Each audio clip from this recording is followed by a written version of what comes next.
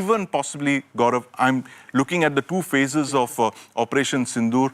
Even in 1971, we possibly didn't carry as many surgical strikes, so many air strikes into Punjab as we have done just in the last 3 days. Are these strikes likely to cripple Pakistan's mindset or try to impose costs on Pakistan that it's not economical to wage war against India, it's not worth waging war against India? And for the benefit of viewers who are joining us, since early this morning, we've been up and about to get you the latest information virtually as that information filtered in. And I want to show you the bases that have been attacked. And this is unprecedented, ladies and gentlemen.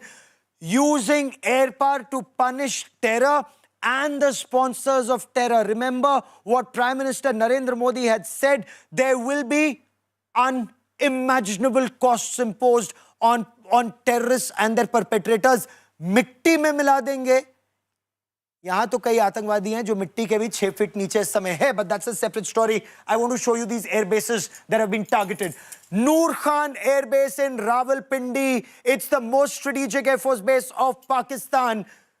Murid radar installation, Rahim Yar Khan, very, very important base and weapons storage. Sukur is a dual-use radar that's been taken down. This is actually Pakistan's Punjab province that's been targeted. Remember, not in POJK right now, not in Khyber Pakhtunkhwa, not in Baluchistan, not in Sindh. It's only in Pakistan's Punjab province, because that is where that radical Islamist terror and that mindset breeds, whether it's Jaish-e-Mohammed, Lashkar-e-Taiba or Pakistan Army, the majority. So what's been happening? What are the places? Rafiki is a very important Pakistan Air Force base. Rafiki is one of those air bases, Sandeep, where the drones were stored. The drones that repeatedly targeted India were at Rafiki Air Base. Sialkot is an aviation base. That's a helicopter base. Pasrur was an early warning system, a radar system that's been destroyed. So tomorrow, there's a big hole that's been punched in Pakistan's air defense. Their HQ-16 system, their HQ-9B, that is their air defense system. That's been taken down. In another place quite here, Pakistan's radars have been taken down. So India's punched a big hole in their air defense shield. And this area, Lahore, the area around Lahore, extremely, extremely vulnerable. And Sandeep, I want you to come here and join me, and let's explain this to our viewers.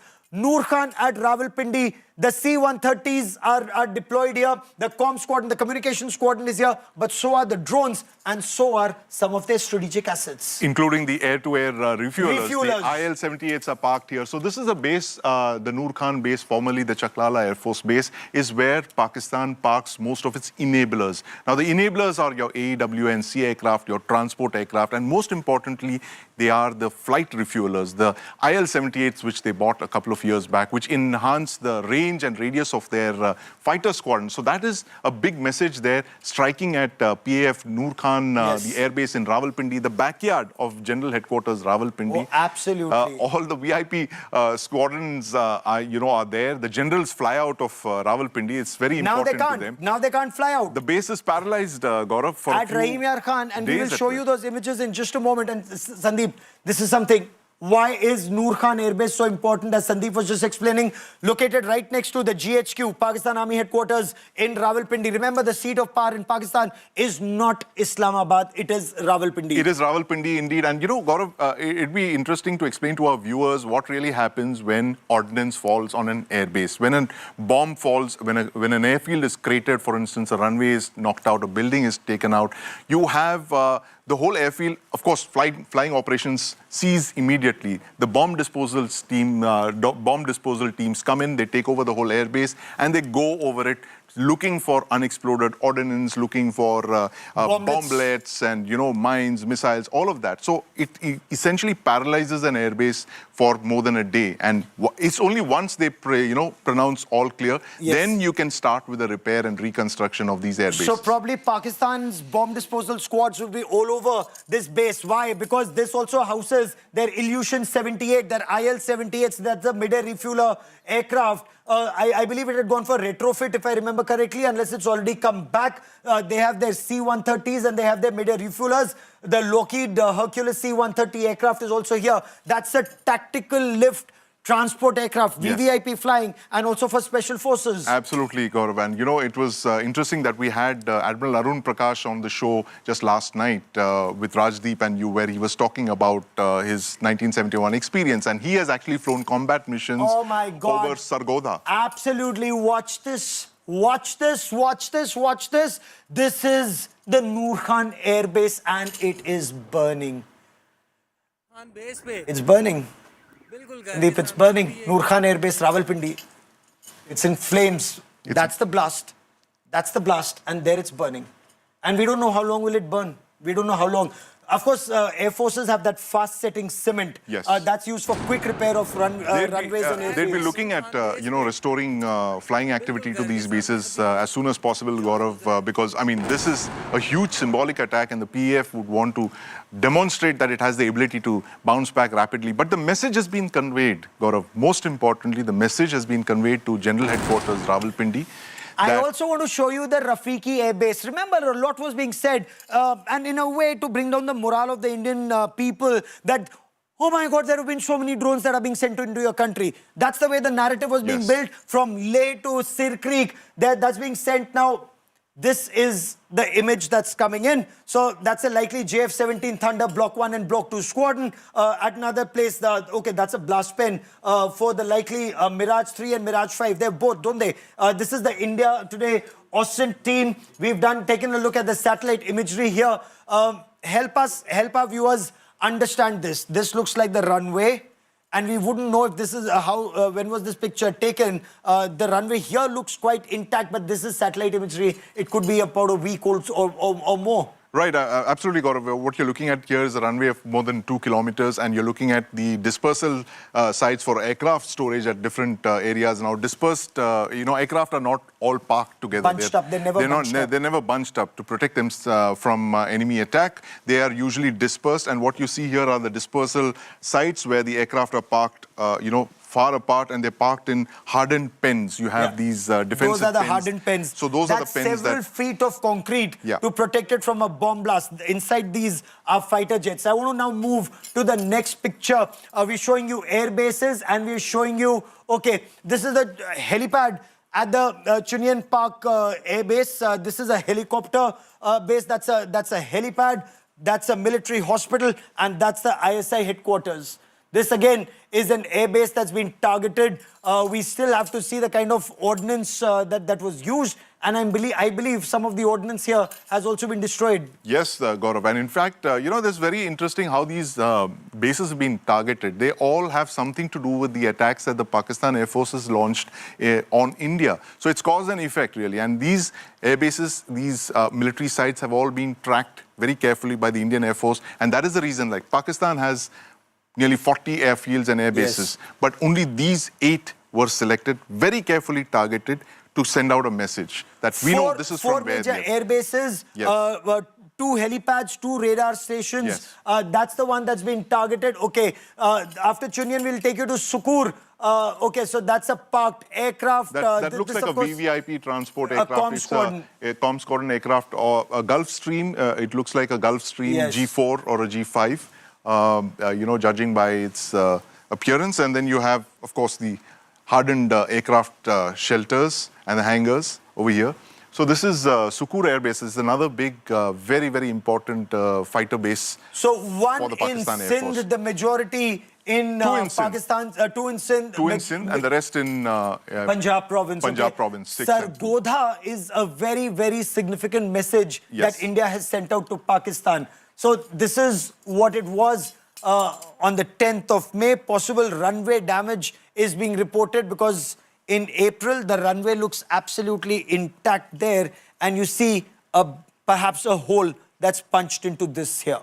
So if the runway is damaged, and that's pretty effective, right? The heart of the runway is gone. Right. So you can't use it this side, you can't use it this side. The heart of the runway has been punched by the ordnance, by the weapons and systems that have been used. There is a signal that's going out to Pakistan Army. And remember, India said India will not escalate. So only those air bases, only those airfields are being targeted that were used for attacks against India.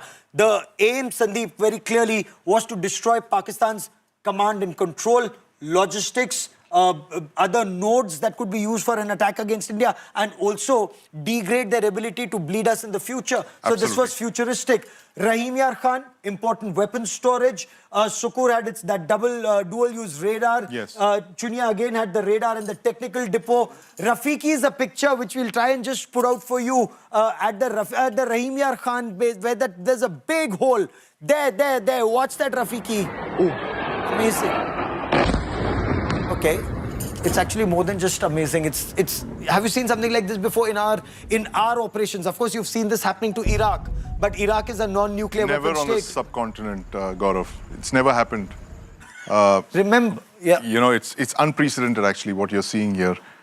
These visuals, these images have not been seen since 1971. That the last major war between India and Pakistan, and that basically tells you that the government of India says a line was crossed in Pahalgam on the 22nd of April. Okay. And these are the consequences. Okay. So the point that we've been trying to make continuously is, why is it so difficult for Pakistan to be able to use some of these runways right now?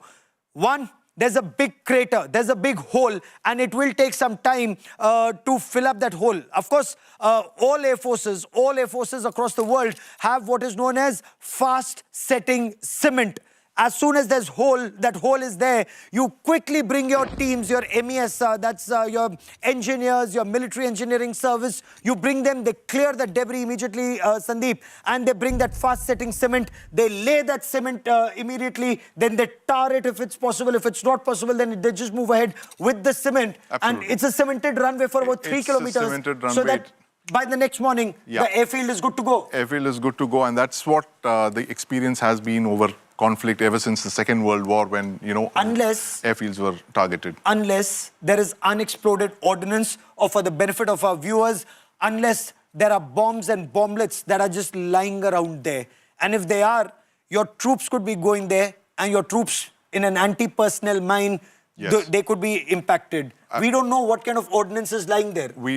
All we know is that the Indian Air Force was used for these attacks, and they used standoff precision-guided weapons. With our aircraft on the Indian side. With the aircraft not crossing the international border. It's safe to assume that, because we've not crossed the international border in any of these engagements over the last couple of days. But you know, the most important thing, Gaurav, is that it's not only attacking the Air Force, Pakistan Air Force sites that were used to launch attacks against us, but it's also clearing the way for subsequent escalations of Operation Sindoor. Yes. You had Operation Sindoor Phase 1, which was the strike on terrorist infrastructure. Look at this crater, Sandeep. You had Just Phase look 3. at this crater. You're looking at a crater that's easily about 50 feet wide, and it's about Oh my God, look at the amount of deep. explosives that would have been used for this. This is possibly, you would need a weapon that had a warhead of at least half a ton of high explosive. And these weapons, as you can see, there's a lot of concrete that it's punched through. Yeah. It's at least 12 inches of concrete that it has gone through and exploded and destroyed, rendering this area completely unusable. Unusable. Rahim Yar Khan Air Base in southern part of Pakistan's Punjab cannot be used for quite some time. And I quickly want to now bring Ankit Kumar into this conversation. Ankit, you've been looking at satellite imagery very, very closely, and you're also using open source intelligence to do in a manner the bomb damage assessment. What can you tell our viewers? Well, Gaurav, since the morning's briefing at the MEA, we can confirm that at least 3 different air bases in Pakistan have come under attack. We have visual evidence to corroborate all these things. We have earlier put out satellite picture from PAF base Musaf at Sargodha. We can see visible damage in satellite pictures, although it's a Landsat picture. You see on the right hand of your screen, you can see this small dot. The reason why this difference is so little is because it's a low resolution picture. So this entire strip is roughly 45 meters wide. So even if this looks like a very small dot, it could be very well be 35 meter diameter of crater. So that could be something for the ground staff to work on. The lessons that we have seen from Ukraine, although it is very difficult to destroy the entire airbase with some conventional weapon, but it is not that easy. It has not been that easy. It has not been that easy to kind of, get the things going the next day. This again is, this place was mentioned in today's press conference. Now we are trying to understand what else is here. There's no airbase here, it's just an helipad. But what is important is there is a military hospital as well as a facility for ISI office. What we are going to understand is that there is some kind of command and control center for the intelligence services of the Pakistani military. The next picture that we are going to show is Shukur. Now, why this place is important? Because of its proximity to the international border, roughly 100 kilometers away from the border. You can see there is some private jet parked here, probably used by some top military functionary. Also, there are shelters, hangars, etc. The next, I think should be the one that is the biggest catch. That is the Nur Khan in Rawalpindi. The most critical, perhaps the most prized, perhaps the largest. Why? Because of the purposes it is supposed to serve. You can see there are refuelers, there are transport aircrafts, all the VVIP movement that you see in Pakistan, the Prime Minister, the Army Chief, the DGISI, they have to come here, right? Their jets, and we track them very regularly. J756, who uses it? Pakistan Prime Minister. You just set an alert or just set an alarm on your flight radar app, and every time the Prime Minister of Pakistan decides to go somewhere, you will get an alert. I will give you one more. J755, sometimes your foreign minister, if he decides to go somewhere, the call sign will be maybe Park 03, Park 04. That will be either the foreign minister or some other minister. There is a Gulfstream that is used by General Asif Munir, slightly masked. So this is perhaps the biggest target that has been achieved. So what is his, Ankit, it's amazing you mentioned that. And this shows you how closely India Today's team tracks Pakistan and, of course, terrorists. So, what is the call sign for the Pakistan Army Chief? Is it terrorist one? I will give you the tail number. It's 4270 because it is numbered. Difficult to play back. But if you use ADSB exchange, you can always track that jet. So Terra 1 is his call sign, I'm sure. So anybody in India wants to see where Pakistan Army Chief is going, 4270 is the tail number. Okay. Tell us more about the damage, because I want our country to know what Indian Air Force has done, because this is perhaps the first time that such costs have been imposed on Pakistan state-sponsored radical Islamist terror. Never in the history of this country, and we've bled hard. 1993 Mumbai blast, oh my God, how we've bled. This is the first time that costs are being imposed on that radical Islamist terror state and its army. Bring us more details. Gaurav, you know what? In moments from now, there's another press conference going on. Earlier in the press conference, we had announced 8 targets. Since then, more targets have been hit. And when I say targets, mostly air bases. Sargodha, we have not shown Jacobabad yet. Home to F-16. Most of F-16 that Pakistan is so prized to have, they are there at Jacobabad. Big story. That's a big story that Ankit Kumar is breaking here. And of course, we will hear it officially, and we will wait till we hear it from Government of India. But you know how closely India Today tracks Pakistan state-sponsored radical Islamist terror. Sandeep here and Ankit there. They have every detail of what's happening there, and our team. And we have a big team that tracks terror. And our only aim is to ensure that we keep our people forewarned, Sandeep, because being forewarned is being forearmed. Ankit, bring us more details of all that is happening in dealing with the state-sponsored terror. Bring us more details. Gaurav, Pakistan does not have any more cards to play. You may well hear Pakistan offering for a peace deal, some kind of a ceasefire. You may hear this in moments from now, and the reason why all those things will be happening because of pictures like this. They do not have any more cards to play, Gaurav. Really? Describe that to us. And Sandeep, let's understand this in greater detail. Are you saying that there are other air bases other than information in public domain, because of course we've made one thing very clear: information is going out only that comes through official channels. But Pakistan has suffered in terms of their support to terror and costs being imposed on them. Ankit. Well, Gaurav, let's just talk about the pictures first, right? What we are showing. The pictures are showing that the entire length and breadth of Pakistan, from north to south, from Sindh to Punjab, no airbase is safe today. Every airbase has been hit. The accuracy, the runway of those airbases have been hit. And that is why it is being speculated that in moments from now, you may hear offers of Breaking a news coming in. There's ceasefire. breaking news coming in. Stay with me for a moment. There's a big story that's coming in. It's a big statement that's coming in from the US President Donald Trump on the situation in the subcontinent. Donald Trump, India and Pakistan have agreed to a ceasefire, is what US President Donald Trump has said. Pleased to announce India and Pakistan have agreed to a ceasefire. Big statement coming in, and you're hearing it first on India Today. The US President has announced that India and Pakistan have agreed to a ceasefire for now. Trump has said he is pleased to announce India and Pakistan have agreed to a ceasefire. This after India carried out major strikes against 4 major military bases in Pakistan and punished radical Islamist terror and their sponsors in Pakistan. I want to quickly cut across to India Today's Shivani Sharma, who joins us for more on this. Shivani, bring us details of this statement by Donald Trump on Truth Social.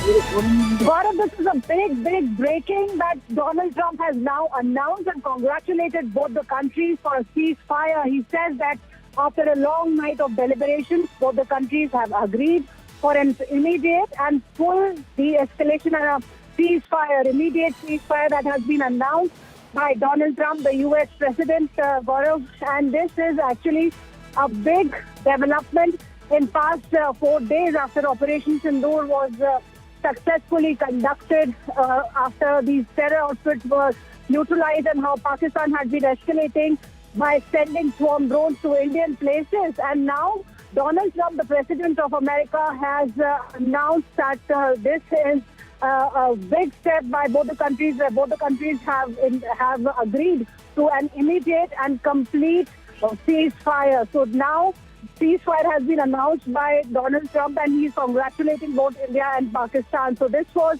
a mediation by United States, and after which Pakistan and India have now deliberated and they have agreed for a ceasefire. That's what the court is suggesting. Or is there clarity when the ceasefire comes into effect? Does it come into effect immediately? And do we know, or do we have details, what if Pakistan were to violate the ceasefire?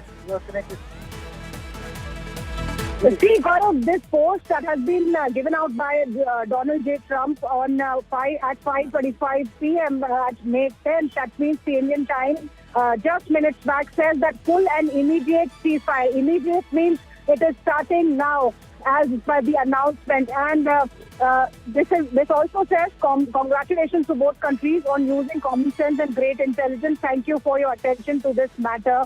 And this is the usual acknowledgement, thanks that US President has been doing. US President has been doing, and he has announced that after a long night of talks mediated by the United States, I am pleased to announce that India and Pakistan have agreed to a full and immediate ceasefire. Gaurav, we have to wait for the MEA presser that has to happen at 6. We have to see what the announcements come from Indian government after this mediation has been done by the United States of America. But certainly this is a big development.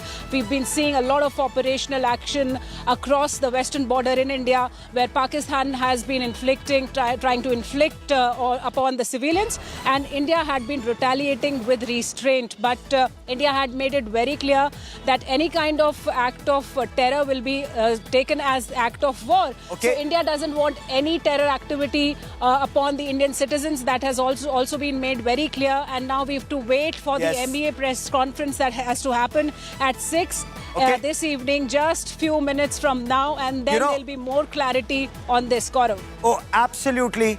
And there is one thing I want the viewers of India Today, and they know it, whether it's war or peace, you hear it first on India Today. War or peace. I want to quickly cut across and bring in India Today's Akshita Nandagopal for more on the story. Also with me is my friend Sandeep Puneethan, with my colleague Sandeep Puneethan. Akshita, weigh in on this. Sandeep, come join us on this big story. Akshita, bring us details of not just the statement, but the implications right now. Gaurav, first, we'll focus on the statement that's come in from Donald Trump. As always, he's posted on Truth Social, and he said, I'll just read it out quickly for you. It says, after a long night of talks mediated by the United States, I'm pleased to announce that India and Pakistan have agreed, and he puts this bit in caps. He says, have agreed to a full and immediate ceasefire. Congratulations to both countries on using common sense and great intelligence. Thank you for your attention to this matter. He's put out this post at 5:25 p.m. Indian Standard Time at about 8 a.m. in Washington. So essentially what he's suggesting is that the ceasefire comes into effect immediately. He says full and immediate ceasefire. He's highlighted that bit. Important also to talk about the first line where he says mediated by the United States. We've been hearing of dialogue with the US Secretary of State Marco Rubio speaking both to India and Pakistan. The External Affairs Minister Dr. S. Jaishankar has constantly been interacting with America and informing them that India has merely been exercising its right to retaliate, to respond to Pakistan. So it looks like the US's mediation has largely also been on telling Pakistan that, they have to crack down on terror. If they continue to provoke, we will respond, essentially, because India is stuck, and we've stuck our ground on that, Gaurav. Akshita, stay with us. Shivani's with us. Sandeep with me on this big story. I want to bring in one of India's most seasoned political correspondents who joins us on this big story. Let me bring into this conversation Rajdeep Sardesai for more on this. And Rajdeep, whether it's war or peace, everyone hears it first on India Today. And this is a big step, at least towards a ceasefire, if not peace yet. Rajdeep, what do you make of what US President Donald Trump has written on Truth Social? Look, Gaurav, this is huge, because clearly there has been this buzz about back-channel talks taking place with the United States at different levels being involved. You will recall last night we spoke to Fareed Zakaria, and he said there were two views within the Trump administration. One reflected by J.D. Vance, the vice president, who said this is India's matter and virtually washing their hands of it. And there was Marco Rubio, the Secretary of State and NSA, who we are told has been constantly in touch with both sides. The key, though, is we are told there was a direct call to General Asim Munir this afternoon. And I think that was the clincher, that the Pakistani general was spoken to directly. Until now, the conversations were taking place at the level of Shahbaz Sharif and at Dr. Jaishankar here. Yeah. When that conversation went to the Pakistani general, you got a sense that the Americans were serious and were taking their mediation efforts to the next level. And in that sense, I think both sides will probably, and you'll see a reflection of that, perhaps this evening. We've had 2 evenings of constant drone attacks by the Pakistanis and then Indian retaliation. I hope, given what Donald Trump has said, you will probably finally see some light at the end of the tunnel, Gaurav. And in this situation, Rajdeep, your appreciation, can Pakistan at this stage be trusted to fulfill its commitments given Pakistan's past track record? Well, Gaurav, I don't think the US president would put himself on the line unless he's got some firm assurance. It doesn't necessarily mean, and you're right, that Pakistan in the future may not engage in similar misadventures like they did in Pahalgam. But clearly for now, I think this statement clearly shows a willingness on both sides. And I think we need to emphasize that on both sides to pull back a bit. Because unless both sides pulled back, this was never going to be resolved. Because there is anger in India, visible anger at what Pakistan has done, and Pakistan needed to satisfy its domestic constituency and get the army some of its lost legitimacy by seemingly taking on India. So I think given the fact that the US president, no less, Gaurav, has put his reputation on the line with this kind of statement on Truth Social, then retweeted by JD Vance, Yes. it would seem, and as I said, given Marco Rubio's conversation with General Munir earlier today, it would seem that there is some hope that the Pakistanis have finally seen sense and realized that this is a war they can't win. Yes. And the last thing that they want, given the fact, remember also, Gaurav, that they got their IMF bailout yesterday. There Yes. are those who are linking this announcement also to that bailout. Having got the bailout, they get a bit of breathing space. It gives Rajdeep, stay with me Pakistan for a and moment. There's big breaking news that's coming in. Rajdeep, stay with me and I want to talk to you about this. Secretary of State Marco Rubio, there's a reaction that's coming in. Secretary of State he says over the past 48 hours, Vice President JD Vance and I have engaged with senior Indian and Pakistani officials, including Prime Ministers Narendra Modi and Shehbaz Sharif, External Affairs Minister Subramaniam Jaishankar, Chief of the Army Staff General Asim Munir, and National Security Advisor Ajit Doval and Pakistan's Asim Malik. I am pleased to announce the governments of India and Pakistan have agreed to an immediate ceasefire and to start talks on a broad set of issues at a neutral site. We commend Prime Ministers Modi and Sharif on their wisdom, prudence and statesmanship in choosing the path of peace. Rajdeep, this is big, this is big. This is talking about an immediate ceasefire and conversations at a neutral place on a broad set of issues. That is huge as far as India, Pakistan are concerned, Rajdeep. Absolutely, Gaurav. I think the second part is even more significant. The first, of course, was the immediate ceasefire.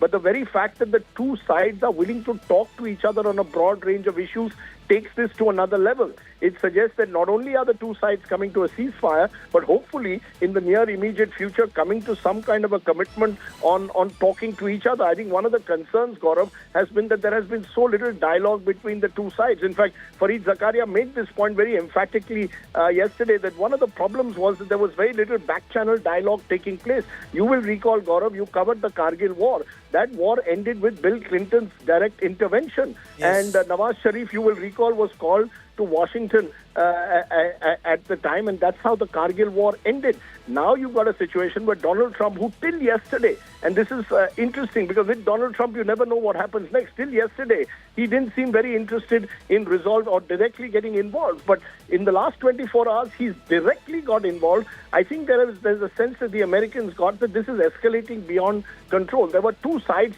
only who could really resolve this. One are the Chinese and the other are the Americans. The Yes. Chinese are seen to not be neutral players when it comes to India and Pakistan. The Americans can claim that they've got a strong strategic relationship with India and they can exert a certain moral authority over Pakistan as well. As I said, I think that conversation with General Munir was key.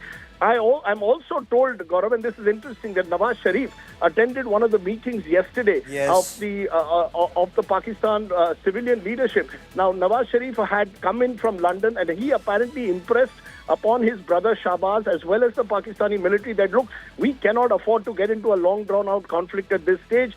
And so a certain element of pragmatism appears to have prevailed. And this is, given what's happened in the last few days, a really positive sign, Gaurav. It indeed is a very cautious first step towards de-escalation, at least an immediate ceasefire. Sandeep Unnithan joins me on this, and Sandeep and I were actually wargaming an escalation ladder and steps to de-escalate. But Sandeep, Government of India constantly said if Pakistan does not escalate, we will not. We've made our point. We've struck the terror camps. Pakistan chose to escalate and there were consequences, massive losses for Pakistan. Now there is talk of conversation and peace. Is this that message sent across to Pakistan, Sandeep? Exactly, Gaurav. And just a few hours back, you and me were talking about what happens next, and we almost said it. After Rubio, it's going to be Donald Trump who's going to mediate the peace process. And there's a history to this, Gaurav. You know, stretching back to 1986-87, when you had brass tacks, the Americans intervened. That was the first time that they intervened to bring peace between India and Pakistan. The second intervention was what is called the compound crisis of 1990, when they once again sent down the CIA chief Casey to mediate between India and Pakistan, when they thought both countries were going to attack each other. The third was, of course, the Kargil crisis in 1999, the border war that India won, Op Vijay, as Rajdeep just mentioned. And the fourth crisis was, of course, Op Parakram, caused by the Parliament attack on 2001, 2002. So this is going to be the fifth crisis that the United States has intervened in, and it appears to have reached an agreement with both of the sides,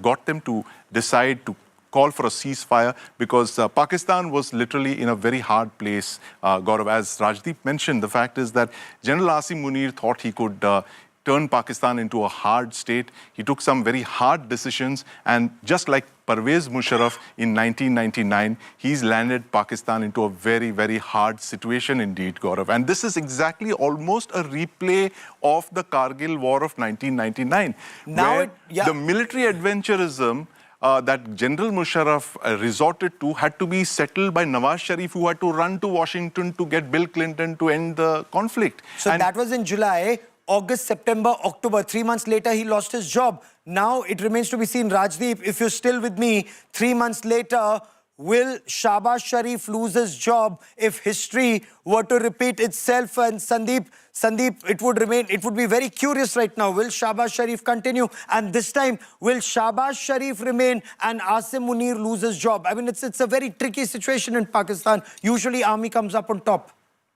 Sandeep. Oh, well, you know, it's always been history always, you know, repeats and rhymes in Pakistan's case. After the defeat of 1971, you saw the military giving way to Yahya Khan giving way to Zulfikar Ali Bhutto, who then ruled until 1976. He was unseated in a coup by General Zia. And then you had Benazir Bhutto and Nawaz Sharif coming in after General Zia died in that case of exploding mangoes blast in Sargodha and in Chaklala Air Base in 1988. In Bahawalpur. I stand corrected. Bahawalpur in 1988. So it's almost like a merry-go-round of military dictators and puppet prime ministers. So it's, you know, in a constant state of this. You have these revolving doors. Absolutely, and such a big story. You know, you and I are reporting history. We were reporting that in 1999, the Kargil War, then 26/11 Mumbai terror attacks, series of other terror attacks, and even now we're seeing history being made and we're reporting it. And Akshita, this is a very, very interesting case, and what a roller coaster has this been. Just this morning, India has bombed Pakistan so extensively, and 6 hours later, as we were gearing up to report on the next round, there's a ceasefire in place. I just want to read out for you, Gaurav, and for our viewers, essentially, what Secretary Marco Rubio has had to say on the ceasefire. He's been the one who's constantly been in dialogue with India as well as Pakistan. So he's put out a detailed post, and here's what's interesting. He says, over the past 48 hours, Vice President Vance and I have engaged with senior Indian and Pakistani officials, including Prime Minister Narendra Modi and Shehbaz Sharif, External Affairs Minister Jai Shankar, Chief of Army Staff Asim Munir, and the National Security Advisors Ajit Doval and Asim Malik. This stands out for me particularly because if you remember, and I'm sure you'll be able to throw more light on this, you had the US Vice President J.D. Vance just 2 days ago saying it's none of our business, we're not going to mediate. And here you have essentially the Secretary of State Rubio and the Vice President of America, J.D. Vance, leading the dialogue. And he said, we've spoken to the Prime Minister of India, we've spoken to Prime Minister Modi, we've spoken to Shehbaz Sharif. He's listed out everyone he's spoken to. He says, I'm pleased to announce the governments of India and Pakistan have agreed to an immediate ceasefire and to start talks on a broad set of issues at a neutral site. We commend Prime Ministers Modi and Sharif on their wisdom, prudence and statesmanship in choosing the path of peace. This is a statement that's come in from US Secretary of State Marco Rubio, highlighting that over the last 2 days, he and J.D. Vance have been speaking to India and Pakistan. Just quickly, one more update before I hand it back over to you, Gaurav. Ishaq Dar of Pakistan has also confirmed that they have agreed to a ceasefire with this statement. Pakistan and India have agreed to a ceasefire with immediate effect. Pakistan has always strived for peace and security in the region. That's something that's up for debate, of course, but that's the first confirmation that's come in from Pakistan too. The message from Marco Rubio here is the one that that's most important. He's been in talks constantly with both sides, and he's always, of course, been someone who's been in the forefront for the Trump administration in all talks, dialogue with India and perhaps South Asia. Ceasefire is the big story, and just in minutes from now there will be a briefing by the Ministry of External Affairs about action taken so far, about conversations that have happened with US leadership, President Trump, Secretary of State Marco Rubio, Vice President J.D. Vance, with the Indian leadership. Shivani, this is when the forces were all geared up, and the US President has just announced India and Pakistan have agreed to a ceasefire. And this really means, fortunately, Shivani, no more losses of life. Piyush also joins us on this broadcast. Piyush, right now, we are all on standby for that press conference by the Ministry of External Affairs, and that's going to happen just in a couple of minutes from now. India, Pakistan have worked out a border ceasefire. That's the information that is coming in. The two nations have directly initiated a ceasefire. Pakistani military officer initiated the call. Pakistan DGMO, the Director General of Military Operations, initiated the call this afternoon, after which discussions took place and an understanding was reached. There is no decision to hold talks on any other issue or any other place. There's another twist in the tail. There's another twist in the tail. Oh, big twist in the tail. It's only a ceasefire and no resumption of dialogue between India and Pakistan on other issues is what top government sources are telling India today. Marco Rubio had indicated that both countries are to discuss all issues and other issues at a neutral site. Sources are saying no, there is no decision to hold a decision on any other issue right now. India denies holding talks on any other issue at any other place, is top government sources are telling India today, because the point is ceasefire, yes, so that no lives are lost, but resumption of dialogue with Pakistan is only when credible and irreversible action is taken against India-centric terror, and the Narendra Modi government is very clear about that, Sandeep. Absolutely, Gaurav. Talks and terror don't go hand in hand. That has been the Narendra Modi government's stance from day one. And there is no question of holding talks with Pakistan as long as this infrastructure of terrorism that we have struck so successfully on the 7th of May is still active, up and running in Pakistan. The infrastructure of terror, Gaurav, once again to explain to our viewers, is something that was set up during the Afghan war to fight the Soviets in Afghanistan, after which the ISI and the Pakistan army used it to train, recruit and launch terrorists against India, beginning from Kashmir in 1990. They spread that war into the mainland. 1993, Mumbai, you had RDX from ordnance factories of Pakistan army being launched and, targeting Mumbaikars, attacking Sandeep, them. stay with me for a moment. More breaking news coming in, and I want to cut across to Rohit Sharma, who joins us from Washington, D.C., and our Foreign Affairs Editor, Geeta Mohan, joining us with this big twist in the tail, that ceasefire, yes, but no other talks on any other issue. Geeta, bring us details. India's denied holding talks on any other issue to take place. Tell us more, Geeta. Okay, Foreign Secretary. India at 15:35 hours earlier this afternoon.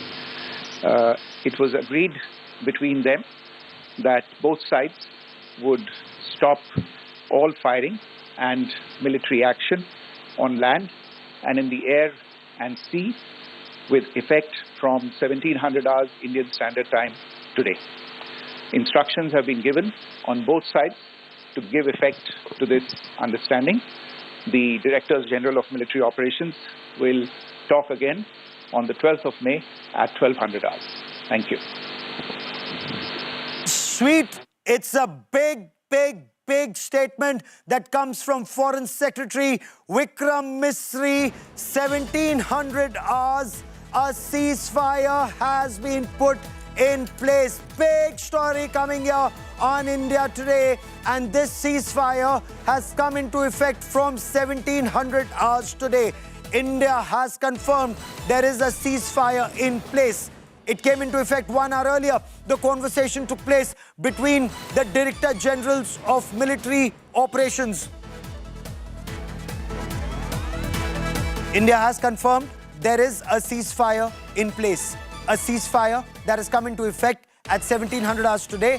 There was a conversation between the Director Generals of Military Operations of India and Pakistan. I want to cut across to my colleague Rohit Sharma, who joins us for more on the story. Rohit, ceasefire in place. America is believed to have played a critical role both behind the scenes and now openly. That statement that's come in from Secretary of State Marco Rubio.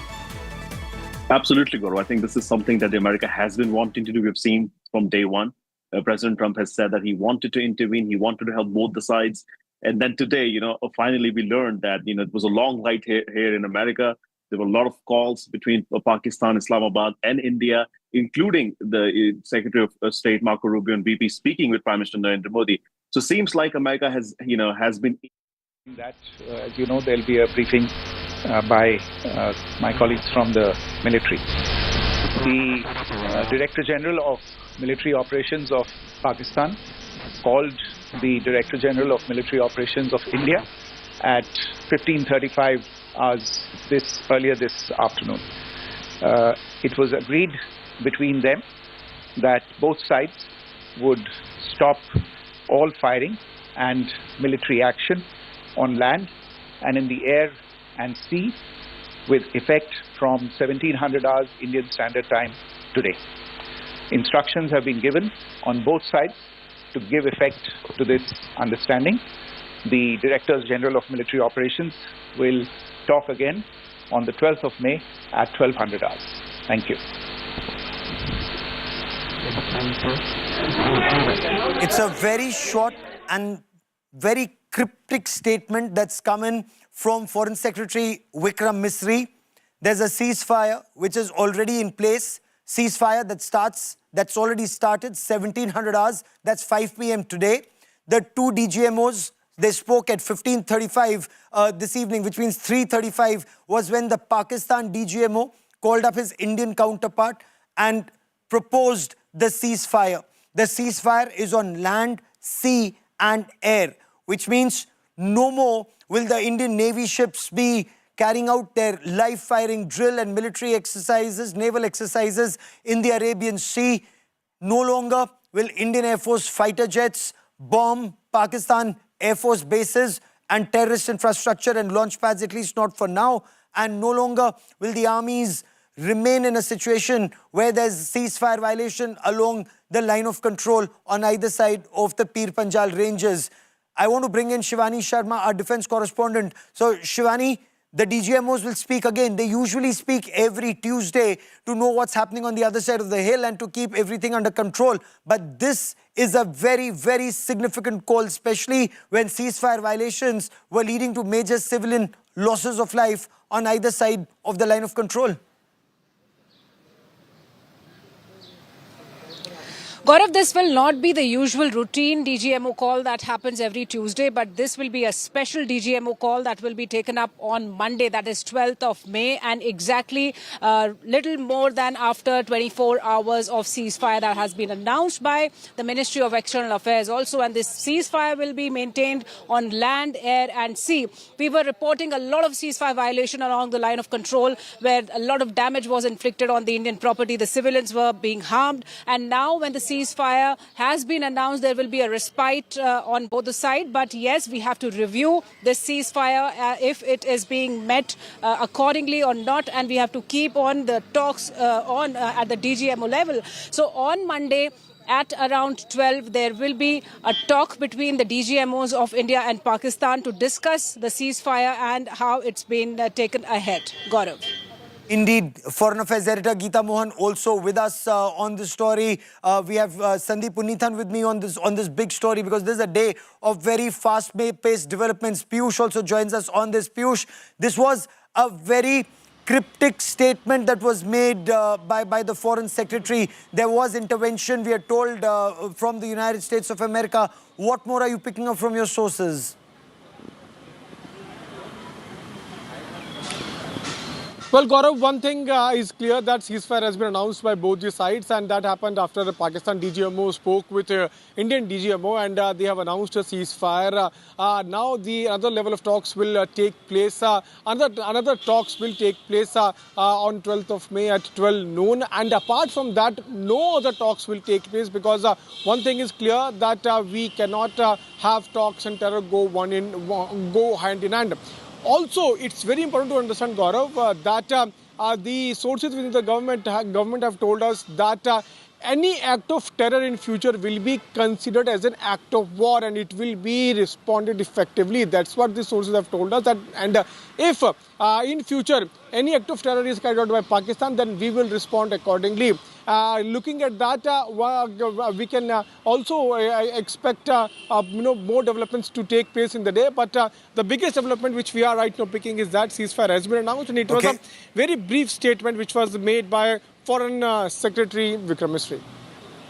I want to bring in Rohit Sharma, who joins us from the United States. Rohit, sorry we had to interrupt you because you're listening into the Foreign Secretary and getting in reactions. But tell us what happened behind the scenes. We've read the statements that came from Marco Rubio and J.D. Vance, and of course now Donald Trump on Truth Social. Rohit? Yes, Gaurav, I think, as I was stating earlier, I think President Trump has been wanting to intervene from day one. I think he said it multiple times. And I think over the past days' escalation, I think it was pretty clear that the U.S. wanted to step in. We did see that there was a statement issued by Secretary of State that he had called the Pakistani general last night, my night, your morning, and they were talking about it. And it seems to us over here in the U.S. that they've been able to convince Pakistan to stop this, and then go out to the Indian side and say, look, we've convinced Pakistan they're not going to do anything, and we should now proceed to talks. Now, there's also talk about having a future talk at a neutral venue. We do not know any details, but it's a big claim. Also, on the other side of things, I think what we've picked up essentially is America did not want any major escalation in this war. As far as Donald Trump is concerned, he came in claiming that he's going to stop war between Ukraine and Russia. He's dealing with the situation in the Middle East, and he did not want another war. So I think they were heavily invested in stopping this. And they've been successful. As of now, they've been successful in declaring this ceasefire. Now it all remains on to see if Pakistan follows through and if they do not do any misadventures, Gaurav. That's a very interesting caveat that you've added, Rohit, because you're well aware of the situation on ground. Our Foreign Affairs editor, Geeta Mohan, joins us on the show. Sandeep stays with me on this special broadcast. Geeta, you've been speaking to sources in the government. Okay, that's a statement from US President. Let's listen in. Are they doing the briefing? This deportation bonus will save American taxpayers billions and billions of dollars. What Biden did to this country can... Okay, give me a moment. Donald Trump, US President, says congratulations both to India and Pakistan. Geeta, we heard the statement made by the Foreign Secretary, but behind the scenes, what transpired? What's the thinking? US point was that there will be conversation on other issues, but government sources saying no question on other issues. It's only the ceasefire and DGMO talks. Well, it was a very brief statement. The Foreign Secretary walked in, made a statement and walked out, and they did it in a rush. The briefing was to start at 6 p.m. He came in a little earlier, made the statement and rushed. In all probability, Gaurav, because the United States of America woke up and started tweeting or posting it on social media before the announcement being made by India or Pakistan or the leadership of both the countries in a coordinated manner. So the United States of America certainly taking credit over here for the ceasefire. What transpired, if you ask me, and if I look at the things that have happened over the past few days, I think the clincher was not Marco Rubio talking to Ishaq Dar or, for that matter, Dr. Jaishankar alone. The clincher in this deal was Marco Rubio making that call to Asim Munir. Because like we said, the ball was in Pakistan's court. Pakistan had to de-escalate. They had to initiate the ceasefire, that they will stop, because India had to do what it had to do, and India did what it did, respond to Pahalgam. And then the statement on the fact that any act of terror will be considered an act of war was a warning and a deterrence for future, because in all probability, the statement was going to take place What happened over here? Vikram Misri comes and says that the call was initiated by DGMO. He informed the his Indian counterpart that they are going in for a ceasefire.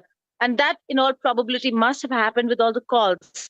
Two important countries, two important calls. One, the Saudi Arabian foreign minister calls both India and Pakistan. But before that, Marco Rubio calls the external affairs minister and the prime minister of India and Pakistan, respectively. But again, like I said, Gaurav, all these calls could have happened. The clincher certainly was Marco Rubio calling Asim Munir. Oh, absolutely. And Sandeep, that very, very important clarification that's coming from top government sources. While America said ceasefire, fine, the Americans also seem to indicate that there would be conversations on other issues at a neutral venue. And Government of India, of course, it's again through sources saying no, only conversation is on the ceasefire for now. Absolutely, Gaurav. Like I said earlier, the Government of India's position is very clear on talks with Pakistan. It will not resume talks with Pakistan unless there is credible evidence of Pakistan dismantling its infrastructure of terrorism, bringing all of the terrorists, all of these global terrorists that it has reared for so many decades on its soil in Punjab province to justice, or dismantle this. We need to see evidence of that happening. We need to see action on all of those terror attacks that have been carried out on Indian soil over decades. All of the masterminds of those attacks are sitting inside Pakistan. We've sent dossiers in the past, Gaurav, to convey our displeasure. Of course, those dossiers have been replaced by missiles and air-to-ground munitions now, and we are at the brink of a conflict with Pakistan. And I think it's General Asim Munir who seems to have realized that a line had been crossed when those air bases were struck, and that explains how swiftly this conflict was resolved by US intervention, Gaurav. Because this conflict very clearly showed how vulnerable Pakistan's air defenses were, how vulnerable Pakistan's bases were, and this is a conversation that's actually happening even in Pakistan. With impunity, India was able to punch holes in Pakistan's air defense and bomb some of their bases to Stone Age. Absolutely, Gaurav. And you know, in fact, the thing is that with Pakistan, if you've seen the pattern of conflicts that they've initiated from 1947-48, it always starts with these tactical moves that they make, either in Jammu and Kashmir in 47-48, again in 1965, in 71 in both the Eastern and Western theaters. Of course, they lost the Eastern theater after that. And of course, in Kargil in 1999. They start with these tactical moves, but they never see the plan to its fruition, to its end. They are not able to predict the end state. And the end state for them is always terrible. It either ends in a humiliating ceasefire where the general has to be, someone from the US gives the general a call and, reads the riot act to him, or it's some poor, helpless prime minister who has to bear the brunt of that, as happened with Nawaz Sharif in 1999. It never ends well for the Pakistan military, Gaurav. And, this is something that the military doesn't seem to understand. And they continue fighting, They've been doing that for nearly 80 years now. Because for the Pakistan army, Gaurav, you have to understand their mindset. Their mindset is defeat doesn't deter them. For them, the concept of defeat is when they don't fight India. They have to keep fighting, and they will keep fighting to the end, as the title of that book suggests. And I want to bring Geeta for more on this as I bring in Piyush and Shivani also into this conversation one by one. Geeta, we've been through this playbook many times in the past. Never in the past. There's more breaking news that is coming in. Geeta, give me a moment. There's more breaking news coming in. This is India fighting Pakistani propaganda on Operation Sindoor. Now there are updates that are coming in. Geeta, I want to bring our viewers updates that are coming in. The stoppage of firing and military action between India and Pakistan was worked out directly between the two countries, is the information that is coming in. Pakistan DGMO, the Director General of Military Operations of the Pakistan Army, initiated the call at 15:35, that's 3:35 this afternoon, after which discussions took place with his Indian counterpart, and an understanding was reached. There is no decision, top government sources are telling India today. No decision to hold talks on any other issue at any other place is what government sources are telling India today. So is this some confusion as far as the Americans are concerned, or are the Americans talking more about their wish list? India and Pakistan have only agreed to a ceasefire, and India says there is no agreement, there is no conversation about resumption of dialogue with Pakistan state. Well, Gaurav, from where I see it, was there a mediation in the first place? I mean, the United States of America is well placed over here to take credit, but to what end and to what extent? When the call came to India, it was not a mediation where the Americans, like in the past, would say, okay, this is what Pakistan is saying, this is what India is saying, let's reach a middle ground. No. India was very clear that the ball is in Pakistan's court, that the terror factories have to stop, that they need to stop this action. India was only retaliating. On the other hand, the conversation with Pakistan must have been very different, because it didn't stop at Ishaq Dar. Yes. The Secretary of State and National Security Advisor actually had to speak with Asim Munir. The decision, and I said this earlier also, Gaurav, and when Pooja was in the studio, I'm going to repeat this to you. There was a joke doing the round, but it's so real when it comes to Pakistan. The decision when Prime Minister Shehbaz Sharif said that he's given a free hand to Asim Munir to do what he wants to in order to retaliate for the Indian action. The jokes during the rounds was Asim Munir ordered Pakistan Prime Minister Shehbaz Sharif to order Asim Munir to carry out a retaliation. So that's the position that you take. Asim Munir had to be convinced by the United States of America. The intervention happened there. The DGMO of Pakistan called India and informed that, yes, they've agreed to a ceasefire. India over here did not want a mediation. So, yes, I think the Geeta, Americans give me a moment. There's more breaking news coming in. We're getting the first reaction of External Affairs Minister Dr. S. Jaishankar. Dr. S. Jaishankar has said India and Pakistan have worked out an understanding. The understanding is on stopping of firing, is what India's External Affairs Minister Dr. S. Jaishankar has said. And I want to cut across to India Today's Akshita Nandagopal for more on this. Akshita, bring us details. Just 3 minutes. External Affairs Minister Dr. S. Jaishankar, Gaurav, where he said, I'm just reading out his post, he says India and Pakistan have today worked out an understanding on stoppage of firing and military action. India has consistently maintained a firm and uncompromising stance against terrorism in all its forms and manifestations. It will continue to do so, making it very clear that a ceasefire doesn't translate at any point to us changing our stand on terror or on Pakistan sponsoring terror. And that particular second para, very important in his statement. The other aspect of what I'd like to also show you, Gaurav, at this point is a message that's come out from the government. This is from the Ministry of Information and Broadcasting on Operation Sindoor updates and propaganda that's being put out on this. I'll just quickly read this out for you because this is extremely important too. The message reads, stoppage of firing and military action between India and Pakistan was worked out directly between the two countries. And here, this is the important bit right here, this point that I'd like to highlight. It says the Pakistan DGMO initiated the call this afternoon, after which discussions took place and understanding was reached. Let's also highlight the third point. No decision to hold talks on any other issue at any other place. This is a clear message that's coming from the government. Again, I'd like to highlight that the message is that the Pak DGMO, the Pak military officer, reached out to us. There was a conversation this afternoon and only one issue was discussed. No decision to hold talks on any other issue at any other place. This is the very important message also that we have to put the spotlight on here from the Indian government on the manner in which this ceasefire was made possible because of an outreach from Pakistan. Okay, significant, very, very significant. So India is saying, one, there was no mediation.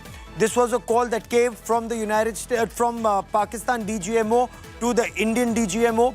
It was at 15:35, that's 3:35 this afternoon, that the Pakistani DGMO called the Indian DGMO and said and proposed the ceasefire that comes into effect from 1700 hours, that's 5 p.m. today. But no conversation, Sandeep, on any other issue. So no resumption of dialogue with Pakistan. That's very clear.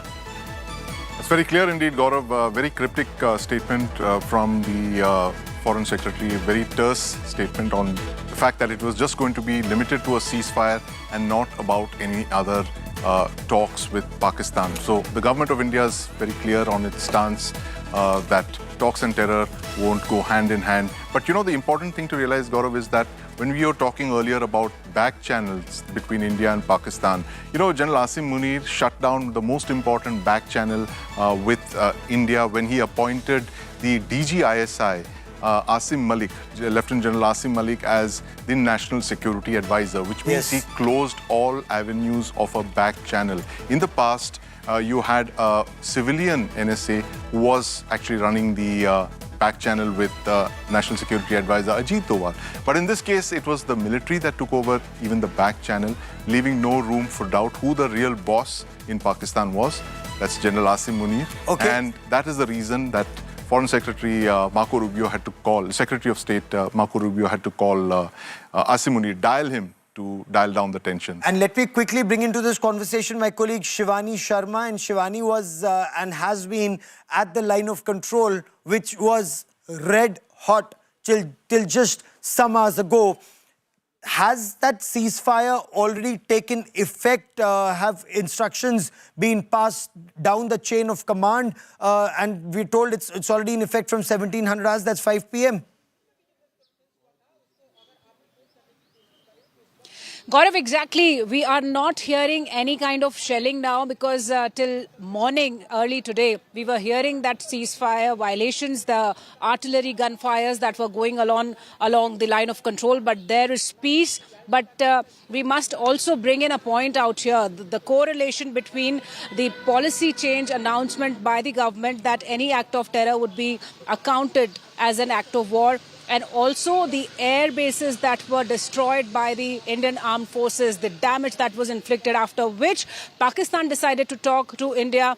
That mediation was there, and then this ceasefire was announced. So this is a clear indication that how and what was the impact of India's strikes on Pakistan, to which this truce has followed after a lot of deliberations. But the initial point was how India retaliated, the strong response from India, and the ceasefire violations also that were going on, they were responded in a strong manner by India, and after which the DGMO called Indian side, and the mediation of US and followed by the ceasefire has been announced now. Okay, so the ceasefire is in place even as we speak. The Ministry of External Affairs, a statement has been made. I believe, Piyush, that the Ministry of Defense also has a word coming in, especially to give details of the conversation that took place, which was initiated by the Pakistani DGMO, because India had made it very clear.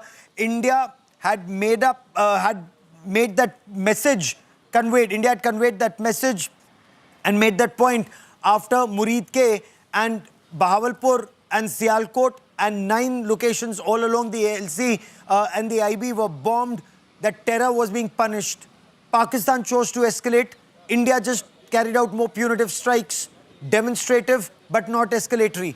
India said it is for Pakistan to de-escalate. So the DGMO's call from Pakistan, is that being seen as Pakistan initiating de-escalation?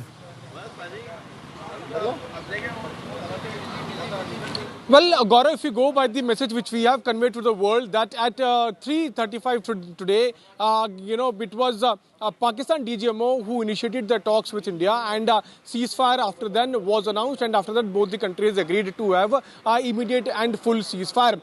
Look at the message which we have sent, that we never wanted to have any kind of escalation.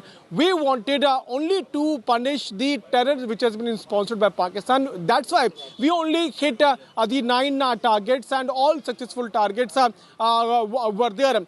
After that, it was Pakistan which was escalating, and Pakistan should have earlier taken actions against these terror camps, which it did not, and that is why we had to take actions.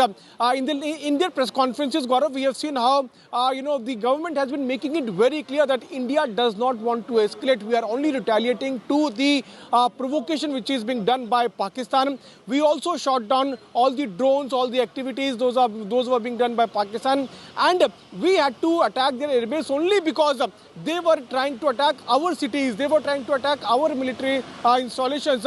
So one thing is clear, that Pakistan had to come forward and request for ceasefire, immediate ceasefire, and that's what we have agreed. And one thing people should understand, that this, even as we have ceasefire in place, but in future, if there is any kind of terror activity carried out by Pakistan, then that will be considered as an act of war, and actions will be taken accordingly. That's what the government sources have told us. So this is clearly telling us as to how the message which we have sent not only to Pakistan but also to the entire globe. In few minutes from now, we are expecting Ministry of Defence also to do press conference, and then more details about the talks between Pakistan DGMO and Indian DGMO will come out. Geeta, was India able to send across the message that India intended to, that we wanted to send across, that these were punitive strikes against Pakistan state-sponsored terror, Sandeep? And that message was conveyed, and it is Pakistan that finally reached out to the Indian DGMO. Sandeep. Absolutely, Gaurav. That was literally a desperate Pakistan reaching out for a ceasefire, because when you saw the kind of destruction that India has rained down on Pakistan's air bases, including Sargodha, which you just described a little while ago, the runway had been cratered, one of Pakistan's most sensitive airfields had been targeted, the airfield rendered non-operational. I think after that, Pakistan panicked, they chickened, the DGMO made the call, and of course, the rest is history. This will go down in history, Gaurav, as one of the most important breakthroughs in India's war on Pakistan-sponsored state terror. And I want our viewers to understand this. Yes, the United States intervened. Yes, the United States got both India and Pakistan to dial down the tensions, but India carried out the punitive strikes India had to against Pakistan state-sponsored radical Islamist terror, not at 1, not at 2, not at 3, but at 9 different locations, including what was considered inconceivable, impossible, Muridke, Bahawalpur, Sialkot in Pakistan's Punjab province. Sandeep. Absolutely, Gaurav. I mean, I said this yesterday, I'll say it again. My hair was jet black when we started talking about Bahawalpur and Muridke and all of those places 25 years back. My hair is grayed now, and I never thought I'd see the day when these terror kingpin headquarters would be attacked. And they were, seemingly sitting inside the safety of Pakistan's Punjab province, the heartland, which they believed, and of course the Pakistan military believed, that they would never be struck. They were safe over there, the northern Punjab and the southern Punjab, Muridke in the north, Bahawalpur in the south. And that is the big, big message from Operation Sindoor, that the government of India has conveyed its resolve. The politico-military signaling of Operation Sindoor, Gaurav, is going to be one of the biggest messages of India post-independence. We will study this for decades to come, From 1947 to 2025, this is one of the biggest tectonic shifts in India's military policy. The fact is that the government of India has resolved to use its military to punish terrorism and its state sponsors. And each time, India's used our armed forces to punish Pakistan-sponsored radical Islamist terror. We've seen how India's response has been much, much higher in scale, size, and force, the fierce force that's been used. First, there were shallow surgical strikes in 2016 after Uri. Then, the then game-changer Balakot airstrikes, where fighter jets crossed the LC and bombed across the international border in Pakistan's Khyber Pakhtunkhwa province, but that was only one Jabba Top Jaish-e-Mohammed terror training camp, one of the biggest, but only one. This time after Pahalgam, Muridke was targeted. As Sandeep said, something that we'd only thought of as reporters who were covering Pakistan state-sponsored terror. We knew about Muridke, we knew about Hafiz Saeed, we knew how he led the Eid Namaz from the Gaddafi Stadium, we knew how he was a very well-respected person, but what we did not know, what we seriously did not know, was that he could be hit even in Muridke. What we did not know, that Jaish-e-Mohammed could be targeted at Bahawalpur. And that's exactly what has happened, Shivani. This is the fiercest response to Pakistan's state-sponsored radical Islamist terror yet. Gaurav, every time we used to hear Prime Minister Narendra Modi and Defence Minister, there used to be a very important message that the punishment will be unimaginable. And actually what happened during Operation Sindoor was unimaginable. Nobody would have thought that India will strike these terror outfits deep inside Pakistan with such precision. The measured strikes disturbing Pakistan also and destroying these terror outfits. 200, I stand corrected, 100 terrorists have been neutralized. That's what we got to know through the sources. And actually, this was a big blow to Pakistan, after which it got so uncomfortable that it brought those swarm drones India's way. Once again, they were thwarted with precision and the strong strike of India's strong armed forces with full synergy. So yes, this was unimaginable that happened. And this was also a very strong message for Pakistan. It indeed was, and in just about a moment from now, I want you to see that room. This is where the Ministry of Defence will be holding. Okay, let's quickly cut across and listen in to Jammu Kashmir Chief Minister Omar Abdullah.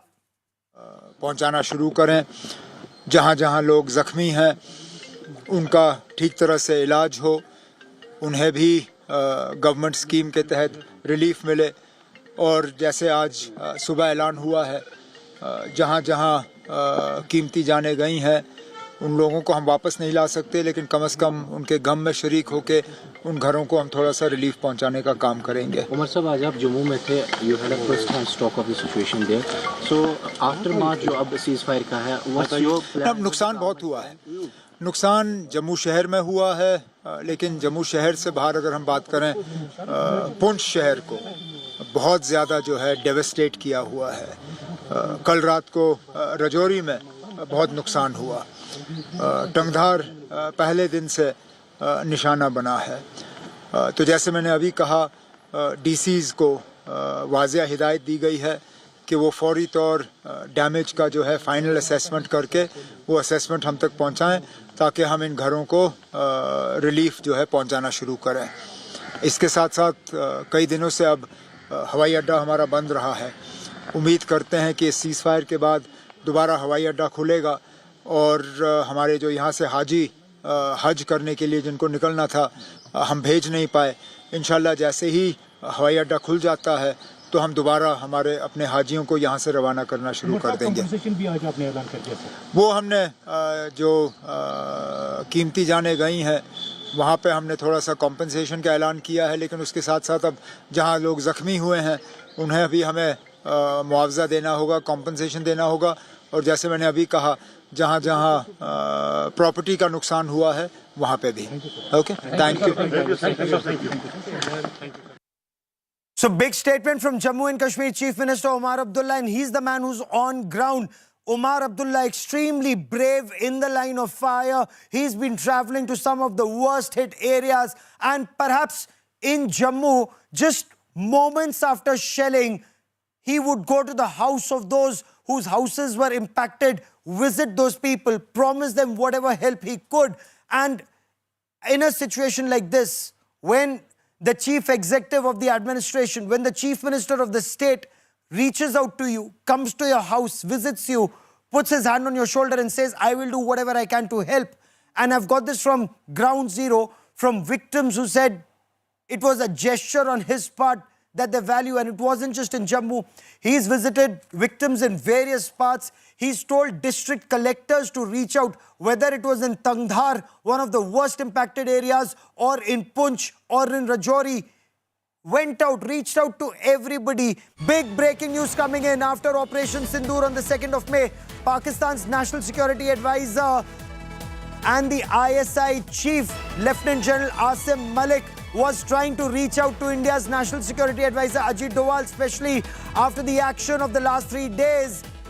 Pakistan has been in the line of fire. Ceasefire has been on India's terms. That's very clear. The ceasefire is on India's terms, and we get you details how Pakistan sought ceasefire after multiple Pakistani air bases were devastated. And I want to bring in Shivani Sharma to give us more details on this. Shivani, bring us details.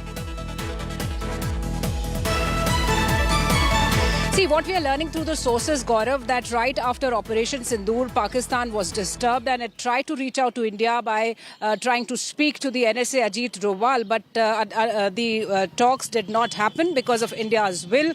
And not only Asim Munir, but the new chief of ISI, the new NSA, in fact, he also wanted to speak to NSA. They reached out to India, but India was not ready to talk because talks and terror cannot go hand in hand.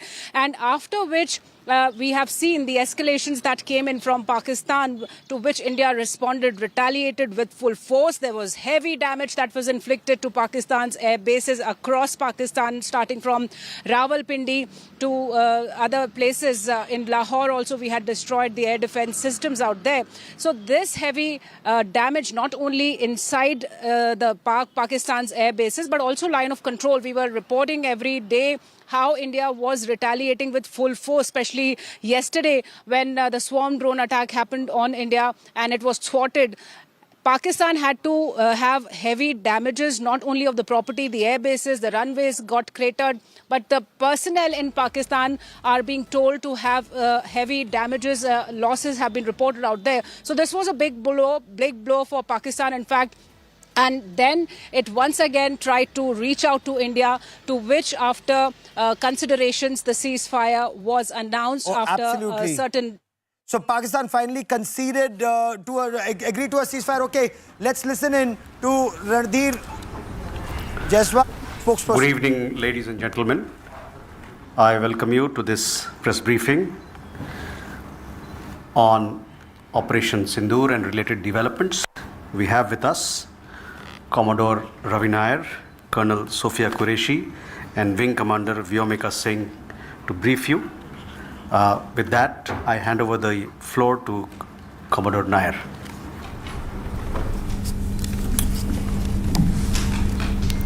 Good evening, ladies and gentlemen.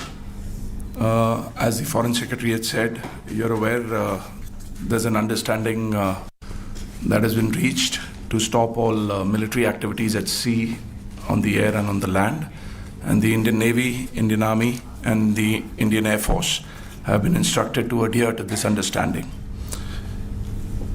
Since the tragic events at Pahalgam, you're aware that our responses have been measured and very responsible. Details of these have been shared with you over the past few days through our various press briefings.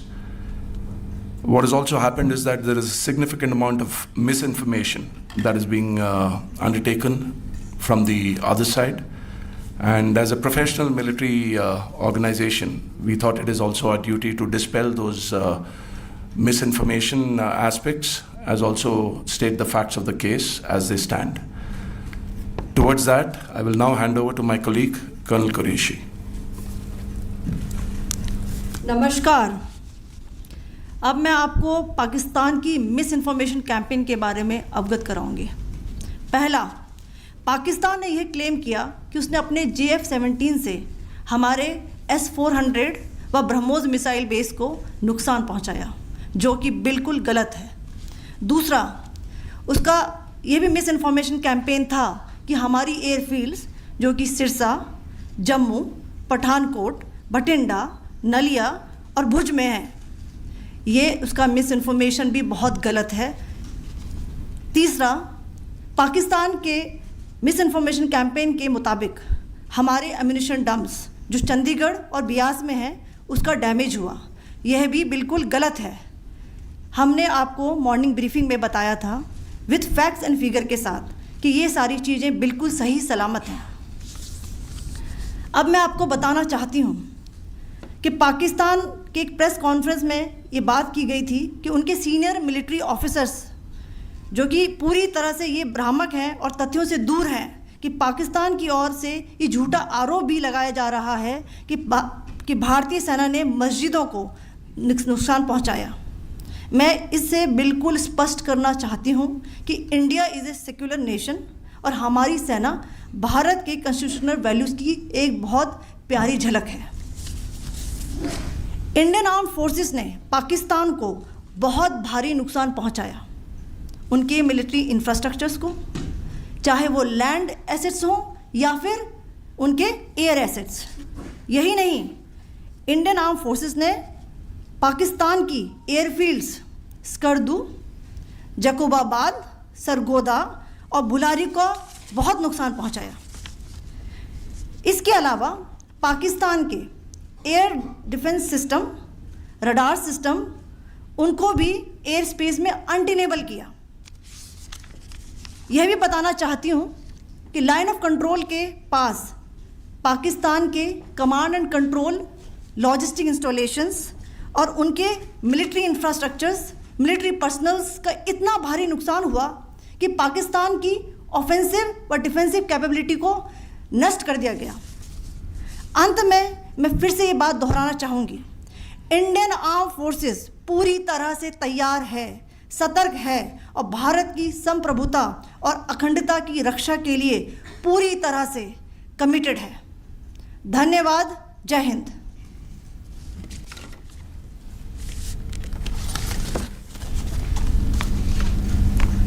So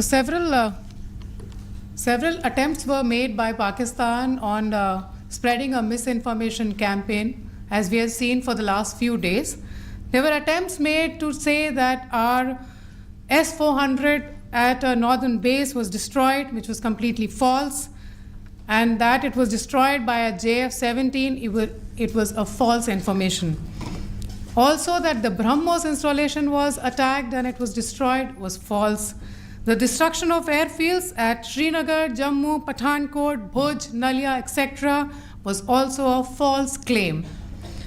The forward ammunition dump at Chandigarh and Beas are also fit and fine, and we showed you these in the photographs in the morning briefing today.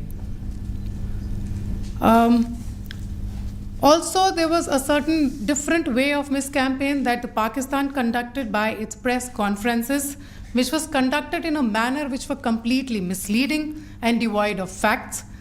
Pakistan has been spreading fabricated allegations that the Indian armed forces have targeted mosques. Let us make this very clear here that India is a secular nation and the Indian armed forces are a reflection of our constitutional values. We hold every place of worship of all faiths in the highest regard. Our operations have been aimed exclusively at terrorist camps and facilities being used for anti-India activities. No religious sites, I repeat, no religious sites have been targeted by the Indian Armed Forces. Over the past few days, as we have seen, Pakistan has suffered very heavy and unsustainable losses after it has given us an unprovoked attack on our installations. It has suffered losses in both land and air. There has been an extensive damage to the crucial Pakistani air bases like Skardu, Sargoda, Jacobabad and Bholari. In addition, a loss of AD weapon system and radars made the defense of Pakistani airspace untenable. Across the line of control, extensive and precise damage to military infrastructure and command control centers and logistic installations. In addition to that, 2 military personnel had led to complete breakdown of its defensive and offensive capability and also Pakistani morale. Sir. In conclusion, let me reiterate that whilst we will be adhering to the understanding that has been reached today, that is the Indian Army, the Indian Navy, and the Indian Air Force, we remain fully prepared and ever vigilant and committed to defending the sovereignty and integrity of the motherland. Every misadventure by Pakistan has been met with strength, and every future escalation will invite a decisive response. We remain fully operationally ready to launch whatever operations may be required in defense of the nation. Thank you very much, ladies and gentlemen. Thank you. With that, we come to the closure of this briefing. Thank you very much. Chali. Big statement there being made by the Ministry of Defense. we heard Commodore Ravi Nair, Colonel Sofia Qureshi, and Wing Commander Vyomika Bakshi and Vyomika Singh. The statement that was being made was no religious places were targeted. India is a secular country. India is a constitutional democracy. No religious structure was targeted. Only terrorist camps were targeted. But what a significant point that was made. Apart from that long list of airfields that we told you about that had been devastated, the Ministry of Defense said even airfields like Skardu is in Pakistan-occupied Jammu and Kashmir. Skardu is actually opposite Leh, Kargil area in Ladakh, which is part of Pakistan-occupied Jammu and Kashmir. The Skardu airfield was devastated. The Jacobabad is a very significant F-16 base. And remember, India Today told you first on 5 Live. India Today had that information that Pakistan's Jacobabad airfield had been destroyed. It's now been officially confirmed. India Today news break confirmed by the Ministry of Defense. Sargodha destroyed. Pakistan's command and control structure destroyed. Pakistan's radar stations destroyed. Pakistan's air defense systems destroyed. Massive loss to military personnel in Pakistan and Pakistan-occupied Jammu and Kashmir, and also to terrorists in Pakistan. So very significant point. And I want to bring in India Today's Sahil Joshi, my colleague, who joins us for more on this big story. Sahil, this is India inflicting unaffordable costs to a state sponsor of radical Islamist terror. Multiple airfields from Skardu to Chaklala to Bahawalpur and around completely decimated. Well, it clearly looks like that before the ceasefire, agreeing for the ceasefire, India has made it very clear that any act of terrorism will not be taken lightly and it will be considered as act of war. And that's what India has made it very clearly.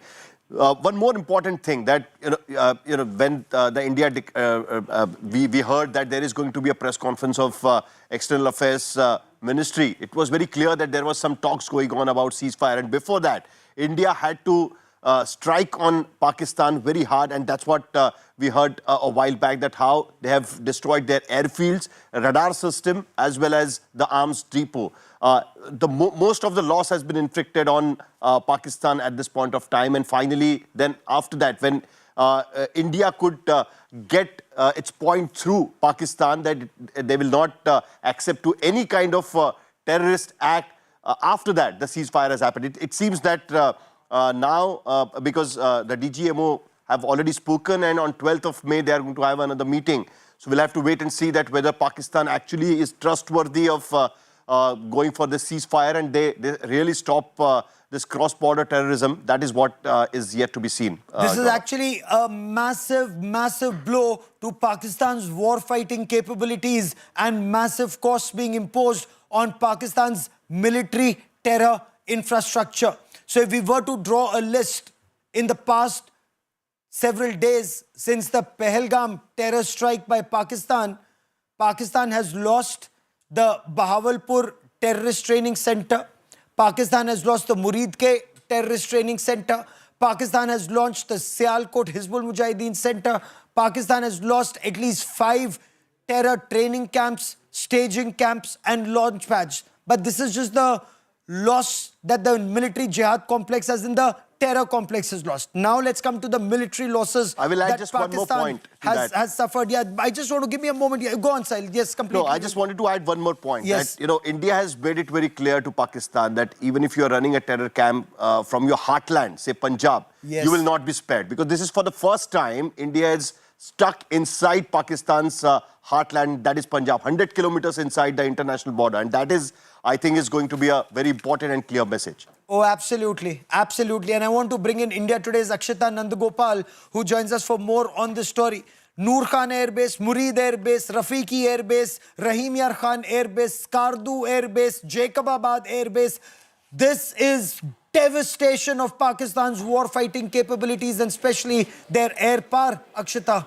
Very true, Gaurav. You know, there's a reason that you had the first outreach by Pakistan for a ceasefire because of the impact of Operation Sindoor. And we'll just run you through what makes this operation so historic. It's India's most significant military action within Pakistani territory in over 50 years. What we've seen in the last 3 days has been unprecedented, and we went deep into Pakistan. We're talking about several locations, and this is what we mean by that. You had Rawalpindi, Karachi, Lahore all being hit, and the fact that we hit the army headquarters of Pakistan, the fact that we didn't do just one strike there, but 2-3 strikes in Rawalpindi itself tells you why Pakistan wanted this ceasefire. It's also the first time we've seen a joint operation. The army was involved, the IAF was involved, Navy was involved with going ahead and carrying out naval exercises in the Arabian Sea as well. So since the 1971 war, over 50 years, this is the first time that you had this kind of synergy between our forces in taking on Pakistan. Coordinated strikes on Pakistan with one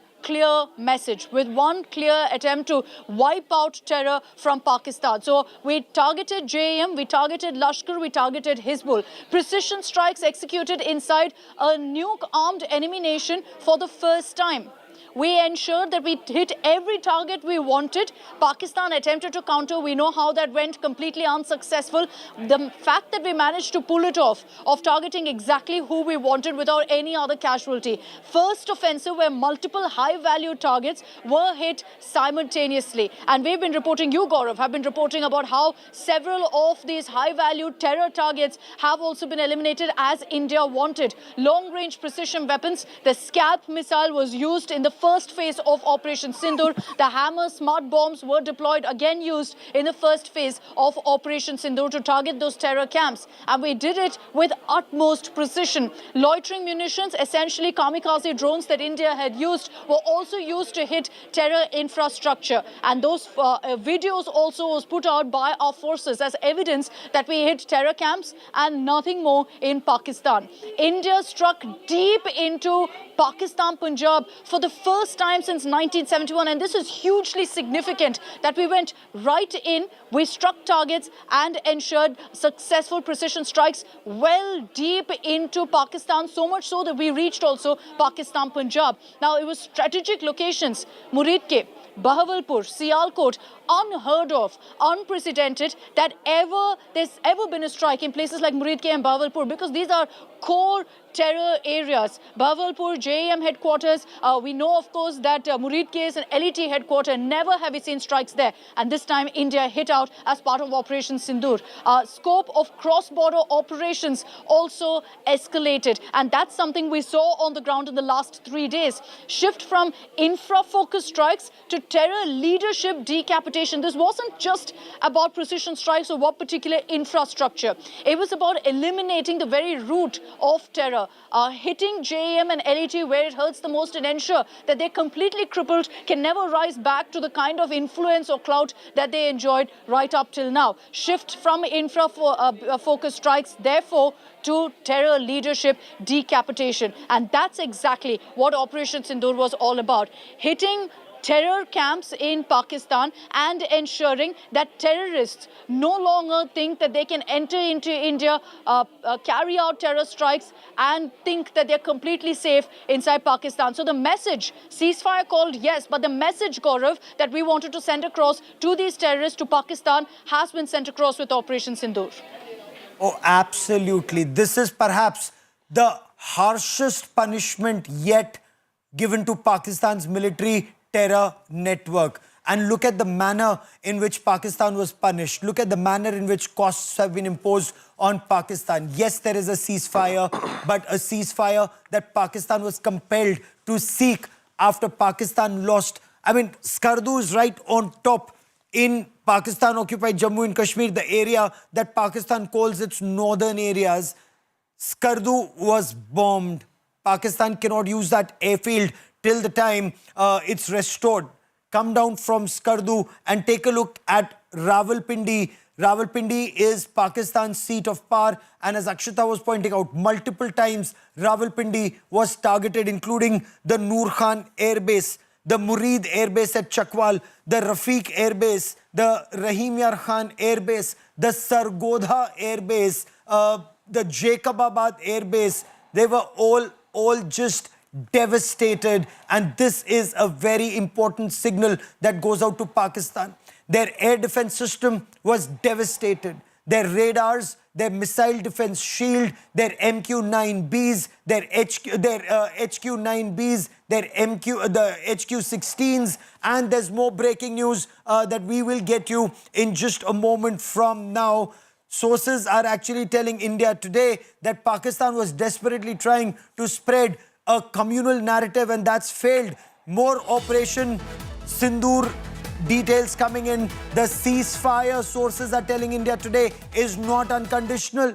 It does not change any decision taken by India recently about the Indus Waters Treaty being held in abeyance. Also, it does not change India's zero tolerance policy for Pakistan's state-sponsored radical Islamist terror. I want to bring in India Today's Shivani Sharma for more on this.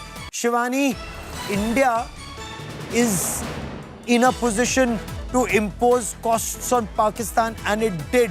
I want to bring in Piyush for more on this. So Piyush, not only is the ceasefire not unconditional, it is conditional to Pakistan maintaining peace, point 1, and point 2. It does not change details on the Indus Waters Treaty, and that's so significant. Well, absolutely, Gaurav. The diplomatic sanctions and the decisions those were taken by India soon after the Pahalgam terror attack, all the decisions remain in place.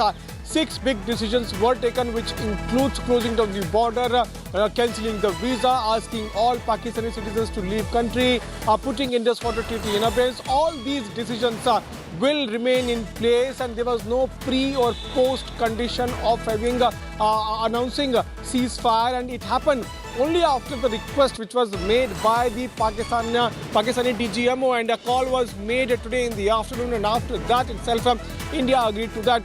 The message is clear that we never wanted escalation to happen. We always wanted Pakistan to stop funding terrorist activities, to stop escalating when we were, also taking actions against the terror camps, but Pakistan did not listen to that. Okay. Pakistan continued to provoke India. Pakistan continued to send drones and also try to attack our military installations, and after that itself, the exercise was carried out. Now, what is very clear that all the diplomatic actions those were taken by Pakistan, those will remain in place, and there will be no other talks except the DGMO level talk, which is now will take place on 12th May at 12. Well, does that mean that the ceasefire the Indus Water Treaty is not included in this ceasefire? Because that was the first step India took after the Pahalgam attack.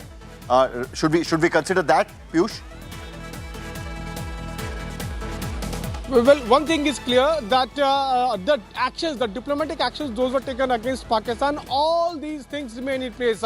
Only one decision has been taken, and that also after that request which was made by Pakistan, that immediate and complete ceasefire is announced on the borders, and that has also been announced by Ministry of Foreign Affairs and our officials from Ministry of Defence. So the actions, be it about Indus Water Treaty or Shivani the joining us diplomatic with a actions, couple of those were additional taken, points. all Sahil, will remain in place until. Stay with us, Piyush. Shivani joins us. Shivani, you're breaking news. You're getting us details of the Indus Waters Treaty, and that's off bounds. Pakistan has to come to the negotiations table, fulfill conditions. It has to be renegotiated to India's liking. Shivani, bring us details. Gaurav, as far as the Indus Water Treaty has been concerned, we have heard Foreign Secretary Vikram Misri in this regard that it's been for years when India has wanting to reconsider and make some developments around these projects, but Pakistan was not responding and cooperating. Now, after the Pahalgam attack, there were certain points that were brought out, the hard decisions that were brought out regarding the Indus Water Treaty. But again, when the ceasefire has been announced, Gaurav, there are certain conditions that India has brought ahead for the Indus Water Treaty, that Pakistan has to put it, according to India, the development procedures have to be there. Only then there will be a reconsideration. As of now, there is no rolling back of this particular treaty that was put in. Well, Shivani, I have one question for you. Because the kinetic action started after 7th of May. But before that, India did diplomatic strike, as well as India also had the trade strike, economic strike. They stopped the trade with Pakistan. So this ceasefire which has been declared, it is only and only with respect to a kind of kinetic strike which India had done, and then there was a reaction from Pakistan only with respect to that. But rest of the action taken by India are still going to continue, like stopping trade with Pakistan or Indus Water Treaty being put in abeyance. Sahil, that's what we can perceive, that whatever was decided after Pahalgam attack in the CCS meeting and the declarations that came thereafter, that was a strong diplomatic hit against Pakistan. But here, when the ceasefire has been re-announced, there is no announcements about the rolling back of those decisions. So we perceive, and we will seek more clarity from the government. It seems that there is no rolling back of those harsh diplomatic decisions, because Pahalgam attack was an escalation itself from Pakistan. That's what the Foreign Secretary had been saying. And those decisions were a response of India after the Pahalgam attack. And then the terror outfits were destroyed. So as of now, what we perceive and we understand from the briefing that has come in, that the ceasefire only stands for the military action. There will be no military action by both the sides on land, air and seas. But we have to wait for more decisions to come in. But it seems that the decisions that had been taken by the CCS remain at place. So it really actually depends, Sahil, on whether Pakistan behaves. And clearly, India will now renegotiate the Indus Waters Treaty, to the best of my knowledge, on India's terms. I'm sure there will be no World Bank and we also have to remember that the 4 terrorists which actually attacked on the tourists at Pahalgam are still not yet been caught, and there is no information with respect to that yet. NIA has already started the investigation. Oh, absolutely. Kamaljeet Kaur Sandhu joins us for more on this big story. Kamal, you're on the line of control and you've been through a very difficult phase in the past couple of days. What more are you picking up? 1, on the situation on ground, reactions from people, and 2, your internal security grid sources, what are they telling you? Well, there's a huge sigh of relief, at least for the people, and several of them had actually left Rajouri because they were anticipating that in times to come there could be much more heavy shelling. Now, the range was increased by Pakistan, and that is why we saw, whether it's the schools or whether it's the Dangri village, a lot of other civilian areas which were damaged by shelling by Pakistan. Also, what is under consideration is the strategization, and this is where what we know is there was security preparedness. And remember, even if there is a ceasefire, remember the preparation continues to be in place. This is also goes to show the sort of preparedness, because this time around it wasn't a simple war, it was a drone war. This was a use of missiles. So in every possible way, the mechanisms and the military strength of India was tested.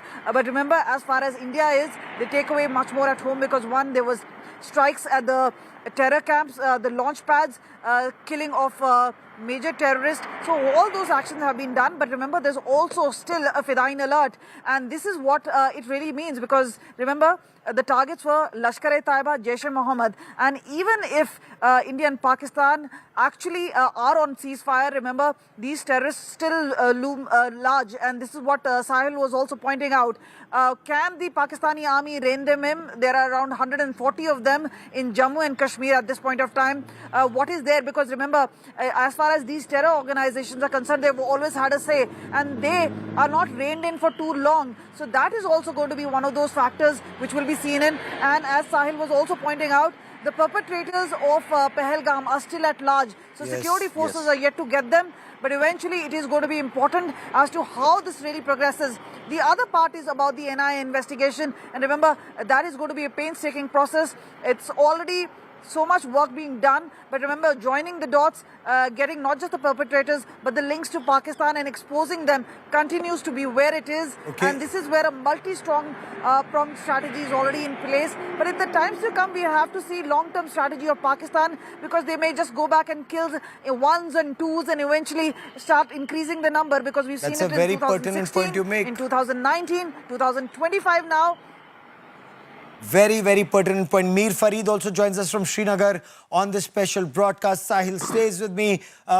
Mir, a sigh of relief, a sense of relief. There was fear and apprehension in Kashmir earlier this morning, but now within 12 hours there's a ceasefire in place, Sahil. Mir.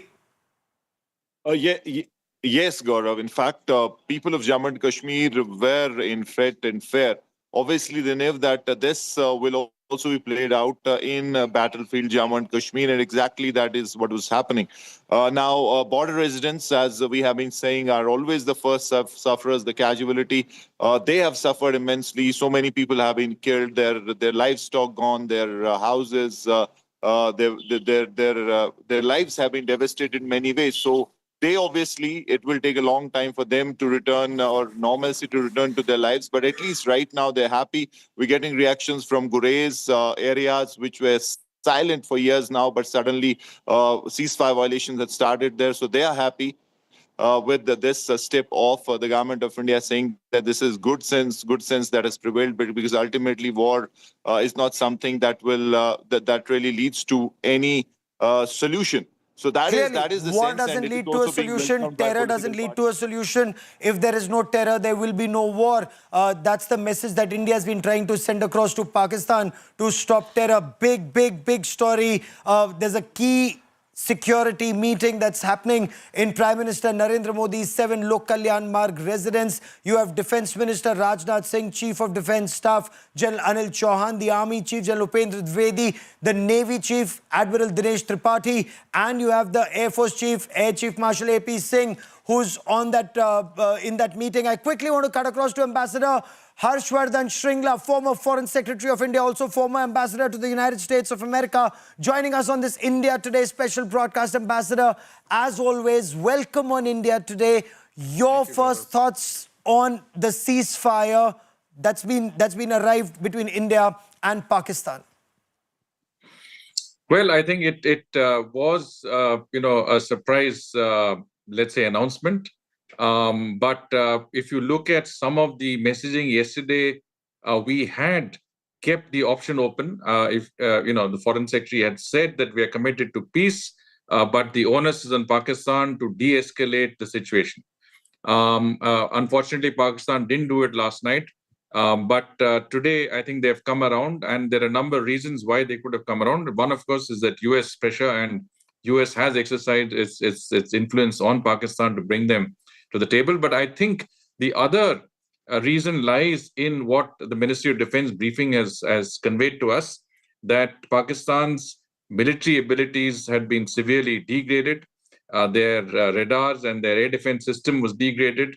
Their critical airfields had been bombed, that the morale of the armed forces is coming down. I don't think they could have sustained this conflict for much longer, and it was in their interest to come to the ceasefire table. So they were compelled, Ambassador. Is that your understanding? Ambassador, you worked very closely with Prime Minister Narendra Modi.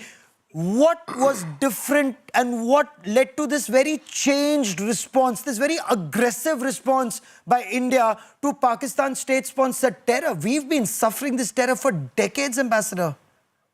No, absolutely. But the difference under Prime Minister Modi's leadership is that 2016, there was the Uri attack. We had a response. Our special operations team went across the border and eliminated a few of the terrorist camps that were there. 2019, we had Pulwama, and we saw strikes across the border by our Air Force. This time, in the wake of the Pahalgam terrorist attack, I think Sindoor was a fitting response to that heinous act that was perpetrated by terrorists that was sponsored by Pakistan. And but our actions were very calibrated, that we hit the terrorist camps. Those terrorists that were directly responsible for Pahalgam were hit. The Lashkar-e-Toiba, their headquarters was hit. Some of their main operatives were eliminated. Similarly with the Jaish-e-Mohammed. So I think we have avenged the memory of those of our citizens who were gunned down so mercilessly in Pahalgam. We have maintained since then a very firm and uncompromising position, but at the same time, we have not gone beyond. I mean, we could have done a lot more. We could have gone out and hammered the Pakistanis on all fronts. But what we did was a very proportionate, a very calibrated strike, not only in Sindoor, but subsequently in response to Pakistani kinetic actions. I think we had also been very firm in our response. And as External Affairs Minister Dr. Jaishankar said, he said that we will be firm in our response to any escalation that Pakistan undertakes. Did we seek any assistance or intervention from any foreign power? Did Pakistan seek that? What brought about the US intervention in your appreciation, sir? So as you can see that, as you could have seen that our interlocutors were talking, or our leadership was talking to their interlocutors across the board. It's part of our diplomatic outreach. We were in touch with the United States, with UK, with Russia, with Saudi Arabia, with UAE, a number of countries. I think all of these countries have been made fully aware of our position, our approach to the entire situation, but also I think in terms of the influence they could exercise in Pakistan to ask them to, in their own interests, to climb down from this misadventure that was undertaken in initiating the terrorist attack and then escalating the situation to attack civilian and military installations across northern and western India. Ambassador, the fact that there is no change is what sources are telling India today in the Indus Waters Treaty being held in abeyance. Now, what signal does that send out, not just to Pakistan, but to the rest of the world, sir? Yeah, I think the diplomatic and economic and other pressures that we can bring upon and bear on Pakistan will continue to be there. I don't think we're going to relent on that sort of pressure, because we don't believe that Pakistan is going to change its fundamental attitude. The leopard doesn't change its spots, and Pakistan is not going to change its support for cross-border terrorism. In fact, what has been borne out by this incident is Pakistan's own, complicity, the state's complicity in what is happening. Earlier, there was a separation between the state and non-state actors, the terrorists that operated from Pakistan. At least on the face of it, there was a pretense of a gap between the two. Today, there is no gap. We have seen that in the funeral of the terrorists who are proscribed under the UN Security Council's list, there were senior military and civilian officials present, paid actually obeisance during that funeral, which shows that the state is directly, involved and culpable when it comes to terrorist action. So that's such a significant point you're making, Ambassador, and I want you to elaborate on it, and we'll just get those images out of a Pakistan Army general, a corps commander being there, several military officers being there at the funeral of a terrorist. We'll just play out those images. What impression, Pakistani army personnel standing for that namaz-e-janaza, not just in Muridke, but also in Bahawalpur. Is that reason enough, in your appreciation, for Pakistan to be on that either FATF grey list, or more attention to be paid to that 1267 sanctions committee, that Pakistan remains a state sponsor of terror? I think it makes clear to the international community that the pretense of Pakistan actually, not being a part of that terrorist infrastructure is no longer there. The gloves are off. I think current leadership, the military and the deep state leadership, believe and are part of that effort to I would say, encourage and even use terrorism as an instrument of state policy. And that is why our reaction has to be very firm. I believe there is a consideration that we would consider any future act of terrorism as an act of war. And I think we have to take very strong preemptive and deterrent actions to say that if you do this, this is the response. If you do this, this is what will happen.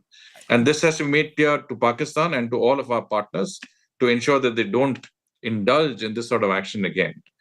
We have to focus on our development, our growth, our vision of a Viksit Bharat. But at the same time, we need to, in order to do that, we need to protect our security, our strategic interests. And to do that, we need a strategic posturing. We need a policy that will contain and preempt any such terrorist actions. And one of them is very strict messaging, very clear messaging. And we should not hesitate to go all the way. And I think this is the hallmark of Prime Minister Modi. You know, He that says point that something, you he make. does that. Yeah, the point that you made, because we're also playing out images of IC-814 hijack. A terrorist in 1999 was involved in hijacking a civil aircraft, an Indian Airlines aircraft. He's finally killed in an Indian missile strike at Bahawalpur in 2025. And you have Pakistan Army giving him a guard of honor, a salute in his burial. And generals are there at his namaz-e-janaza. And India now saying that any act of terror against India would be an act of war. Why is this signaling and messaging so important, Ambassador? It has become more important now because I think going by recent actions and going by many of the, let's say, different elements of this that you piece together, you can see that the current leadership is very keen to distract attention from Pakistan's own preoccupations, whether it is regions of Pakistan breaking away, Khyber Pakhtunkhwa, Balochistan, even Pakistan-occupied Kashmir, whether it is the fact that they are on the verge of economic bankruptcy, or the fact that democracy has effectively been killed in Pakistan, and that most of the elected leaders are behind bars. All of this makes them distract the attention of the public to other issues. You have an extraneous issue to deal with, an extraneous challenge, and so you unite the ummah behind that effort to confront that challenge. And secondly, of course, the success of Article 370, the abrogation of Article 370, the fact that the people of Jammu and Kashmir have decided that there is a dividend, a peace dividend that is much more attractive to them than being out on the streets protesting, something that Pakistan has always wanted. The fact that 23 billion tourists visited Jammu and Kashmir last year, that the attack on tourism and the tourists is specifically to dissuade that and to create communal disharmony in the country. But they failed in all these objectives. I think, we will continue to be supportive of the growth and development of the Union Territory of Jammu and Kashmir. And at the same time, people have rallied, communities have rallied behind the national effort, whether they're from the majority or minority religions. I think every Indian citizen has come behind this effort. Oh, absolutely, because this was a national effort against Pakistan state-sponsored radical terror that our nation has been fighting and has been a victim of for so long. The fact that Pakistan managed to get, at least that's what reports from Pakistan indicate, the next tranche of the IMF loan, does that indicate that the world needs to do a lot more to unite against terror? Because this, in a way, is rewarding Pakistan. Despite being a sponsor of terror, it manages to get, aid from International Monetary Fund or loans. And that this is, I think, the 25th time they're in front of the IMF. One piece of information that's coming out, but I cannot vouch for that, the authenticity of that, is that the release of this tranche of $2.3 billion from the IMF was also a part of the inducement that Pakistan goes towards, a ceasefire. But at the same time, the remaining part, because it's a $7 billion plus facility, the remaining part will be held conditional upon its good behavior. In other words, that they will not in any way indulge in cross-border terrorism or any activities detrimental to international peace and security. So that could be a part. This is only speculation, but it could be that it is some sort of a part of the backroom negotiations and part of what has brought Pakistan. Part of it. There are many reasons, as I said. Main reason is their own ability to hold the fort in the light of our military capabilities. But this is also a factor that vital money is withheld and held conditionally.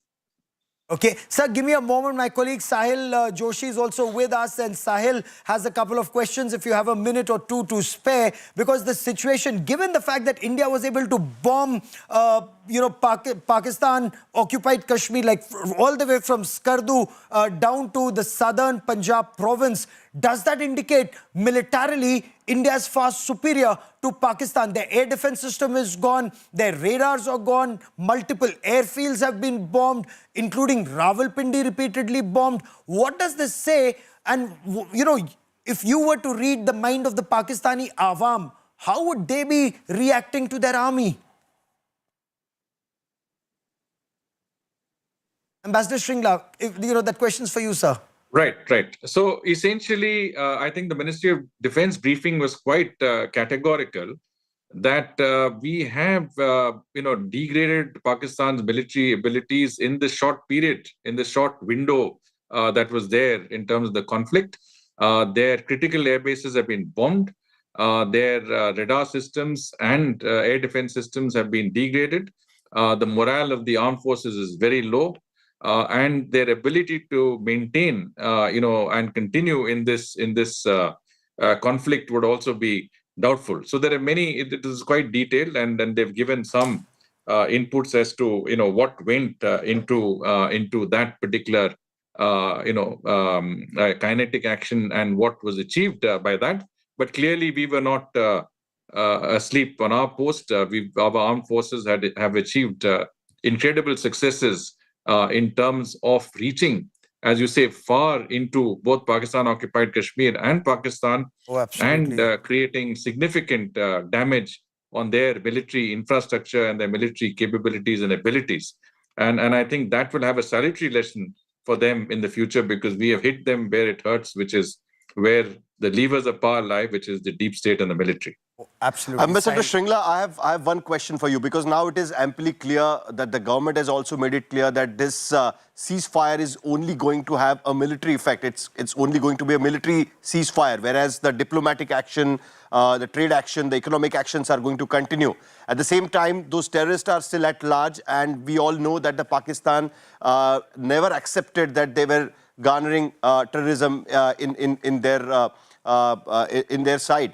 Looking at the scenario, why do you think that the Indian government agreed for this ceasefire after 3 days of this fight?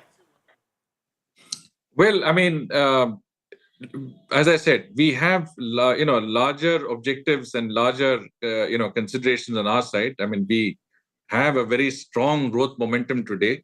We have a window of opportunity of the next 20-25 years in which we can really achieve exponential growth and provide a future for our future generations that we could never have dreamt of.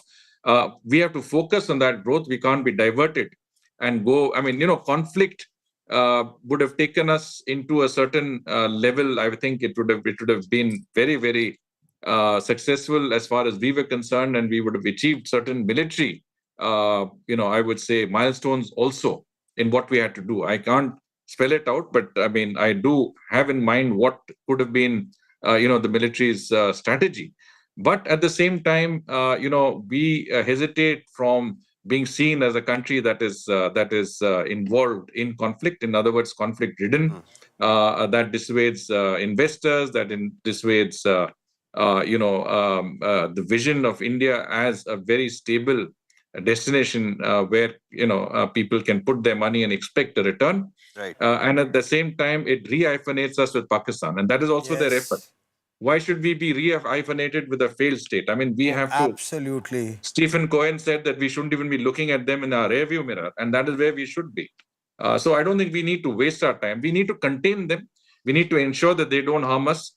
We have to bring all our diplomatic and economic leverages and keep them in place, including the Indus Waters Treaty. There is no way we should go back into implementing that.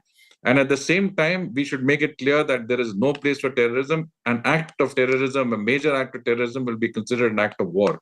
And not only to Pakistan, but also to all of its partners and some of the larger states, including China. I think there has to be told that there'll be no tolerance. But do you think that this ceasefire is going to be? We can't speak about the timeline, but Do you think that this ceasefire is going to continue? I mean, will there be... do you think that this can be a temporary situation at this point of time after reaching a particular peak? Because nothing has changed yet. I mean, India's stand against terrorism has not changed, and what Pakistan is doing has also not changed. Well, look at it this way, that from the last 4 or 5 years, we've had a ceasefire on the line of control. Firing was almost non-existent. So if Pakistan wants, they can be. I mean, we have never gone out and willfully broken a ceasefire, but they have to ensure that that is in place. And at the same time, I think cross-border terrorism will also be a trigger for any action. So they have to make sure that that does not happen. Even during the conflict, if you notice, 9 terrorists who tried to cross into India were killed in Jammu. Yes. So I think this is something that we have to keep in mind. So I can't say, I mean, it's difficult to say whether the ceasefire will hold or not. I mean, that is anybody's guess.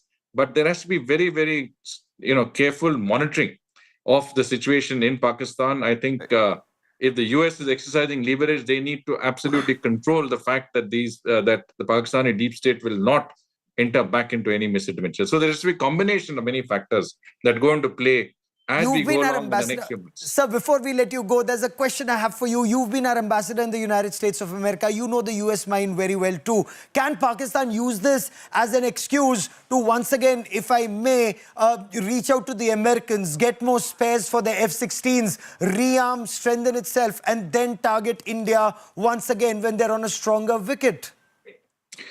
Well, I was there in Trump's first administration, and I can tell you one thing.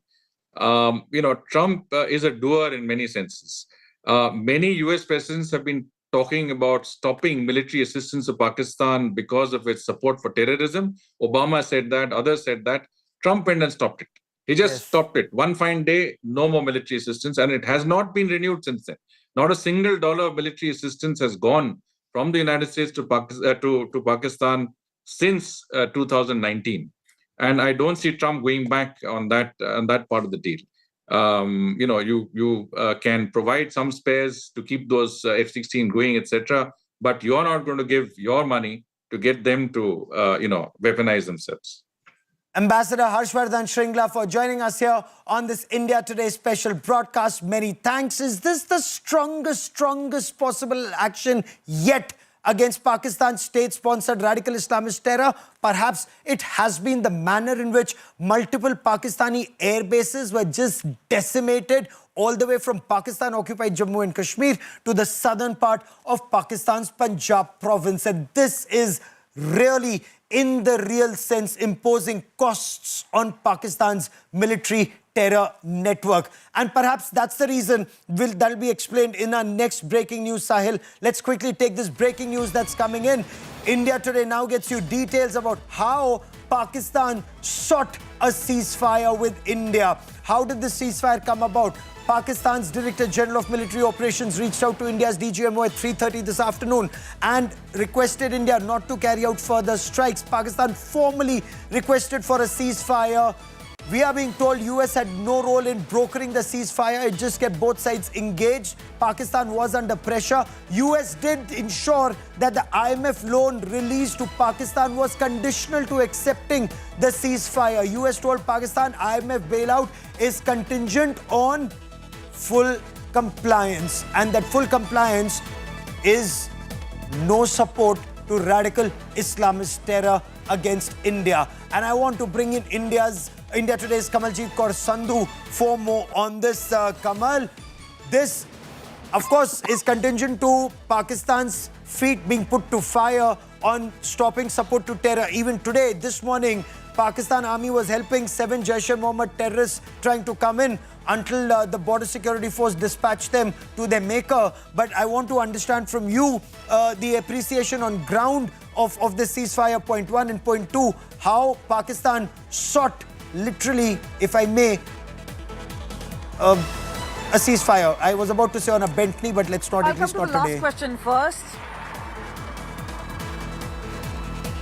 I'll come to the last question first because there's a huge sigh of relief, especially to the civil population. They've been on the brink, especially, because they've been staying at line of control and in the international border. The tensions were extremely high. When the rest of the country, the hinterland, is looking at the reactions coming in, it's very different. But the ones who stay at line of control, they actually live under that particular threat because there is constant shelling, there is this fire, and this time there were dramatic visuals because also what we saw was drones in action and how the counter effects came into being. But what is important is what really happens now, because what we know about Pakistan is that they have supported the proxy war. They have reached bleeding India by 1,000 cuts. That's been their strategy. They've also have had terror havens. So that is why Jaish-e-Mohammed, Lashkar-e-Taiba. So what really happens to them? Because as far as the IMF loan is concerned, it may be conditional, but Pakistan has always claimed deniability. And that is where the problem really lies.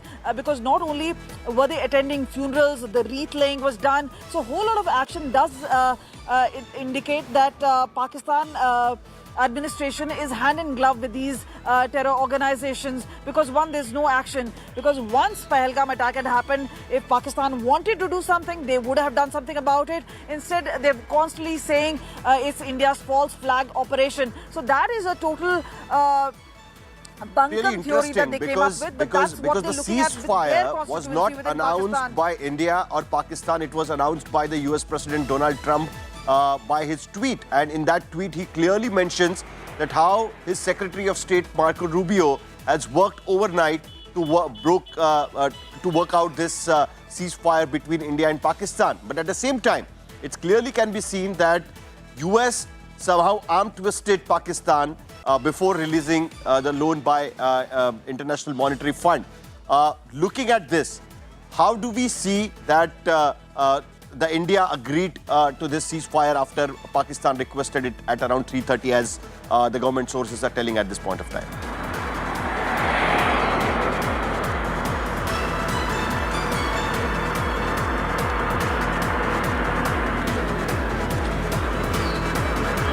Kamal, can you hear me?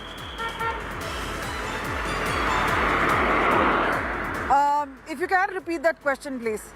I'm asking this. This goes completely against what the US President Donald Trump tweeted while announcing the ceasefire between India and Pakistan, because he claims that Marco Rubio worked out the whole night to work out the ceasefire between India and Pakistan. At the same time, the government is also claiming that there was a conditional release of IMF loan to Pakistan, and that's where the US played important role. So how do we look at this particular ceasefire agreement between India and Pakistan? To read between the lines, because remember, Pakistan is definitely looking at that loan. They require it, and obviously they are cash strapped. So this is where really the problem lies as far as Pakistan is concerned, because one, they want these terror factories to continue. So they would actually abide by what US is saying only for just about some time. But this is their conditional game.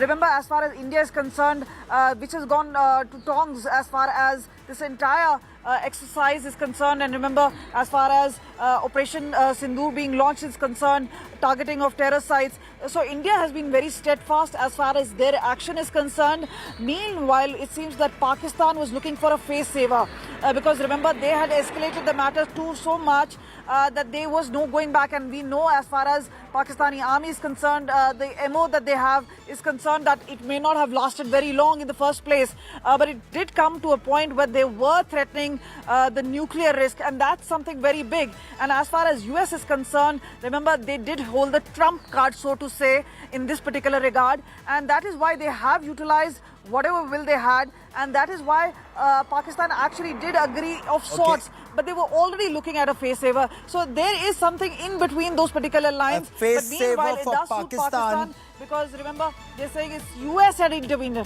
Okay, it's a face saver for Pakistan because they were decimated completely at various fronts. I also have on this broadcast Shivani Sharma and Akshata Nandgopal. And Shivani, this is perhaps the most severe punishment that's ever been given to Pakistan for supporting terror.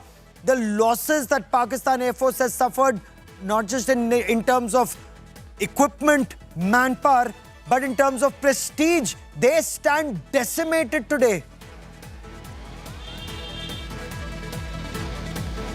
Gaurav, you're absolutely right. This is the punishment that Pakistan was not even imagining about, and that's what was being said from Indian leadership. And this was a combination of our military power, combination of our diplomacy, and how the world came together, the messaging that was done from Pakistan, for India, from all these countries. So this was a combination for India, the militarily, how we deflected so much of panic inside Pakistan, inflicted a lot of damages onto their air bases, multiple air bases, Gaurav, that were destroyed within no time. Operation Sindoor, that was actually something which Pakistan would have not even dreamt of. 9 places, all under 24 minutes of strikes, destroying these terror outfits that were being harbored, and they were being funded, endorsed by Pakistan. Big, the wanted terrorists who have been neutralized, along with 100 such terrorists.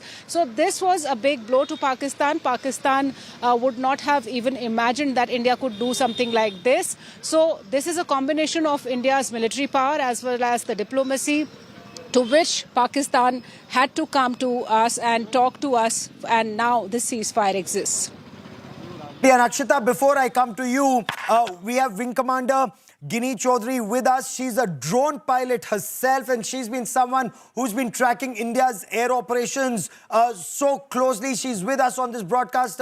What is your understanding of India's air operations? And there were some things that we didn't know about until it was just made clear.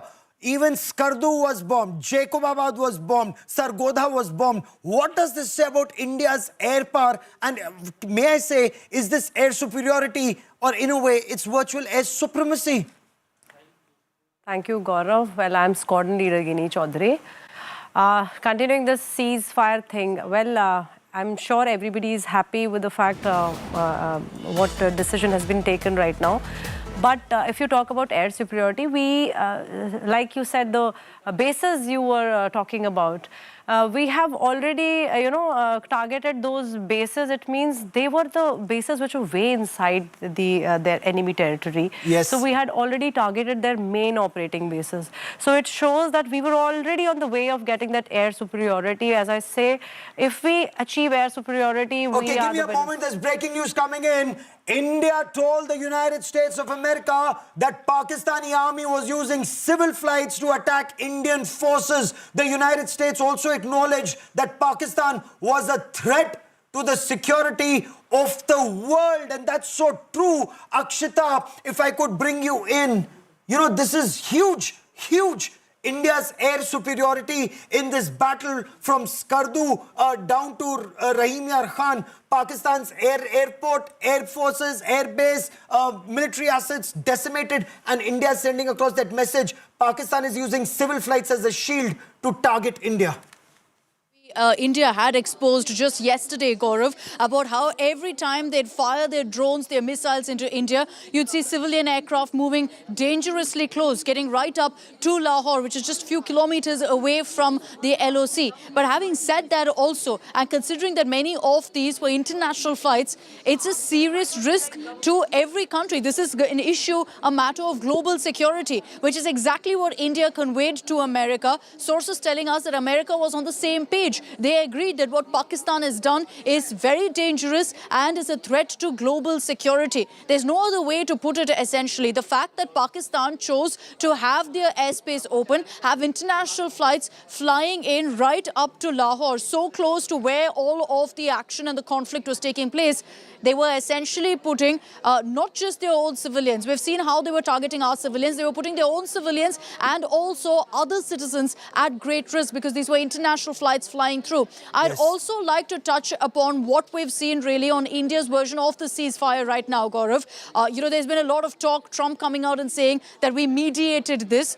India is very clear that this was initiated by Pakistan. Pakistan reached out, the Pakistan DGMO reached out to us, called us at 3:30 p.m. and said very clearly that we will ensure we will not strike anymore. And it was because of that assurance. There was a formal request. This is what we've put on record, that there was a formal request from Pakistan for a ceasefire. And we've repeatedly said that if they de-escalate, we will de-escalate. We've repeatedly called on Pakistan to de-escalate. So as soon as that message came across from Pakistan that they're willing to de-escalate and they want a ceasefire, saying we will not strike anymore, India also agreed. Now, as far as US's role is concerned, did they really play mediator?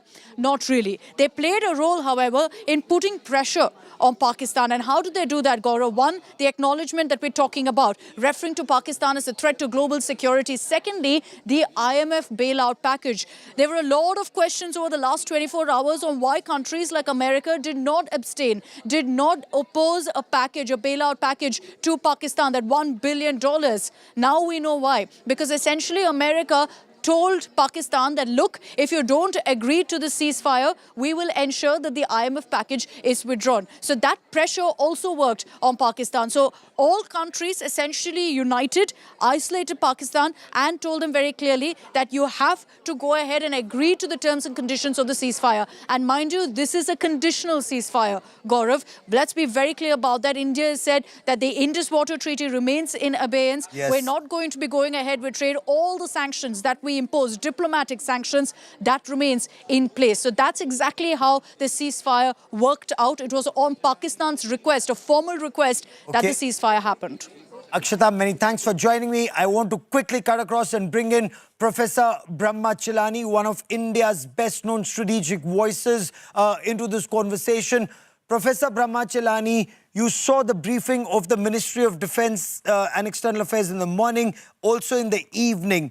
When you look at this entire list of Pakistan's Air Force bases and air assets that were decimated, from Skardu in Pakistan-occupied Jammu Kashmir to Sargodha to Jacobabad to Nur Khan Air Base to Murid Air Base to Rafiqul Air Base to Rahim Yar Khan Air Base. What do you make of Pakistan Air Force and its assets and the manner in which they were decimated? Was Pakistan compelled to seek the ceasefire? Clearly, the military momentum was in India's favor. Pakistani air defenses proved to be much weaker than Pakistan had expected. You could see that from the rival duels. The Pakistanis were sending so many drones and missiles into India, but not able to carry out effective hits. India, in return, was sending limited number of drones and missiles, but was able to hit its targets well and leave balls of fire. Given the fact that India had the upper hand militarily, why this climb down by India? That's the question I was just about to come to. Are we in a way not learning any lesson from history? 1948, we were told we were just about to get back. Pakistan occupied Jammu and Kashmir and we went to the United Nations. In 1965, we agreed to Tashkent. In 1971, we did not sort out Jammu and Kashmir. And now, once again, when Pakistan was virtually on its knees, we've agreed to a ceasefire. You're right. It underlines India's long political tradition of snatching defeat from the jaws of victory. Snatching defeat from the jaws of victory has become a recurring pattern, which is why India continues to repeat history. We never learn from history, so history repeats itself. 1948, 1954, 1960, 1966, Haji Pir being returned, then becomes the launch pad becomes a launch pad later for Pakistan to infiltrate terrorists into India. Similar, 1972, we give away our war gains at the negotiating table without securing anything in return from Pakistan. 2021, we vacate the strategic Kailash Heights, forfeiting our only bargaining chip in negotiations, and then we agree to Chinese-designed buffer zones in Ladakh areas. And now, Operation Sindoor. Operation Sindoor had such powerful symbolism. Yes. Of India's women avenging the murder of 26 husbands. And yet, today, the way we ended this operation, after the Pakistanis even fired a missile at Delhi, leaves many questions unanswered. I can tell you one thing, Gaurav. History will not look at India too kindly over what it has done today. You know, my understanding and in my limited understanding is India, we showed our military might. Pakistan now knows about our strategic weaknesses and advantages and our strengths. It knows the weaknesses in its air defense system. The moment it gets this $2.1 billion tranche from the World Bank or from the IMF, and it gets more money, the first thing it will do will invest in better air defense system. We may not be lucky next time. 2 years down the line, it will train more terrorists, probably shift them a little deeper and bleed us once again. We had so many advantages this time. The geopolitical environment was in our favor. The Americans did not criticize India for its military strikes, unlike in 2016, unlike in 2019, when the US criticized India for initiating strikes across the border. In fact, the US gave us carte blanche. Go ahead, as long as you do not do things that leads to a full-fledged war. So we had an open field. We decimated, as you point out, we decimated their air defense systems, their radar systems. We could have devastated the Pak military. We could have humiliated them, which is what our objective should have been. Absolutely. Humiliating the Pak military that has oppressed the Pakistanis for decades. A humiliated Pak military would have faced the wrath of the Pakistani people. It would have been our salvation. And today, we allowed the Pak military to save face. Or maybe, and I just want to understand this from you, have we punished them enough because we've exposed them? They're humiliated in front of their awam.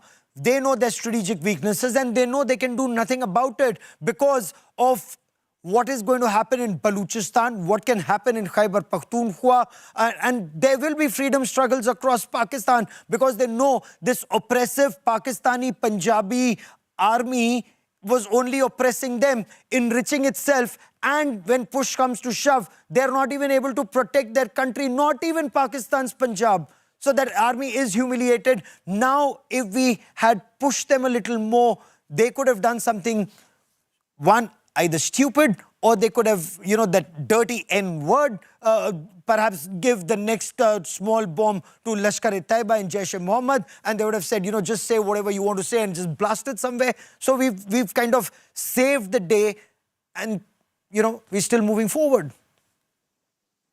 Well, clearly, in the battle of rival political wills, we have proved weaker, Gaurav.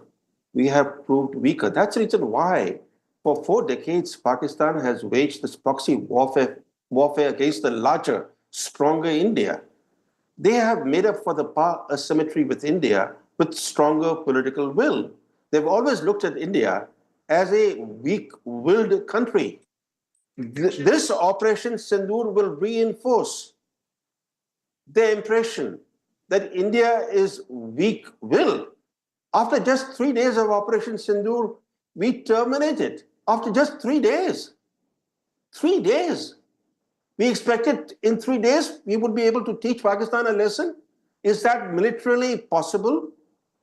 when we began this operation, we must have had some clear objectives that we will be able to endure both risks and costs. After all, even though we had the upper hand, they did inflict costs on us. Yes. They did cause damage. We lost some personnel. We lost some civilians. So we did suffer.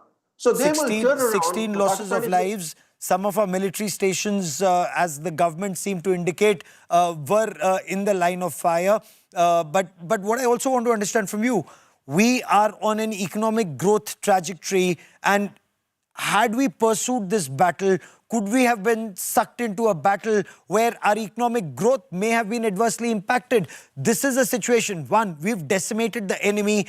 There is realization. Pakistan also knows it's been absolutely had in this conflict. If they've lost their air bases all the way from Skardu through all of Pakistan's Punjab province, the army has no face. I mean, Asim Munir cannot stand up and face either his core commanders or even his nation. Not even that Pakistani Punjab would look up to him anymore. Now we can concentrate on our economy and we can continue to punish them should they misbehave. Gaurav, you raise a very good question. First, the Pak military generals are not going to reveal their losses. They will cover up the damage and the losses they have suffered. They will present whatever they've done as victory against India. Let's be clear on that. They will not be admitting that they came out poorly from this engagement with India. Yeah. They will in fact feel emboldened by the fact that India could not continue with this operation for more than 3 days. As far as the economic aspect is concerned, you're right. Investor confidence takes a hit. India will suffer. But look at Mumbai, what happened in Mumbai. Yes. Massacre of 2008. Yes. That really dented international investor confidence. It did inflict invisible costs on India that lasted several years. Once you begin a military operation, you factor in the economic costs. But when you end an operation inconclusively, you will be paying economic costs for that too. So classification of aim and maintenance of aim. Is your impression that while we had an aim, we did not maintain it, but the aim that the government had stated was to punish Pakistani terror, which they did when they bombed Muridke, when they bombed Bahawalpur, when they bombed Sialkot, when they bombed the terror launchpads and training camps in POJK. But this is the first time that proper Punjab, Pakistan proper Punjab has been targeted. It was never done before, and that's a huge loss of prestige for the Pakistan army. Not just the losses to the terrorist organizations, but bombs going off in Rawalpindi, the Nur Khan Air Base being destroyed. All the bases, predominantly, they're all in Pakistan's Punjab province. You're absolutely right. Operation Sindoor represented a paradigm shift in India's strategic posture toward Pakistan. But make no mistake, even if you destroy 9, forget about 9, you destroy 100 bases, terrorist bases in Pakistan. You kill 2,000 terrorists in Pakistan. It doesn't make any difference to the military generals. These terrorist proxies are expendable. They are cannon fodder for the military generals. Pakistan is the world's largest terror factory. They will churn out hundreds more. They don't care about the lives of these terrorist proxies.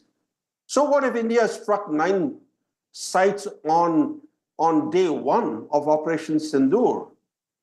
They only care about themselves, about their lives, about their privileges, about their prerogatives, about their infrastructure.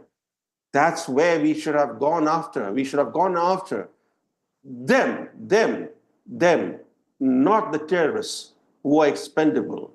We unfortunately, from day 1, began sending a wrong message. We began saying we're giving back in equal measure. It's proportionate. It's adequate. I'm using the words of the MEA briefing from yesterday. Yes. Proportionate, adequate, and responsible. Well, you have to inflict disproportionate costs on a country that has been bailing you for 4 decades. Yes. You can't be, and you're reacting to them. You're saying that we are responding in the same domain, in the same manner as they are doing. So, we were letting them dictate. For example, we never used our naval power because Pakistan didn't use its naval power, so we didn't use the naval power. We were waiting for them to initiate naval hostilities. Then we would have used naval power. Why? That's such an important point you make.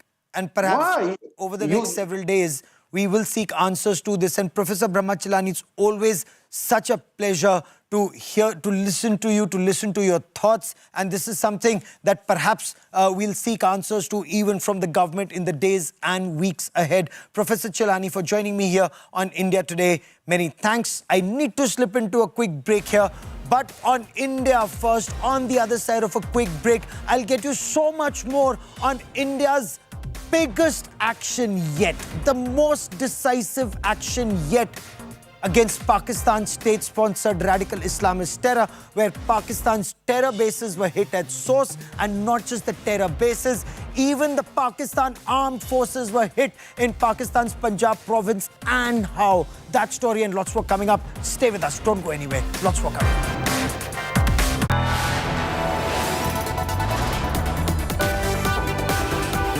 You are watching India Today.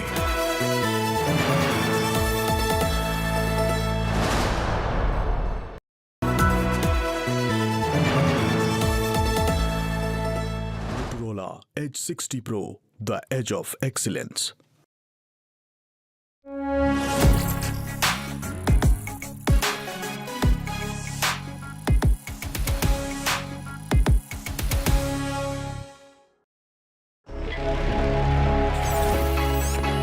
Long night? You have no idea. I got you.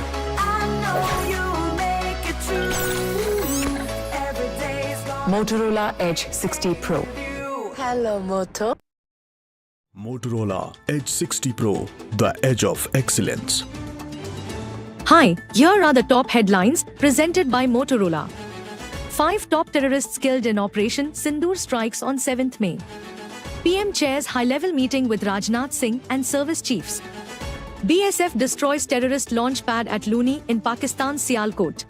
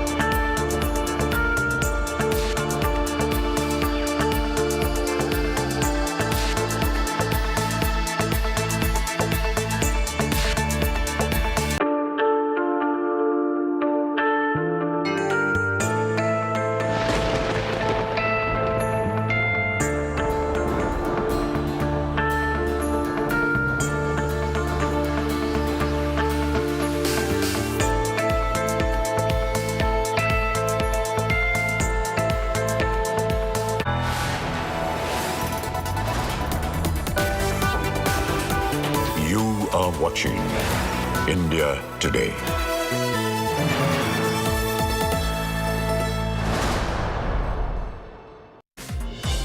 Hello and a very warm welcome to an India Today special broadcast. I'm Gaurav Sawant. Big story. The Indian Air Force decimated multiple Pakistan Air Force bases from Skardu in Pakistan-occupied Jammu Kashmir, coming down from POJK to Pakistan's Punjab. The Nur Khan Air Base, the Murid Chakwal Air Base, the Rafiki Air Base, the Rahim Yar Khan Air Base, the Jacobabad Air Base, the Sargodha Air Base. Pakistan's frontline air bases were completely decimated. There's breaking news coming in. There is a very important security meeting that's currently underway at Prime Minister Narendra Modi's residence at 7 Lok Kalyan Marg. The Chief of Defence Staff General Anil Chauhan, the chiefs of the Army, Navy and Air Force, National Security Advisor Ajit Doval, Defence Minister Rajnath Singh, the External Affairs Minister Dr. S. Jaishankar and Foreign Secretary Vikram Misri are present in this very, very important security meeting. And in this security meeting, perhaps there would be an assessment, a stock-taking, a debrief of India's spectacular operations as part of Operation Sindoor, where the entire frontline air bases of Pakistan, its entire air defense system was taken down. Lahore was vulnerable. The HQ-9B systems of Lahore destroyed. The radar defense shield destroyed. There were at least 8 strikes that were carried out at various locations in Pakistan and Pakistan-occupied Jammu and Kashmir, and the government has given details of some of these strikes that were carried out, and I have that list with me. From Chaklala to Sukur, from Rahim Yar Khan to Kasur, from Sialkot to Nur Khan Air Base, the Rafiki Air Base, they were all targeted, and that's not all. Sargodha was targeted. Now this just goes on to show that all that Pakistan spoke of, it did not have much to defend itself. Of course, it did mount a couple of swift offensives even on the Indian side, escalating this conflict, but the manner in which Pakistan was punished just goes on to show. The big question, the ceasefire that has been agreed to, that came into effect from 5 o'clock this evening, 3:30, Pakistan's DGMO reached out to the Indian DGMO, and that ceasefire is in effect from 5 p.m. But the announcement was made by US President Donald Trump, and then subsequently there was a message that came in from Marco Rubio, US Secretary of State, and the National Security Advisor and US Vice President J.D. Vance. I want to cut across to India Today's Shivani Sharma for the latest on this big story, and Shivani's been tracking developments relentlessly. The best team of reporters on India Today are on India First, and they've been all across the line of control, the international border, reporting relentlessly without a break, getting you a 360-degree perspective on Operation Sindoor. Bring us details of the meeting that's currently underway, Shivani. Gaurav, this is a very important meeting, definitely a debrief and an assessment meeting of what has happened in few days, Operation Sindoor, and even after that, what has been escalated from Pakistan and how India responded to it. And very important out here to mention, Gaurav, though the ceasefire has been announced, but the forces remain on a high alert, high preparedness, and they are vigilant across the borders, and the further plans are being discussed in this particular meeting where Prime Minister Narendra Modi is meeting all the service chiefs along with the CDS. And most important out here, we must mention that in the course of last 15 days, there have been several such meetings individually with the chiefs, individually with the Defence Minister, the 2 CCS that happened, and multiple times the Prime Minister met the service chiefs. So this is one very important meeting, because it is an important day as the conclusion comes to the escalations that were going on from Pakistan, and ceasefire has been maintained. So Prime Minister is not only assessing the situation, He is also monitoring and discussing the future course of action by the forces as they still remain, and they are quite vigilant across the borders, the airspace, also the land, the line of control, everywhere. The forces remain vigilant, and there is the next round of talks with the DGMOs of both the countries on Monday. So we have this particular deliberation that goes on in the national capital. Okay. As we look at the ceasefire that's coming in place and the deliberations that are currently underway, there's an assessment of the security situation on ground. Look, the intelligence chiefs will still keep an eye on what's happening across and the armed forces, because can Pakistan be trusted? If you go by history, no, Pakistan cannot be trusted. It's agreed to ceasefires in the past. It's sought ceasefires in the past. It's come to India on a bent knee in the past.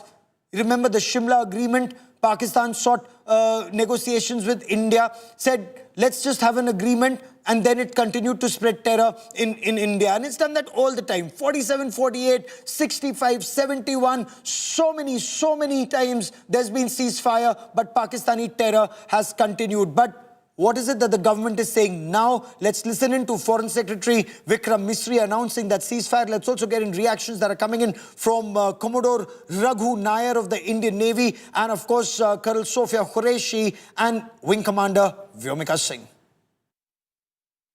Director General of Military Operations of Pakistan called the Director General of Military Operations of India at 15:35 hours earlier this afternoon.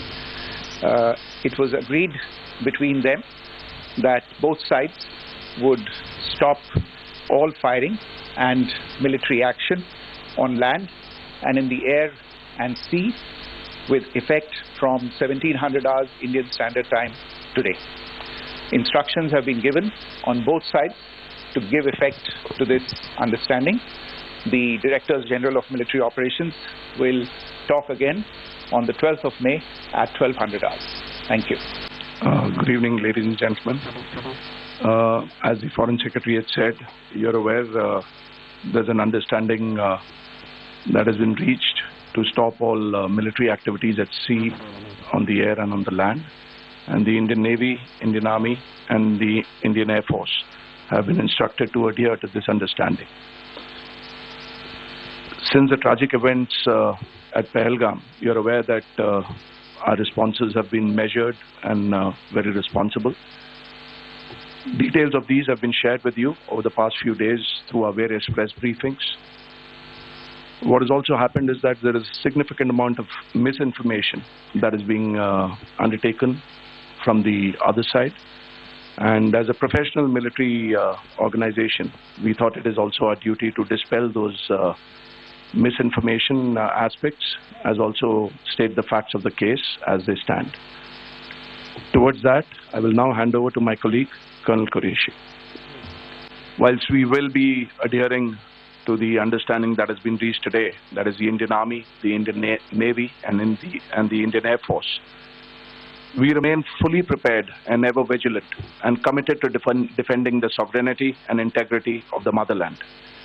Every misadventure by Pakistan has been met with strength, and every future escalation will invite a decisive response. We remain fully operationally ready to launch whatever operations may be required in defense of the nation. Over the past few days, as we have seen, Pakistan has suffered very heavy and unsustainable losses after it has given us an unprovoked attack on our installations. It has suffered losses in both land and air. There has been an extensive damage to the crucial Pakistani air bases like Skardu, Sargodha, Jacobabad and Bholari. In addition, a loss of AD weapon system and radars made the defense of Pakistani airspace untenable.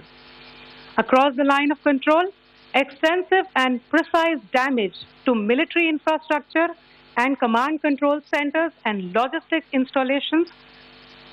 In addition to that, 2 military personnel had led to complete breakdown of its defensive and offensive capability and also Pakistani morale. Several attempts were made by Pakistan on spreading a misinformation campaign as we have seen for the last few days. There were attempts made to say that our S-400 at a northern base was destroyed, which was completely false, and that it was destroyed by a JF-17. It was a false information. Also, that the BrahMos installation was attacked and it was destroyed was false. The destruction of airfields at Srinagar, Jammu, Pathankot, Bhuj, Nalia, etc. was also a false claim. The forward ammunition dump at Chandigarh and Beas are also fit and fine, and we showed you these in the photographs in the morning briefing today. There was a certain different way of miscampaign that Pakistan conducted by its press conferences, which was conducted in a manner which was completely misleading and devoid of facts. Pakistan has been spreading fabricated allegations that the Indian armed forces have targeted mosques. Let us make this very clear here that India is a secular nation and the Indian armed forces are a reflection of our constitutional values. We hold every place of worship of all faiths in the highest regard. Our operations have been aimed exclusively at terrorist camps and facilities being used for anti-India activities. No religious sites, I repeat, no religious sites have been targeted by the Indian armed forces. Indian arm forces ने पाकिस्तान को बहुत भारी नुकसान पहुंचाया, उनके military infrastructures को, चाहे वो लैंड एसेट्स हो या फिर उनके एयर एसेट्स। यही नहीं, इंडियन आर्म फोर्सेस ने पाकिस्तान की एयरफील्ड्स स्कर्दू, जकोबाबाद, सरगोदा और बुलारी को बहुत नुकसान पहुंचाया।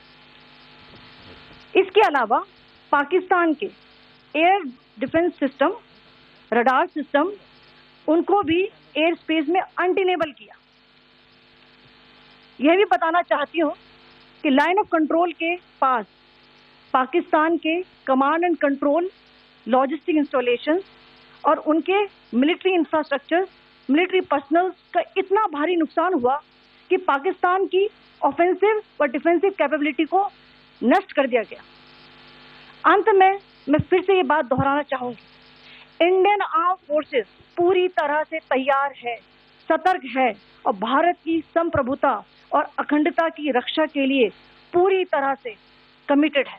अब मैं आपको बताना चाहती हूँ कि पाकिस्तान के एक प्रेस कॉन्फ्रेंस में ये बात की गई थी कि उनके सीनियर मिलिट्री ऑफिसर्स, जो कि पूरी तरह से ये भ्रामक है और तथ्यों से दूर है, कि पाकिस्तान की ओर से ये झूठा आरोप भी लगाया जा रहा है कि भारतीय सेना ने मस्जिदों को नुकसान पहुंचाया। मैं इससे बिल्कुल स्पष्ट करना चाहती हूं कि India is a secular nation और हमारी सेना भारत के कॉन्स्टिट्यूशनल वैल्यूज की एक बहुत प्यारी झलक है। अब मैं आपको पाकिस्तान की मिस इन्फॉर्मेशन कैंपेन के बारे में अवगत कराऊंगी। पहला, पाकिस्तान ने यह क्लेम किया कि उसने अपने JF-17 से हमारे S-400 व ब्रह्मोस मिसाइल बेस को नुकसान पहुंचाया, जो कि बिल्कुल गलत है। दूसरा, उसका ये भी मिस इन्फॉर्मेशन कैंपेन था कि हमारी एयरफील्ड, जो कि सिरसा, जम्मू, पठानकोट, बठिंडा, नलिया और भुज में है, ये उसका मिस इन्फॉर्मेशन भी बहुत गलत है। तीसरा, पाकिस्तान के मिस इन्फॉर्मेशन कैंपेन के मुताबिक हमारे एम्यूनिशन डंप्स जो चंडीगढ़ और बियास में है, उसका डैमेज हुआ, यह भी बिल्कुल गलत है। हमने आपको मॉर्निंग ब्रीफिंग में बताया था विद फैक्ट्स एंड फिगर के साथ कि ये सारी चीजें बिल्कुल सही सलामत हैं। Harshvardhan Shringla, former Foreign Secretary of India, also former Ambassador to the United States of America, joining us on this India Today special broadcast. Ambassador, as always, welcome on India Today. Your first thoughts on the ceasefire that's been arrived between India and Pakistan? Well, I think it was a surprise, let's say, announcement. But if you look at some of the messaging yesterday, we had kept the option open. If the Foreign Secretary had said that we are committed to peace, but the onus is on Pakistan to de-escalate the situation. Unfortunately, Pakistan didn't do it last night. But today, I think they've come around, and there are a number of reasons why they could have come around. One, of course, is that US pressure and US has exercised its influence on Pakistan to bring them to the table. But I think the other reason lies in what the Ministry of Defense briefing has conveyed to us, that Pakistan's military abilities had been severely degraded. Their radars and their air defense system was degraded. Their critical airfields had been bombed, that the morale of the armed forces was coming down. I don't think they could have sustained this conflict for much longer, and it was in their interest to come to the ceasefire table. So they were compelled, Ambassador. Is that your understanding? Ambassador, you worked very closely with Prime Minister Narendra Modi. What was different and what led to this very changed response, this very aggressive response by India to Pakistan's state-sponsored terror? We've been suffering this terror for decades, Ambassador. No, absolutely. But the difference under Prime Minister Modi's leadership is that 2016, there was the Uri attack. We had a response. Our special operations team went across the border and eliminated a few of the terrorist camps that were there.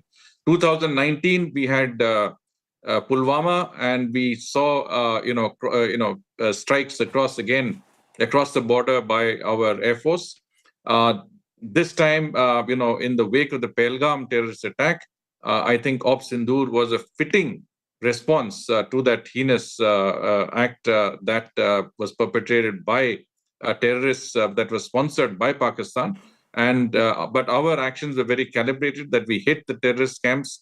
Those terrorists that were directly responsible for Pahalgam were hit. The Lashkar-e-Toiba, their headquarters was hit.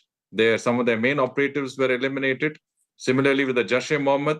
So I think we have avenged the memory of those of our citizens who were gunned down so mercilessly in Pahalgam. We have maintained since then a very firm and uncompromising position, but at the same time, we have not gone beyond. I mean, we could have done a lot more. We could have gone out and hammered the Pakistanis on all fronts. But what we did was a very proportionate, a very calibrated strike, not only in Op Sindoor, but subsequently in response to Pakistani kinetic actions. I think we had also been very firm in our response. And as Minister Dr. Jaishankar said, he said that we will be firm in our response to any escalation that Pakistan undertakes. Did we seek any assistance or intervention from any foreign power? Did Pakistan seek that? What brought about the US intervention in your appreciation, sir? So as you can see, as you could have seen, that our interlocutors were talking, or our leadership was talking to their interlocutors across the board. It's part of our diplomatic outreach. We were in touch with the United States, with UK, with Russia, with Saudi Arabia, with UAE, a number of countries. I think all of these countries have been made fully aware of our position, our approach to the entire situation, but also I think in terms of the influence they could exercise in Pakistan to ask them to, in their own interests, to climb down from this misadventure that was undertaken in initiating the terrorist attack and then escalating the situation to attack civilian and military installations across northern and western India. Ambassador, the fact that there is no change is what sources are telling India today in the Indus Waters Treaty being held in abeyance. Now, what signal does that send out, not just to Pakistan, but to the rest of the world, sir? Yeah, I think the diplomatic and economic and other pressures that we can bring upon and bear on Pakistan will continue to be there. I don't think we're going to relent on that sort of pressure, because we don't believe that Pakistan is going to change its fundamental attitude. The leopard doesn't change its spots, and Pakistan is not going to change its support for cross-border terrorism. In fact, what has been borne out by this incident is Pakistan's own, complicity, the state's complicity in what is happening. Earlier, there was a separation between the state and non-state actors, the terrorists that operated from Pakistan. At least on the face of it, there was a pretense of a gap between the two. Today, there is no gap. We have seen that in the funeral of the terrorists who are proscribed under the UN Security Council's list, there were senior military and civilian officials present, paid actually obeisance during that funeral, which shows that the state is directly involved and culpable when it comes to terrorist action. So that's terrorism, such a significant point you're making, Ambassador, and I want you to elaborate on it, and we'll just get those images out of a Pakistan Army general, a corps commander being there, several military officers being there at the funeral of a terrorist. We'll just play out those images. What impression, Pakistani army personnel standing for that namaz-e-janaza, not just in Muridke, but also in Bahawalpur. Is that reason enough, in your appreciation, for Pakistan to be on that either FATF grey list or more attention to be paid to that 1267 sanctions committee that Pakistan remains a state sponsor of terror? I think it makes clear to the international community that the pretense of Pakistan actually, not being a part of that terrorist infrastructure is no longer there. The gloves are off. I think current leadership, the military and the deep state leadership, believe and are part of that effort to I would say, encourage and even use terrorism as an instrument of state policy. And that is why our reaction has to be very firm. I believe there is a consideration that we would consider any future act of terrorism as an act of war. And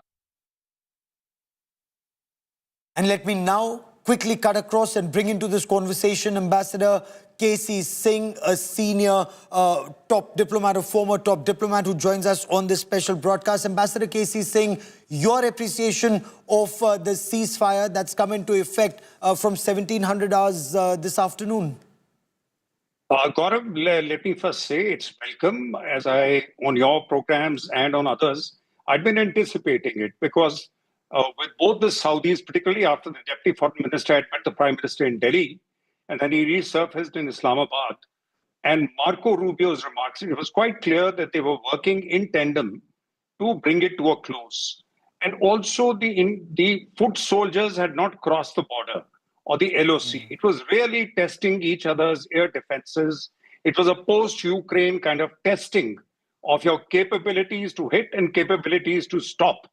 And that had been going on for some time. So it was more to see whether we can stop the Pakistani attacks and then still get through. And Pakistan was trying the same, and then we did one better. And I think, therefore, that was there. But then in the morning came the IMF loan, which was given to them, and there was much despondency in India. Why had they done that?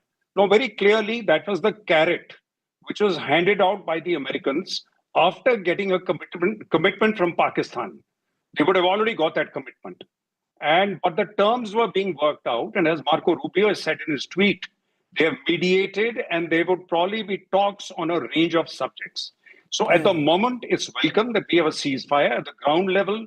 The two militaries the test will be whether Pakistan observes it across the LOC or not. Or is it only across the international border? So if they continue some kind of firing across the LOC, then it's not a complete ceasefire. I doubt they will do it because once the Americans have stepped in and with their economic vulnerability, they would not risk it. And also remember one thing, that Nawaz Sharif has come back to Pakistan. He was in London. Yes. And he's not liked by the army. His brother is an army's favorite. The fact that Nawaz Sharif came back, the fact that he attended a meeting at his brother's house means that General Munir will have some reckoning. Okay. He'll not get away with it. So there will be domestic implications in Pakistan. Let's wait and see. But at the moment, it's a very good thing the ceasefire has come. And let's hope it holds. Did India, you said India was one up. So if India had the advantage, considering India had bombed airfields from Skardu down to Rahim Yar Khan, should India have pressed ahead once it had punched holes in Pakistan's air defense system to, there's some reckoning for General Asim Munir? Would that have been rubbing General Asim Munir's face, in the ground? Or would that have meant losses even on our side in your appreciation? Look, it's a country with nuclear weapons. There are red lines in them. If you say we can occupy Lahore, we could have sent our troops. No, that is not, I don't think that was the Indian objective. That was probably not even possible. It would have taken a lot of loss of life, military equipment, loss to Indian economy. It'll affect at a time when there's already global disruption. because of Trump's attack on global trade, it was not advisable to extend it beyond a limited purpose. The limited purpose was this time go beyond the punishment inflicted at Balakot and do a Balakot plus. But we also, I think, wanted to see that post-Ukraine, it's a new way of fighting battles. And therefore, Pakistan probably was very confident. They got from Turkey, they got from China, they got these drones. So they thought they'll be able to penetrate the Indian defenses.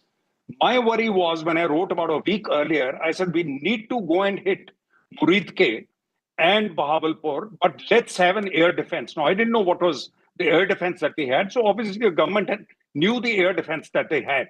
And they've demonstrated it, that we can stop not only the drones, we can even stop the missiles. And we can including their Therefore, you have restored deterrence. What had happened after Balakot and collapsed after Pahalgam is that we have restored deterrence. And now it is for Pakistan to play their cards. And I have a feeling there'll be internal changes in Pakistan, including probably General Munir at some stage. That's a very interesting point that you're making, that this may just be endgame Asim Munir, because we've also joined by Ambassador Leela Ponappa. Ambassador Ponappa, could this well be endgame Asim Munir in Pakistan, considering Pakistani air bases from Skardu to Rahim Yar Khan have been bombed, their air defense system lies in tatters? Should India have pressed home the advantage? Because Operation Sindoor was, in a way, India saying enough is enough. But are we, as some argue, snatching defeat from the jaws of victory? We should have pressed home the advantage?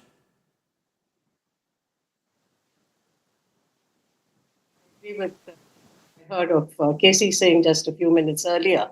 Namely, the objective in this case was to attack the terrorist bases. And this was done.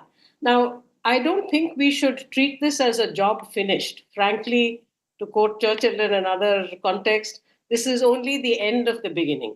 There is a long haul yet to be undertaken because it requires structural change, attitudinal change, not just within the Pakistan army itself. And there have always been tensions over there between some of the junior officers and the corps commanders and the chief. There are tensions with the political hierarchy and the leadership, such as it is. And ultimately, of course, it will be for the people of Pakistan, including the jailed Imran Khan and his followers, who do enjoy popularity. Okay. So I think at this stage, we have reached a certain position. The ceasefire is conditional. The diplomatic decisions remain in place. We will have to calibrate it. It will be a slow process. It will be a long process. As much as at the end of the 1971 war for Bangladesh, the Simla process took all of 5 years to restore normalcy. But that was in another context. This is another context. And we've got to try to calibrate it without triumphalism, but with a very clear resolve that this is the kind of action we will take if India is hurt in the way it was at Pahalgam and at so many other places earlier for the past 30 plus years.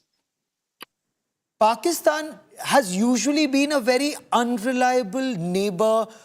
You'd recall, Ambassador, that when Pervez Musharraf, when Atal Bihari Vajpayee traveled to Pakistan, Pervez Musharraf said, we will not permit our territory to be used for terror against India. And then we had the 2006 train bombing, when Dr. Manmohan Singh was having this interaction with Musharraf again, we had 26/11 Mumbai terror attacks. And then we had Kargil before that, when the Lahore process was on. So each time behind this peace or ceasefire, they are plotting the next attack. Once they get this IMF bailout, will they not be using that same money perhaps to get a better air defense system, to get in more fighter jets, and whatever weaknesses we've exposed in their systems, they will improve upon that and then target us again? Absolutely. You're absolutely right, Gaurav. This is exactly what happened after 1971. Within a few years, the troop levels just on the West Pakistan side matched India's troops along the line of control and the international border. So they will certainly do that. And this is why I say it's going to be a long haul. It's not just a question of whether they get a better air defense system or more drones or something of that sort. It's the nature of the Pakistan state. Now, we are into, I think, sort of tectonic situations with regard to the structures of nation states. And it's not just with Pakistan. It's happening in Europe. It's happening elsewhere. And it's noticeable because the old rules, the old norms, the old expectations no longer hold good. So we have got to anticipate what next. And we have to, as I said, desist from triumphalism. We have to be cool and collected and stay resolved in terms of our objective at each stage.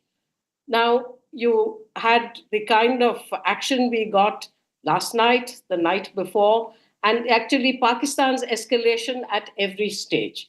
Exactly. And, the other pointer here is many people will take credit for the ceasefire, but let's not fall into that trap of saying, well, X or Y did the friendly thing. It was India's demonstrated resolve that led Pakistan's self-admitted friends to tell them, don't be foolish and call it off. Okay.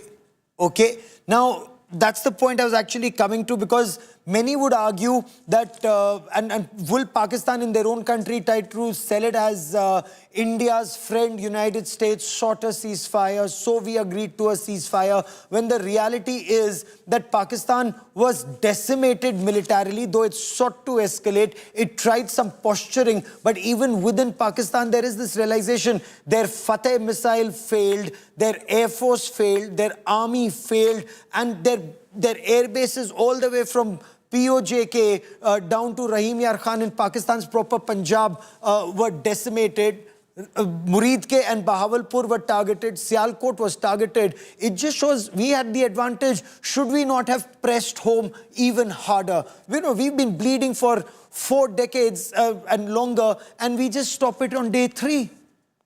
The point is, what do you want at the end of it? What would the military objective have been?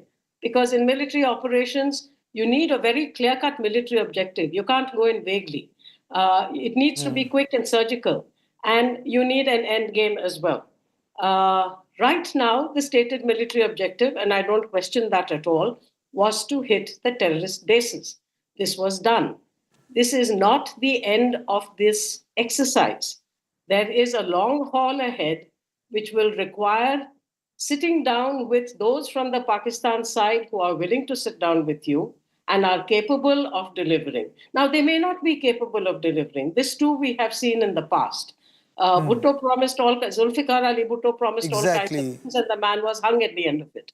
But we've got to be clear. I think there are many messages in what we have seen in Operation Sindoor.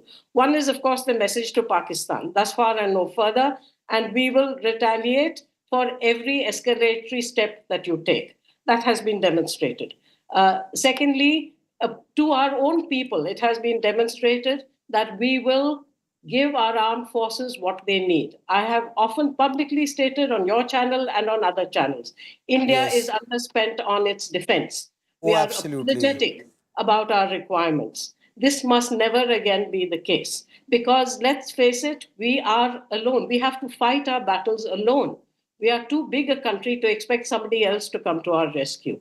The message to the international community is that, you know, the advocacy of, oh, well, you know, both sides should de-escalate.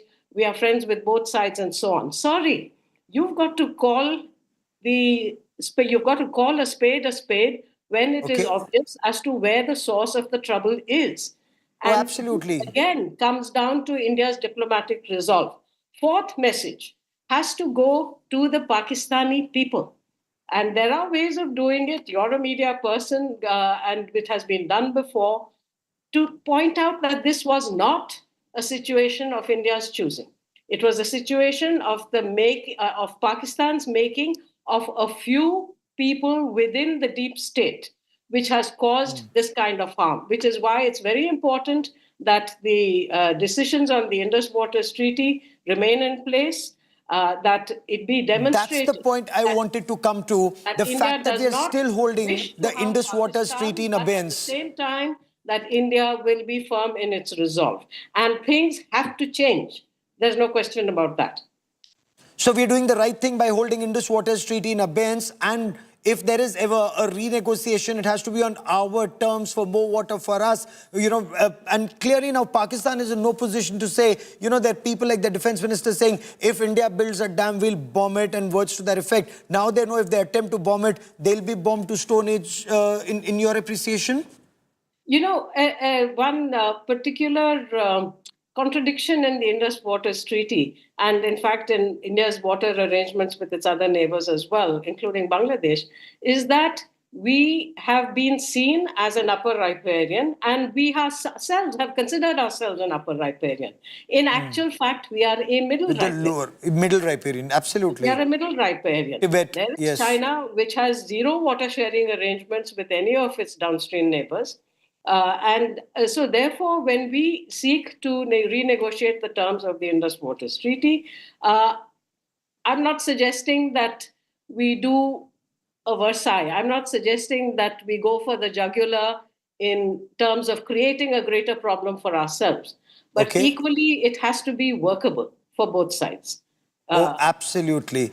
Ambassador Leela Punappa for joining me here on India Today. Many thanks. I now want to cut across and bring in Arun Kumar Sharma, Senior Associate at the Center for Strategic and International Studies, who joins me on this broadcast. Arun Sharma, how do you look at, one, the ceasefire that's been agreed to, and two, can a country like Pakistan be trusted, and will the United States be in a position to hold Pakistan's feet to fire, that if it gets the next tranche of the IMF bailout, then it will not use that money for terror against India?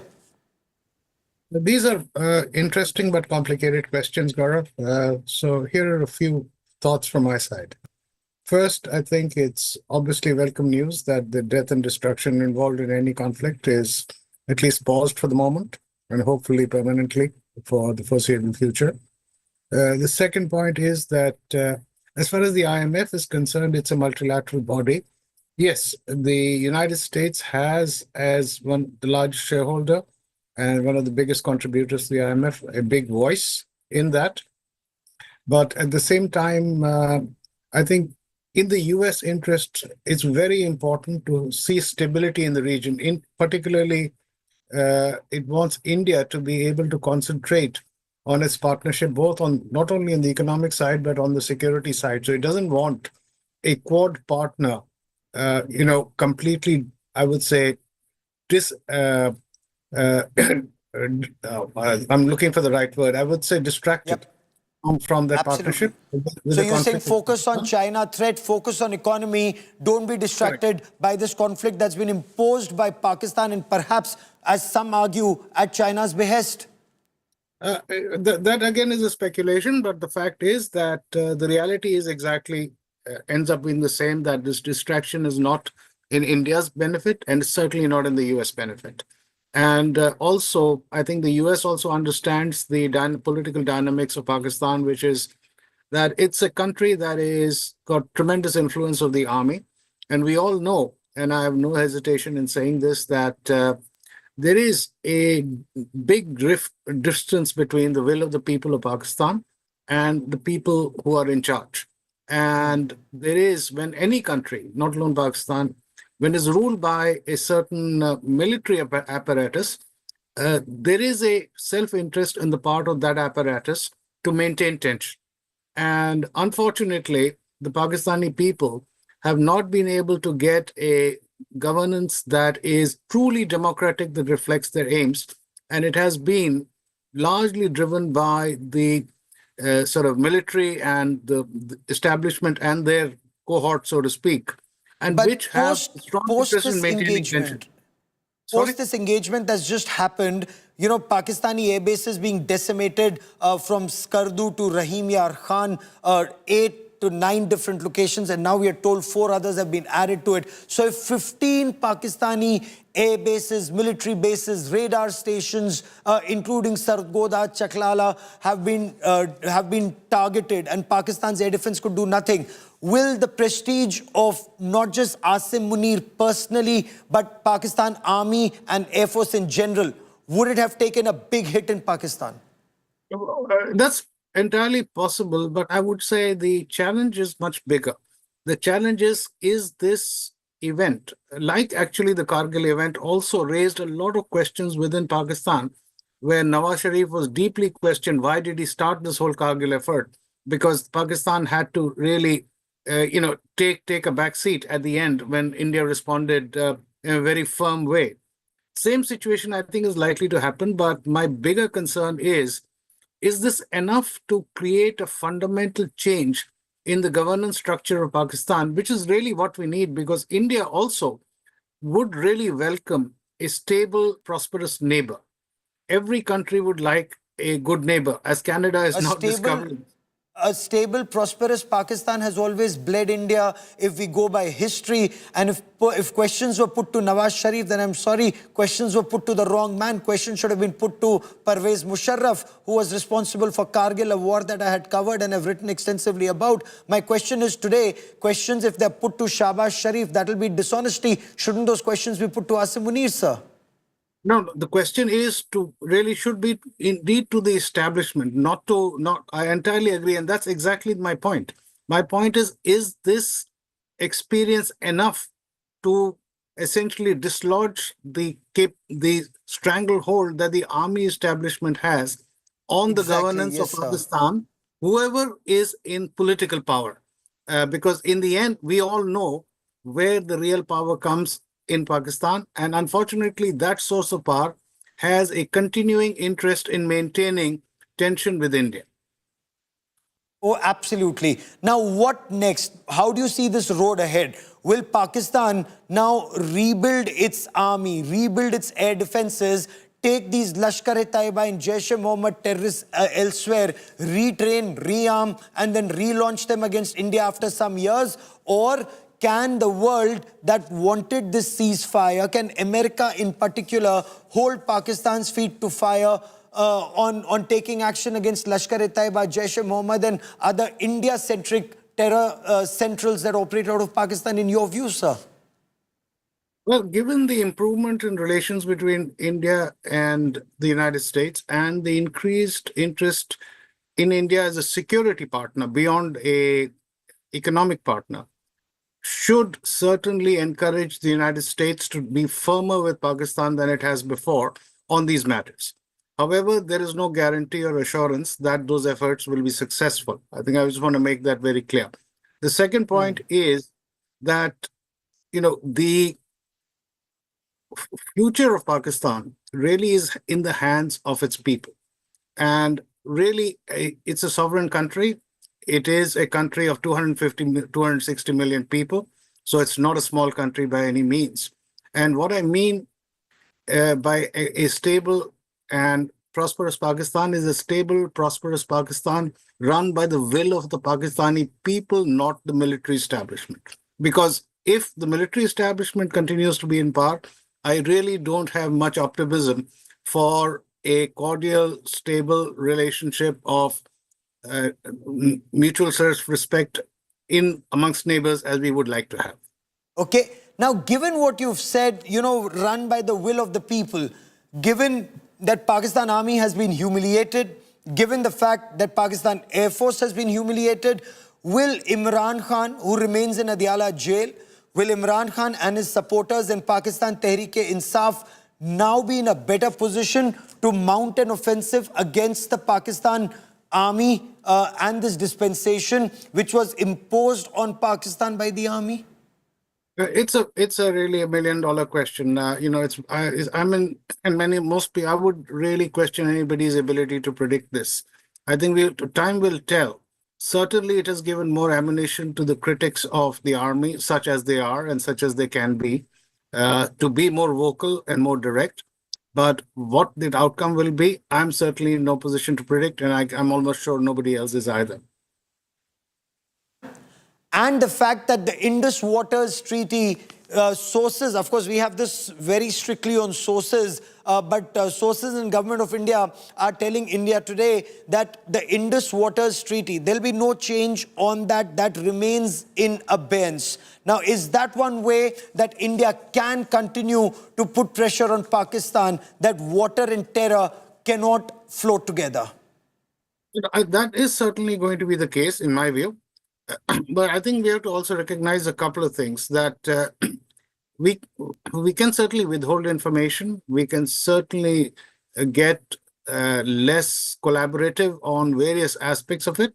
But I think expecting that we can turn off the water is not realistic, because as we all know, nobody is saying we can turn off the water, because that is, whoever says we'll turn off water is generally kind of lowering the standard of the discussion in terms of we are only going to not share details of water, stop it when it's convenient to us, give it when it's convenient to us. They weren't even permitting us. Pakistan would go, as you know better, sir, would go to international bodies and not even let us desilt the water, or not even let us run of the river project. So all of that, now we don't care what Pakistan thinks. We'll do what we want in the interest of the people of Jammu and Kashmir. Wouldn't that be advantage India and advantage clearly improvement of lives of people of Jammu and Kashmir? Harness more electricity out of that. Well, it all depends upon how we execute on that. Clearly, on the face of it, the answer would be yes. But also, I think I can expect the Indian government to be very measured and very strategic in what it will and will not do with reference to that treaty. But certainly, I think there is no doubt that it is a message to Pakistan that there is a price to pay for sponsorship of terror across the border. Sir, stay with me. There's a big story that's coming in from the line of control even as we speak. And Pakistan clearly cannot be trusted. It just shows on ground. Pakistan provokes along the line of control. And this is artillery fire that Pakistan has opened. And it's artillery in direct firing mode in Akhnur, in Rajouri, and along the international border in the Ranbir Singhpura sectors. There's been an explosion that's been reported in Baramulla. We are told that a suspicious drone has been shot down. Pakistan violates ceasefire along the line of control in Palawala sector in Jammu. Clearly, as we knew better, Pakistan cannot be trusted. Pakistan army cannot be trusted. Pakistan agreed to a ceasefire. This is the deceit I am talking about. Pakistan just cannot be trusted.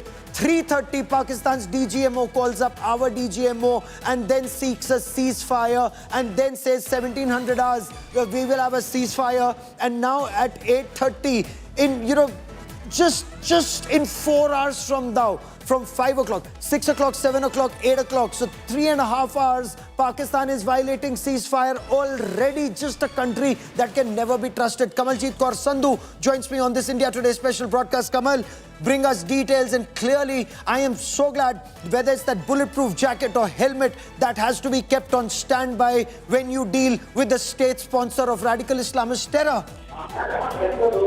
Absolutely. What we're talking about is the preparedness, and that is what is actually being seen on ground, whether the ceasefire stands or doesn't stand.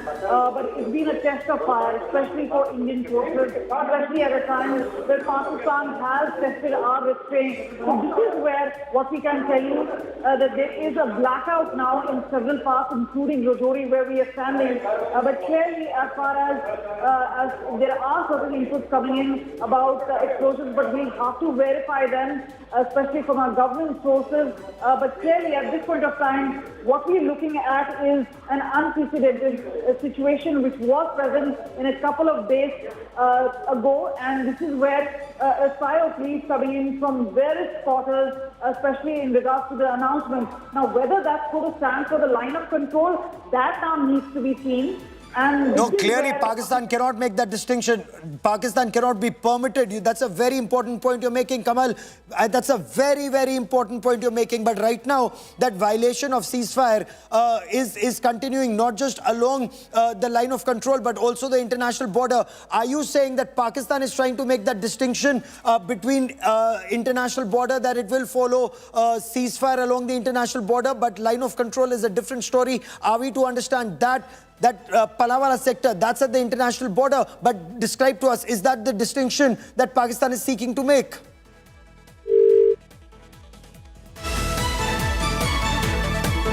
Okay, give me a moment.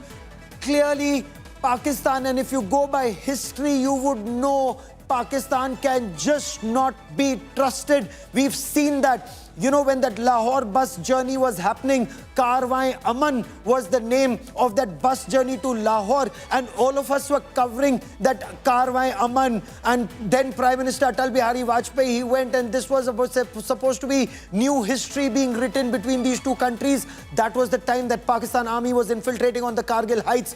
And just 3 months later, that was February when Vajpayee went, February 1999, March, April, May, 6th of May, Pakistan was beheading our young soldiers, Lieutenant Saurav Kalia and 6 other soldiers of the 4th Battalion of the Jat Regiment. This was in Kargil. In Batalik, Pakistan did this just 4 days later. And then there were ceasefire violations on the 9th of May in 1999. It was targeting our ammunition dumps. That's a long history of Pakistan stabbing India in the back, and we've chronicled it all in our lifetimes. I want to bring in India Today's Sunilji Bhatt, who joins us from Jammu. Sunilji, I believe there have been a series of ceasefire violations, not just along the LC, but also along the international border. What details can you get us?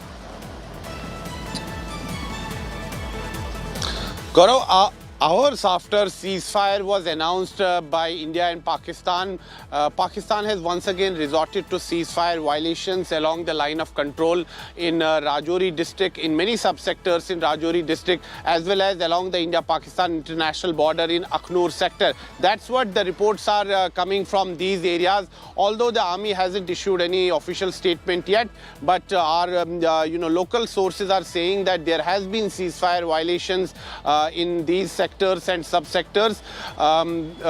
As I said, that there has not been any official word from the army yet, but our local sources have confirmed that there is ceasefire violation going on, and it proves that we need to be very cautious while dealing with Pakistan. Pakistan can never be trusted because the history says that Pakistan has betrayed India time and again. Remember when the then Prime Minister Atal Bihari Vajpayee with high hopes went to Pakistan in a bus to Lahore. Lahore Declaration was announced, and what happened after that? Kargil happened after that.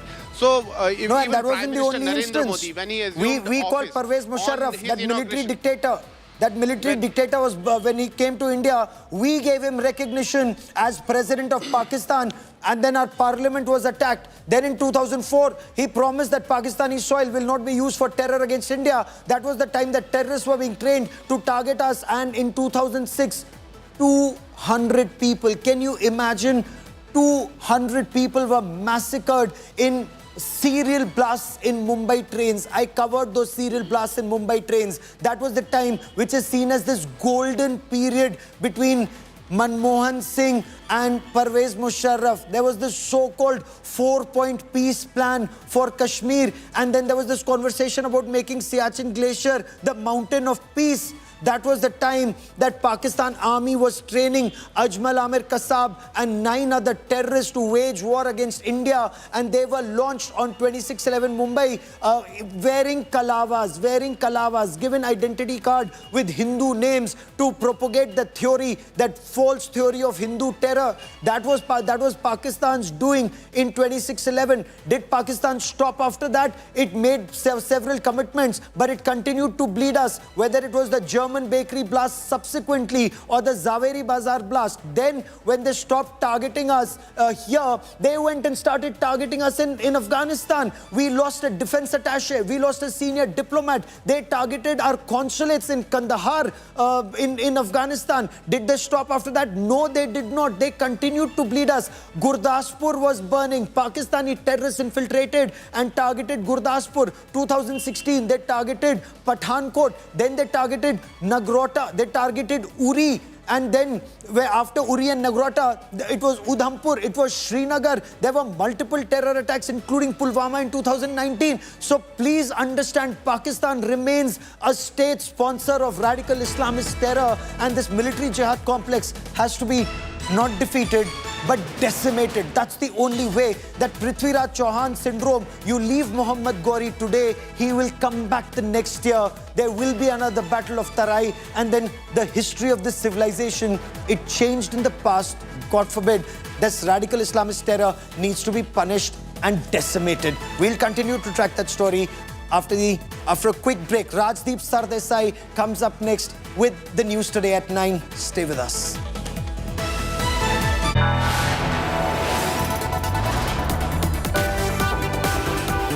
You are watching India Today.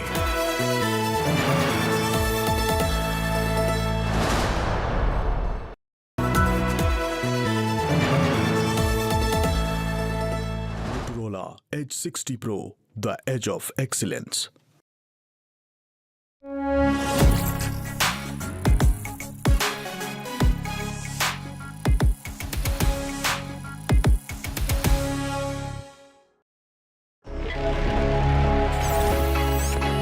Long night? You have no idea. I got you.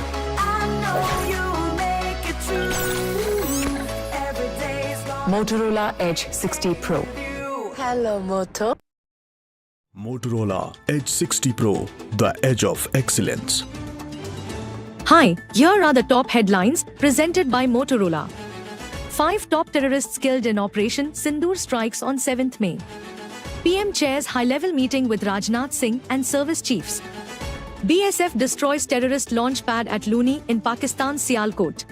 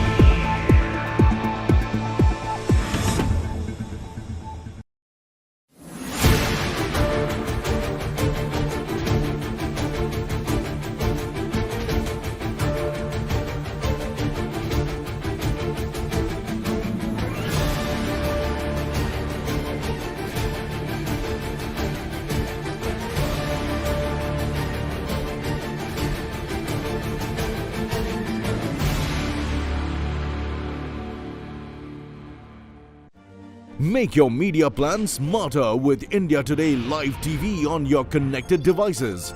Amplify your brand with 100 million smart internet viewers. To advertise, mail us at sales@aajtak.com.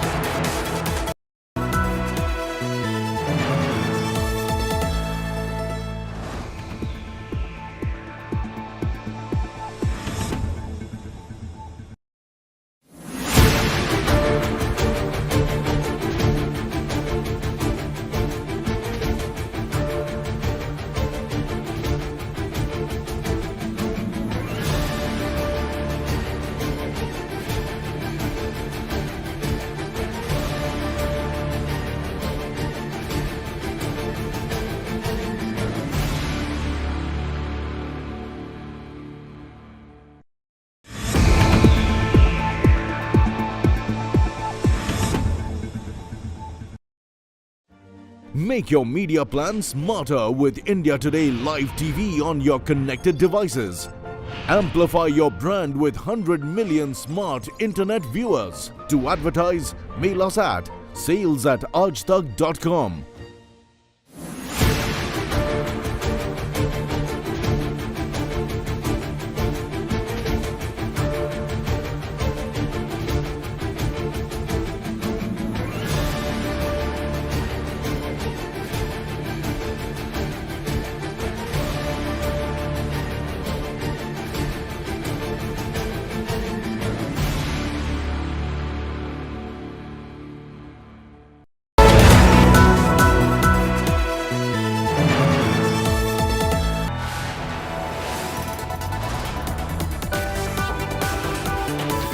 are watching India Today.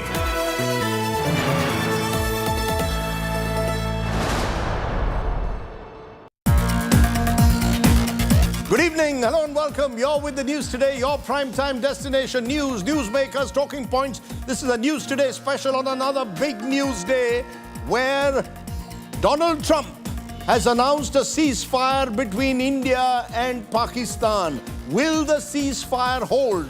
What are the objectives that have been achieved from Operation Sindoor? All the big questions, news without the noise. Let's get you the headlines first. Pakistan provokes along the LOC just hours after a ceasefire is announced. Pakistani artillery shelling reported in Aknoor, Rajouri and Arispura. 12 hours after Indian missiles and drones hit 11 Pakistan air bases, Islamabad agrees to a ceasefire with India. India-Pak military-level talks to take place on Monday.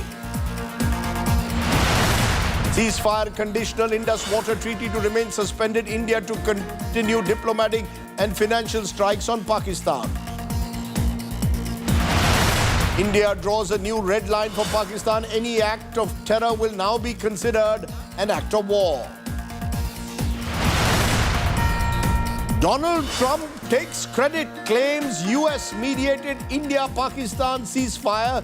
New Delhi says US only piled IMF bailout pressure on Islamabad.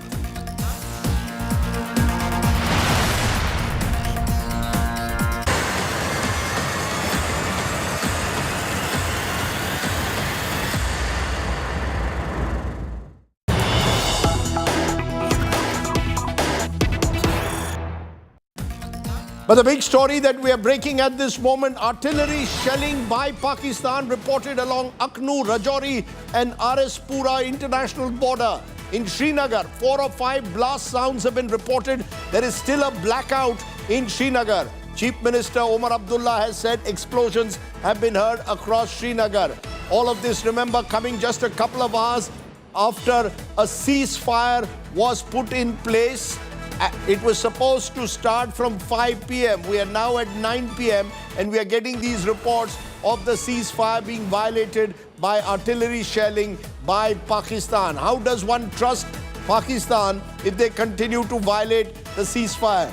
That's just one of the questions I'll raise. I'm going to go to Kamaljeet Sandhu, who's there in one of the places where that ceasefire violation has taken place. Kamal, what are you picking up? We were told that the ceasefire would take effect from 5 p.m. Now at 9 p.m. we are getting reports that the ceasefire is still being violated in Aknur, Rajouri and Araspura.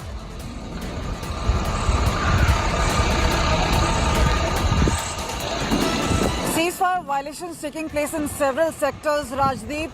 What we're telling to you is a number of explosions being heard even in Srinagar and Baramulla. But these are hostile projectiles which are being taken down. What we know is that drones have been sighted across Kashmir Valley and even in the Jammu sector. And these continue to be the hostile projectiles or the UAVs. And remember, that is why this particular action is being taken place. What we can also confirm to you is there are multiple sporadic shelling taking place in different sectors. And this is where it seems that the Pakistani army is not in line with the ceasefire which has been announced between the two countries.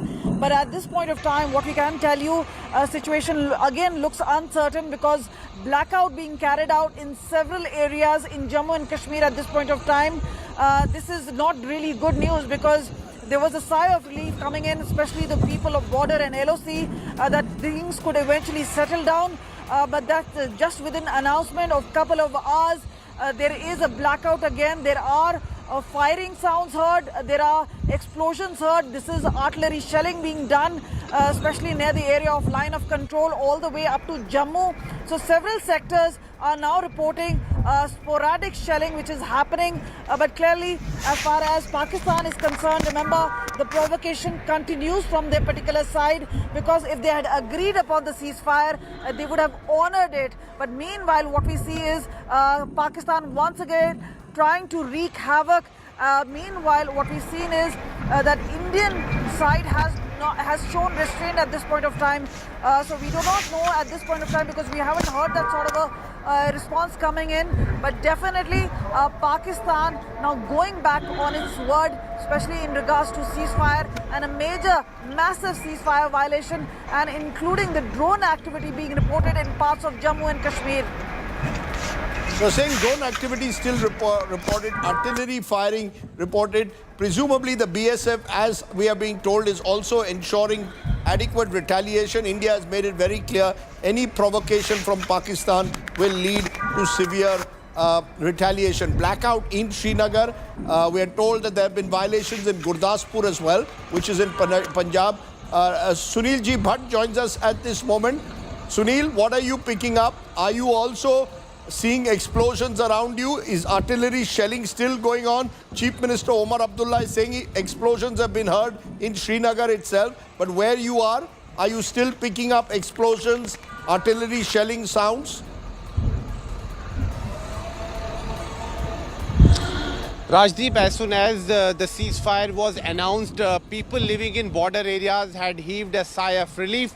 But once again, Pakistan has violated ceasefire along the line of control in many subsectors in Rajouri district and even along the India-Pakistan international border in Aknur sector in Paragwal area. So it's clear that Pakistan has once again betrayed us, and it's not new. If we go into history, there are so many instances when Pakistan had said that it will maintain peace and tranquility along the borders, but then again Pakistan betrayed us and it violated ceasefire along the line of control as well as along the international border. Rajdeep, what we are learning from our sources is that multiple explosions have been heard in Srinagar city, and this has now been confirmed by even Jammu and Kashmir Chief Minister Omar Abdullah. He has just tweeted and he has said that what has happened to the ceasefire that was announced, many explosions heard in Srinagar city. That's what he was trying to say. And drone activity is also being witnessed in many areas in Jammu and Kashmir. Sirens are also on in Samba and even in Udhampur. Is it less than yes? So it's clear that are the activities that you're witnessing less than yesterday? Is there a reduction in intensity, or is it as intense as it was yesterday? A quick answer. There is reduction in the activity, but the fact is, Rajdeep, that a ceasefire was announced, a formal ceasefire was announced, and even US President Donald Trump tweeted about it.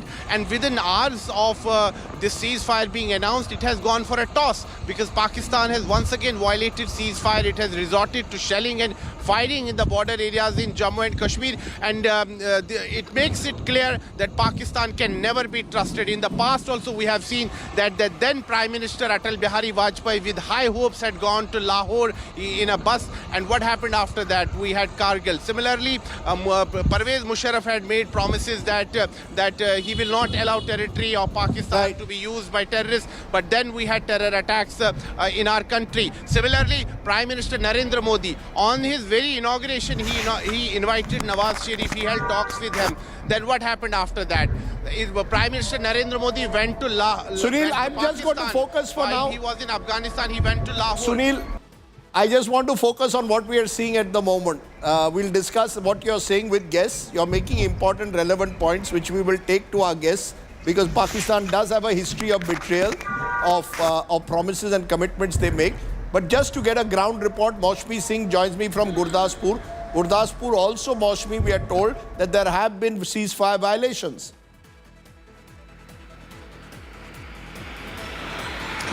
Rajdeep, there have been drones that have been spotted. I've recorded one visual myself at closer to the border.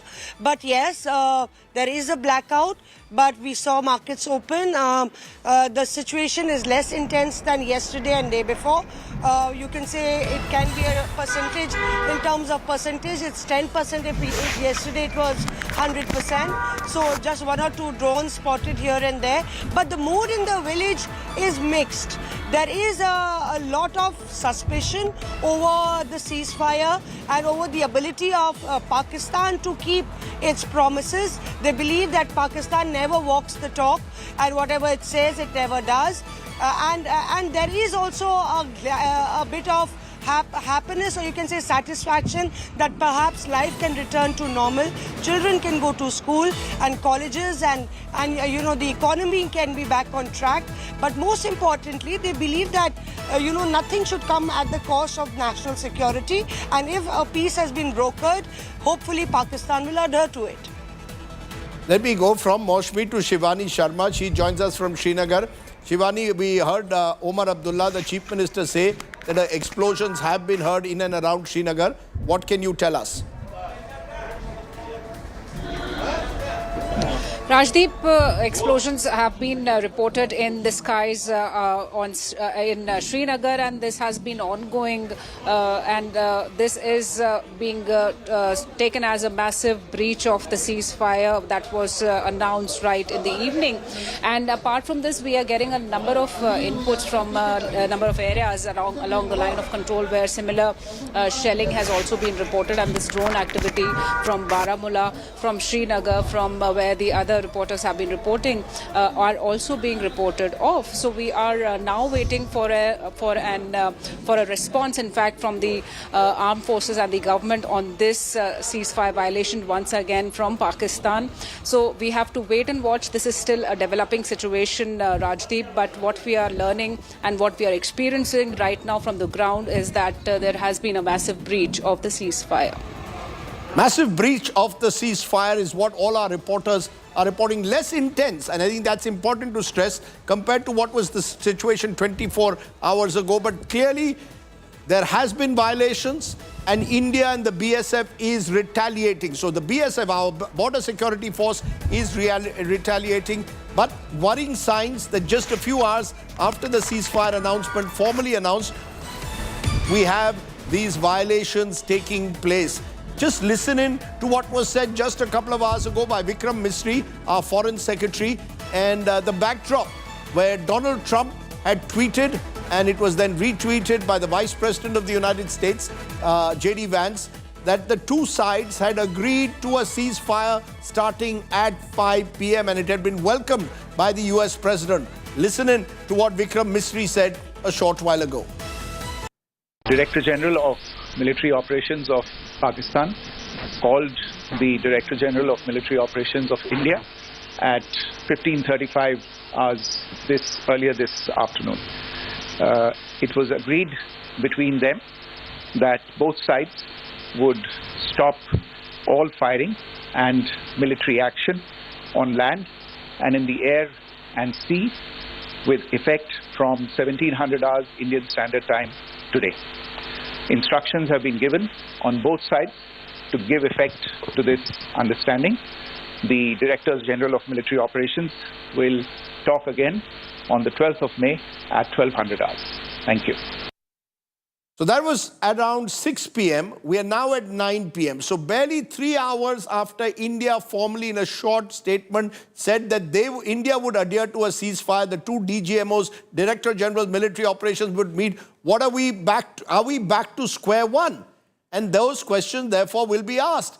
Operation Sindoor, were the objectives achieved? Will this India-Pakistan ceasefire really hold? Importantly, can Pakistan really be trusted to act on terror, on cross-border terror? Those are the questions that we're going to raise. Joining me at this moment, Vivek Kaju, former Secretary in the Ministry of External Affairs, has dealt with Pakistan also. Rajiv Dogra was former Indian Consul General to Karachi. We'll also be joined by military experts in a moment. But I want to come to you, Mr. Kaju, first. 6 o'clock, India announces, based on half an hour, 45 minutes after Donald Trump formally tweets out the announcement of a ceasefire. And what do we have at 9 p.m.? Pakistan once again violating terms of the ceasefire. Artillery shelling is on. How do we trust Pakistan? Will this ceasefire hold, Mr. Kaju?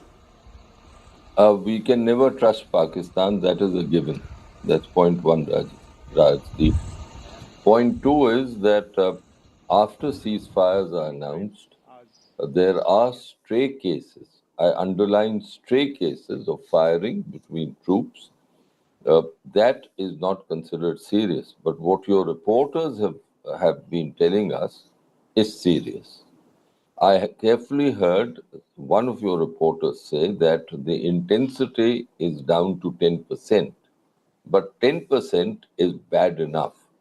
It means either instructions have been given from the General Headquarters in Rawalpindi, or that local commanders are acting on their own, Pakistani local commanders. In either case, it is very worrisome, and clearly we will have to wait and watch for the next 24 hours, especially very carefully. So what's your sense? Is it, just to stop, you made an important, your sense, is it local commanders who are violating the ceasefire, or is it that the GHQ and the civilian leadership may still be at cross purposes? Because very clearly it was mentioned in the statement that two DGMOs, the Director General Military Operations, would be meeting on Monday. So are the local commanders not aware of the ceasefire? Could that be the reason? Or is there a difference of opinion, as we've seen in the past, even in Kargil, between the military and the civilian leadership? The State Department readout was that the Americans were in touch with Sharif, with the Army Chief, Asim Munir, and with the NSA. That would indicate that Asim Munir had come on board. Prima facie, that would be the indication. And the fact that the Pakistani DGMO spoke to our DGMO led me to think in that direction. But now I would like to wait for the next 24 hours before I come to a firm conclusion about Asim Munir's motivations. Because we know that Asim Munir has swallowed a very bitter pill. Why do I say that? Permit me one sentence here. The terror machinery of Pakistan is part of their security doctrine. Let us forget other aspects of this military operation. The fact that India, right at the beginning, was able to target Bahawalpur and Muridke which occupy iconic status in the entire terror jihadi setup of Pakistan, is a very bitter pill for Asim Munir, and he would be under tremendous pressure to proceed with operations from his jihadi proxies that the army has developed over 35 years. So, at the moment, I have question marks. After hearing your reporters, I have question marks because he'll have to pay. My last point, he'll have to pay a price, Rajdeep, to curb these boys, because that is what India has made clear. I think this operation, Sindoor, is a clear indication that India will not hesitate to use kinetic action through its conventional forces to an unacceptable attack of terror. That is a statement, as I have said in my writings, of a Modi doctrine. And that is a very bitter pill for Pakistan to swallow, because it changes the entire dynamics. It was changing after Uri, surgical strikes, after Balakot, but this has conclusively changed it. And that doctrine was that any use of kinetic force by conventional forces is an escalation. Vikram Misri rightly said something that some of us were saying for years, that the escalation, the original escalation on the nuclear ladder is an unacceptable terrorist attack. So this is something which in doctrine, large parts of the Pakistani army will find it very difficult to accept. And certainly the jihadi establishment, if I may say so, is today shaken because of the strikes. I'm sorry if I'm repeating myself, on Bahawalpur and Murid. You've said that, and you've said that emphatically earlier as well, that the strikes on Bahawalpur and Murid have shaken, you believe, the Pakistan jihadi establishment. Rajiv Dogra, we're also getting a tweet a short while ago from Shahbaz Sharif, Pakistan's Prime Minister, welcoming the ceasefire. Shahbaz Sharif suggesting, therefore, that he's fully on board. But I go back to 1999. Nawaz Sharif was on board when it came to agreements with India. The Lahore bus ride of Prime Minister Vajpayee ended in the icy climes of Kargil. Given what we've seen in the past, Pakistan shaking hands when it came after Pathankot as well, and then you had Uri. So how does one trust this Pakistani establishment, especially the military establishment, given what Mr. Vivek Kajju has just said, that for Asim Munir, for the Pakistani general, it's a bitter pill to swallow? Rajdeep, you emphasized trust. I'm reminded of what Reagan said, trust but verify. Pakistan has betrayed India on the very first step. 3 hours back, it said, trust us. That's why the DGMO rang up. And that's why the technical term was not ceasefire, but halting of military operations on land and air, which means that there's no firm signature. Second thing is, your reporters interviewed some villagers in a remote area of Jammu and Kashmir. They were aware that India and Pakistan have reached an agreement. They were happy that their children could go back to school. How is it that the Pakistani army posted on their side of LOC and international border were not aware? Unless there's so you don't buy the local commander theory. You don't buy the theory that local commanders are doing this. You don't buy it at all. No. I'm not contradicting Vivek. No, I'm saying in general. I'm saying in general, do you believe local commanders surely would have been told by now that we've decided to go on a ceasefire? They would have been told. That's exactly the point. My point is that there are two sides to it. Either there's an element in Pakistan army which has decided to revolt against Munir and go against his orders. That is number one. The second point is that Munir is being deceptive. He has promised one thing at one level and decided to take action at another level, because for whatever reasons. But that is their internal matter. Whether he is removed, whether there's a reward or whatever, a solemn promise, and Pakistan is known not to keep its solemn promises, a promise given to another nation has to be kept. If it is not kept, then there is something very wrong with that country. Absolutely. I take your point, and I think you make that point very strongly. I just want to go to get a military voice at this moment, because Lieutenant General Sanjay Kulkarni, former Chief of Staff, 14 Corps, is joining us. Appreciate your joining us, General Kulkarni. As you can see on our screen, blackout images once again.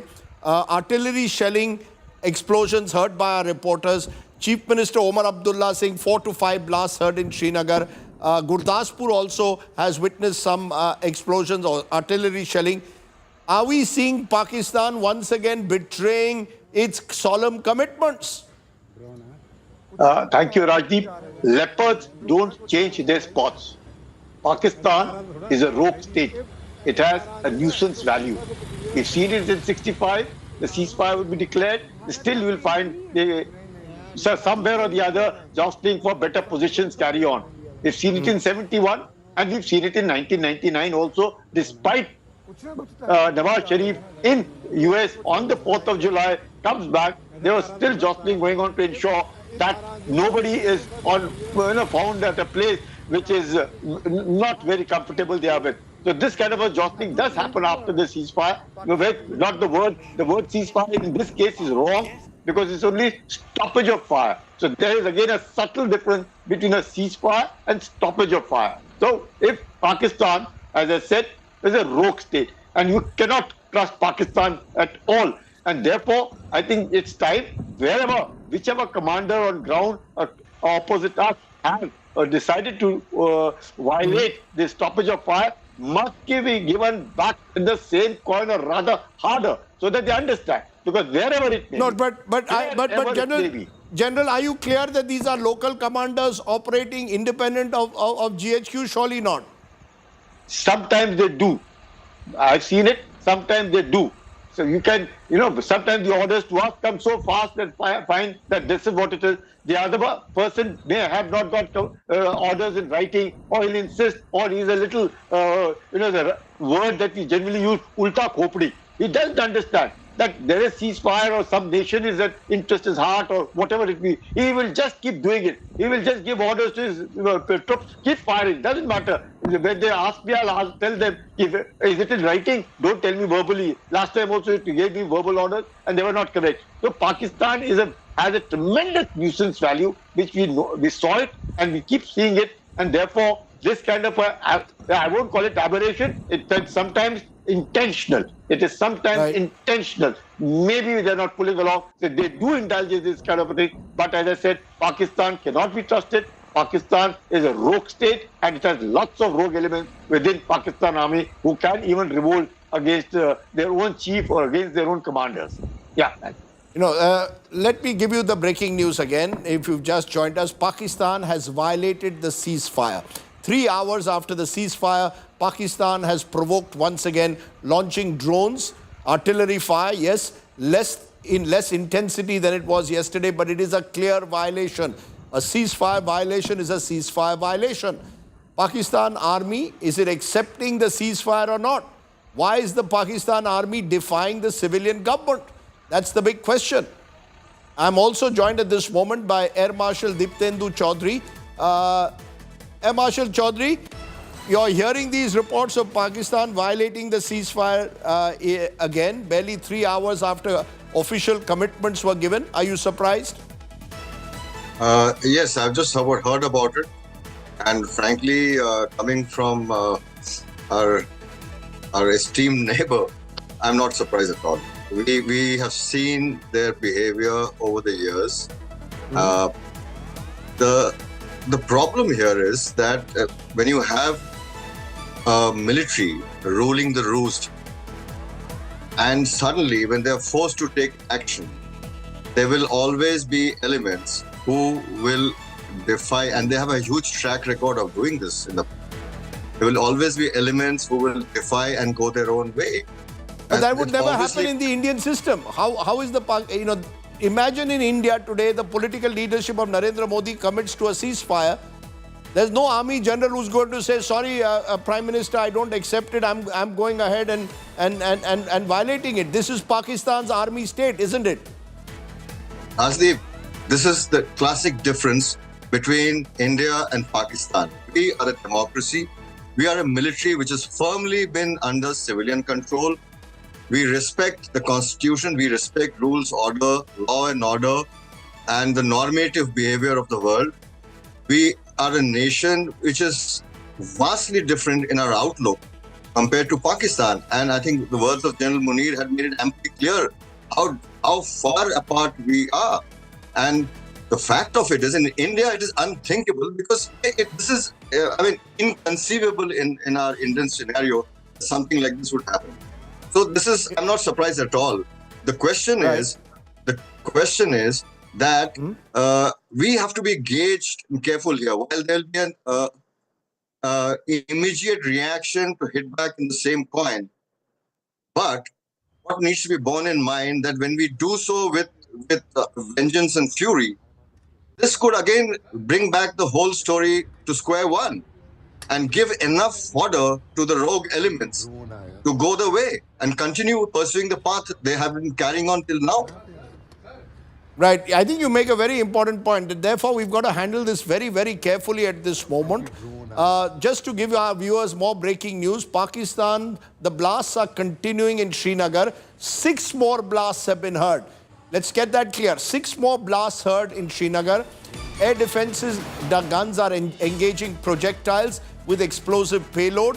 Anti-drone system is hitting the drones hovering around the cantonment area. So 6 more blasts and parked drones have been sighted in Srinagar. We are seeing really projectiles with explosive payload also being engaged. So worrying signals there coming in from Pakistan suggesting that they're not accepting perhaps, or at least elements may not have accepted the ceasefire just yet. Vivek Kaju, what does India do in such a scenario? Given the fact that no less than the US president has staked his personal reputation in a way by coming out and saying, I've brought the two sides together, I welcome this ceasefire. You've had J.D. Vance saying the same thing. How does India now respond? Does it respond with rage or wait for a few hours or a day to see whether the ceasefire holds or not? Look, Rajdeep, after hearing you now, and based on my experience of dealing with Pakistan, which stretches over a few decades, I'm reasonably certain that the use of drones is indicative of a decision in General Headquarters. The use of drones in the manner in which they are being used in Srinagar, and you've mentioned that they are targeting the cantonment, is certainly indicative of this fact. Now, why are they doing it is a question that I'm sure would be engaging our political leadership and our military leadership today. And are you saying though that the ceasefire is off for now, or do you believe that we cannot say that till we know in the next 24 hours exactly what happens next? I would like to wait for 24 hours, but I think this is a very serious development which will engage our people through the night today to see how it evolves. That's point one. Point two, in my experience, the Pakistan army is both a political army and a professional army. The army has never revolted against a chief. Never. And it would be wrong of us to think that the chief can be elbowed out through a coup. The only time I recollect when the generals went to a chief and said that his position was untenable was with Yahya after his defeat. After 71. That's right, in 71 and in 58. After that, no chief has been removed. One chief voluntarily left, and that was Karamat, when the civilian Prime Minister objected to his speech. on the National Security Council constitution. So effectively, what you're I'm saying, saying is, Asim Munir, General Munir would know exactly what's happening on the ground. I cannot believe that the use of drones. You see, the generals are there, the air marshal is there. They know much better than me. But my experience of 6 years on the desk in the 90s and later following Pakistan has been that the exchange of small arms fire, of even mortar fire along the LOC or the IB in J&K can be occasionally the work of local commanders.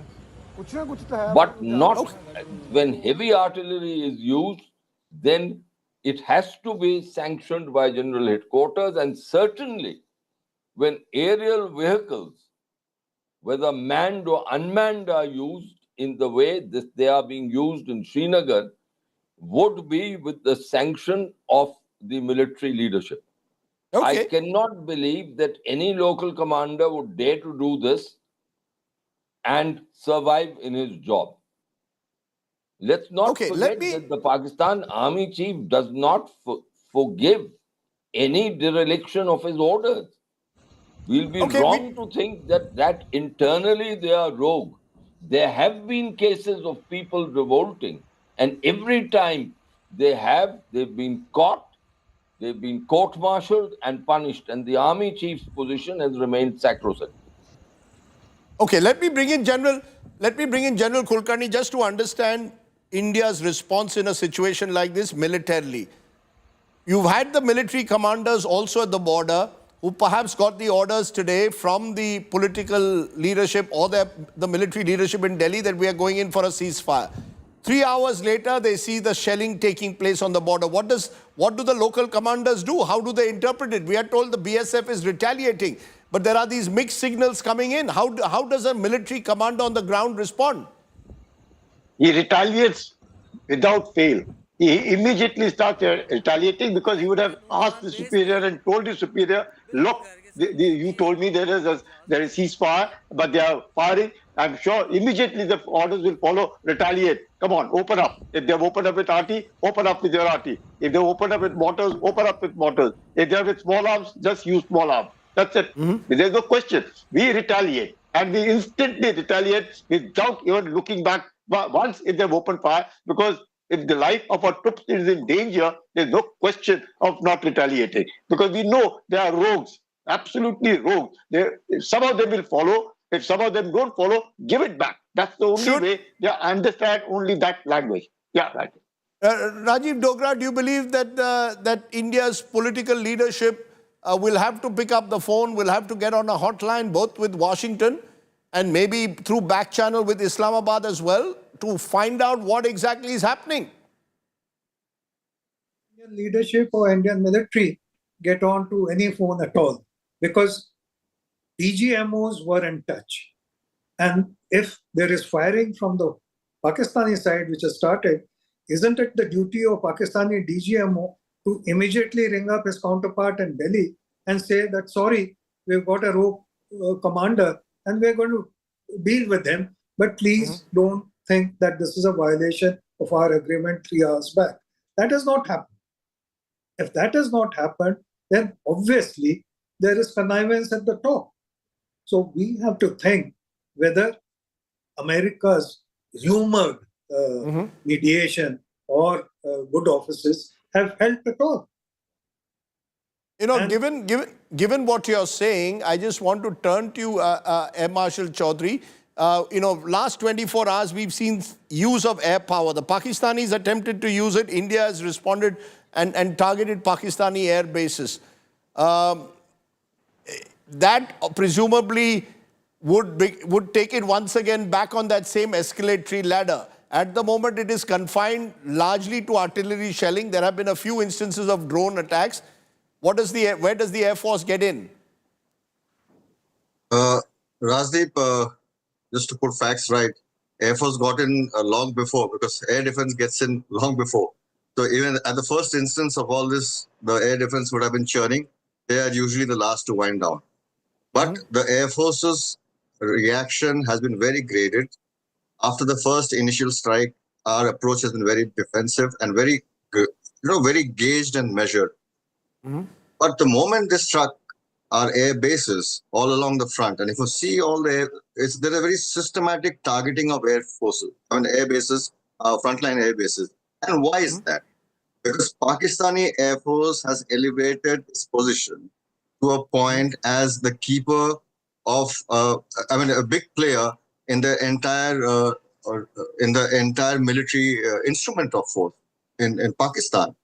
Remember that they have been leveraging the US and the Chinese to their greatest advantage, and they have singularly focused on building up their air power and cover the gaps after Balakot, so that in future, which such a occasion arise, that they would have covered the bases. Now, when they started escalating the whole game by targeting our frontline bases, technically, if you look at it, it's a military target which has been hit. It's an act of war. But we showed enormous restraint. But when they continued in this manner, that is the time now we struck back with fair amount of lethality in their bases. And I think the craters that we are showing, if they are from Rahimia Khan, it shows the extent of damage we could do. Again, we have been restrained by probably doing limited targeting, because if you really look at it, to take out an air base in a classic counter-air operations, the kind of force used and employed would have been significantly more, and not just one or two craters. So again, we have shown a restraint by going up the escalatory ladder. But if it continues in this manner, and this scale, then it depends on how it's going to go. But what we must bear in mind, drones give a very, they fall in the gray zone. It's very easy to carry out drone warfare and step back from the military domain. Oh, we are operating in the gray zone, and not really using classical hard power or a military power in that option. There are very fine lines that we are treading here. But one thing you must remember in mind, the fact that we have targeted Pakistani air bases and air depth bases, do remember a fair chunk of Pakistani Air Force have American inventory, F-16s and the associated equipment.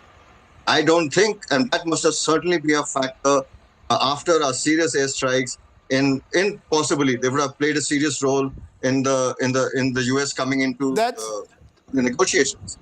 Okay, that's interesting, because there are lots of theories doing the rounds, Vivek Kaju, and I want a short answer to lots of theories doing the rounds as to what suddenly changed in the last, say, 12 hours.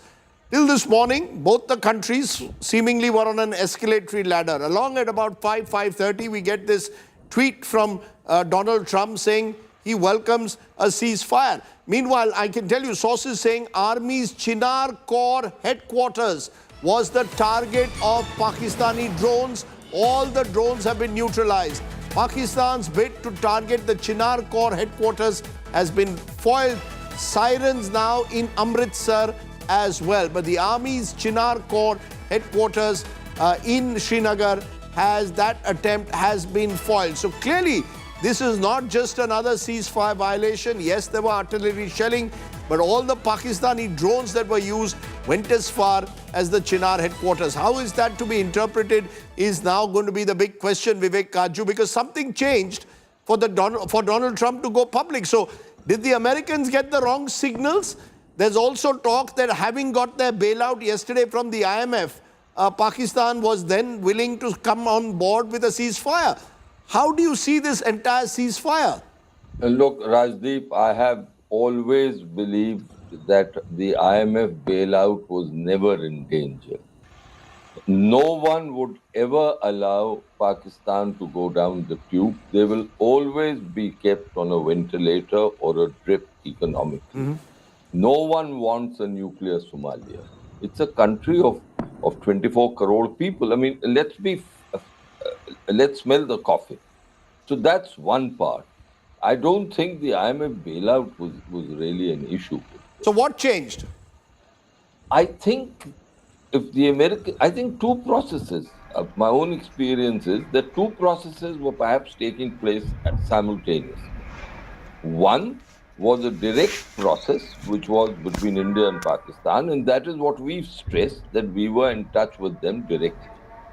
Second, The American State Department has issued a statement. Let's keep Donald Trump's comments aside. The American State Department has issued a statement, and the statement says that the Americans mediated a ceasefire between India and Pakistan.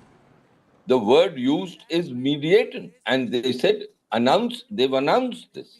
They've also said other things in that statement. It's a 3-paragraph statement, which we have refuted, and I think correctly refuted, because if we were to accept what is in that statement, that says that the two countries will start, the governments of India and Pakistan have agreed to start talks on a broad set of issues at a neutral site, is something which will be contrary to everything that we diplomatically, and I'm sure Rajiv will agree with me, everything that we have done after Simla. But then why did we? Hear me out. No, then how do the Americans go ahead with a statement like that? If you're saying that this goes against everything that we stand for since Shimla. I think they misinterpreted things, because we've said we were in direct talks. We've denied this. Strangely, the Ministry of External Affairs, I haven't seen deny it, but the Ministry of Information and Broadcasting has denied it. So there is some kind of a Government of India denial of this at the moment. But I think a plainer denial is needed. So as I said, two processes were in play at the same time, and the Pakistanis are acting like Pakistanis always do. This is very serious stuff. If Chinar headquarters are being targeted by drones, then I will reiterate, it cannot be a local commander or set of local commanders' activity. It has to be approved by GHQ. But you know, Rajiv Dogra, the fact therefore is that here we've got this American statement, 3-para statement, saying the two sides have even agreed to talk a range of issues at a neutral venue. Now, did Donald Trump, has something got lost in translation? I mean, how is one to interpret this? Or was this seen as, give Pakistan something to feel that they can satisfy their domestic constituency, look for something that will give India a sense that they can go ahead and enunciate their concerns? I mean, how are we to interpret this? Look, Rajdeep, I think speculations can go on, but it's not our business as professionals to speculate. What is there in black and white is the statement, American statement, which Vivek has read out. And hopefully, by tomorrow morning, MEA would respond to that. It has already responded subtly in Foreign Secretary's first statement to the press this afternoon, where he said that emphasized that DGMOs of the two countries got together, and that was supplemented by External Affairs Minister's tweet, where also he emphasized that it was a direct talk between the two countries. But that apart, I mean, I think slowly these things will come out. If I am speculating, let me start from Nawaz Sharif's statement, which was put out on social media 2 days back, where he repeated his earlier advice to Shehbaz Sharif that please bring it down. So is it possible that civilian authorities, for some reason, may have agreed to the American pressure and for a moment got the army chief also to agree, on which he went back immediately thereafter? But as I said, this is speculative. I do not have any solid things to back it up. You see, that's the problem. There's such a fog of war that still exists at the moment. Mr. Kanju, a quick comment. Yes. No, my friend Rajiv Dogra and I entirely agree that as professionals we should not speculate, but then after that he began speculating himself. And he would be smiling at that. So the point I'm making is that I think the process... He's entitled. You see, we are all speculating as to what changed. You see, just as we went up an escalatory spiral so quickly, suddenly when a ceasefire is announced... Permit me to complete. I believe that we were in direct conversations. But I think Rajiv will agree with me that the Americans are a meddlesome people, and they have said that we were working through the night. They are the preeminent country in the world. They don't want a distraction at the moment, so they were working the phones too. It's been my experience. I've handled Pakistan at a low level, middle level for many years, and I've seen Kargil, I've seen the Lahore thing, I've seen Agra. I know that several things are in play at the same time. I have every belief in what the External Affairs Minister has said. I'm not saying that that's wrong. I would like a more categorical assertion on our part here, right? Because the American State Department statement is on record. So therefore, there should be an MES statement on record. Right. I want to stop you for a moment because we are also getting news that from a minister in Gujarat, several drones spotted in Kutch. So now it's not just in Kashmir, it's also in Kutch. We've also heard of drones being sighted near Pokhran in Rajasthan. So clearly this is, in a way, some would say back to square one, not quite in terms of intensity. Last night was particularly intense in terms of the kind of drone firing that took place from across the border, but there is a complete blackout in Kutch. All of this is leading to this fog of war at the moment. I just want to play a story from what has happened on the ground for a moment, because look, if you're living along the LOC, life has been very tough. In places like Uri, it has been consistent shelling for several days. And guess what? It's the innocent villagers who've suffered because of Pakistan violating the protocol when it comes to shelling across the LOC. This is a story of the people who suffer. After targeting villages along the line of control, Pakistani artillery firing has turned to densely populated towns. Artillery shells hit Rehari locality of Jammu city on Saturday. This is not a border village or border town. This is the heart of Jammu city, and look at what has happened here. Early this morning at around 5:40 a.m. there was a loud explosion here. We spoke to the local MLA here a short while ago. He claimed that a mortar shell landed here in this residential locality. But see the extent of damage that has taken place. The first floor of this house has been completely damaged. We are being told that 3 people have been injured in this explosion. सुबह जब हम पहुंचे ये घटना हो चुकी थी. देखने को मिला कि पूरा जो ऊपर माउंटी है वो डैमेज है. आसपास के कुछ लोगों को छोटी माइनर इंजरीज आई है. Jammu and Kashmir Chief Minister Omar Abdullah visited the affected areas. If a Gurudwara was impacted by shelling earlier, this time the area around Shambhu Temple in Jammu was targeted by drones. So we're just trying to show you, look at the car. He was inside in his room. This is when this shelling had impacted. Look at this car. It just pierced through huge metal. It's pierced through this particular wall out here. And clearly what we've seen here is also the civilian areas which has come under a massive fire, especially from the Pakistani army. लोग डरे हुए हैं अंदर माहौल के अंदर, बाहर तो आ नहीं रहे. तो जैसे जिसको पता लग रहा है, जो आपने अपनी गाड़ी लेके सब गांव की तरफ भाग रहा है, कोई कहीं भाग रहा है, कोई कहीं भाग रहा है. हालात अपनी जिंदगी के में मुतासर हो गए सब. ये फर्स्ट बार रजौरी के अंदर ये इतनी बड़ी मूवमेंट आई है. अभी इसके पहले कभी नहीं आई है. The house has been impacted in a big way. This is a massive blow by Pakistan, at least in the civilian areas, and that's what we've seen. Pakistan regularly attacking civilian areas. Remember, there's no army or other security establishment nearby. This is deep in the civilian area, which has now been impacted. But that's the life of resident of a line of control. And this is where things remain uncertain for families like these. जब मैं नमाज पढ़ रही थी, बहुत तेज आवाज आई. हम वैसे जमीन के साथ लगे. तो बाहर थोड़ी देर जब रुका, बाहर आके हमारे पड़ोसियों ने हमें बताया कि भाई आपका तो सब कुछ क्रैश हो गया है, निकलो यहाँ से, निकलो यहाँ से. हम गए, उठे, पास में जाके दूसरे घर में गए, हमारा सब कुछ खत्म हो गया है, पूरे का पूरा खत्म हो गया हमारा. मैं सोया हुआ था, अचानक ही ब्लास्ट हुआ था. मेरी थोड़ी सी आंख खुली थी और 1 सेकंड भी नहीं लगा, पूरा रूम धूल से भर गया, कुछ दिख नहीं रहा था कि जैसे पूरा काला, ब्लाइंड हो गया. While India and Pakistan agreed to a ceasefire, Islamabad, unable to inflict damage on military facilities, targeted civilian population along the line of control.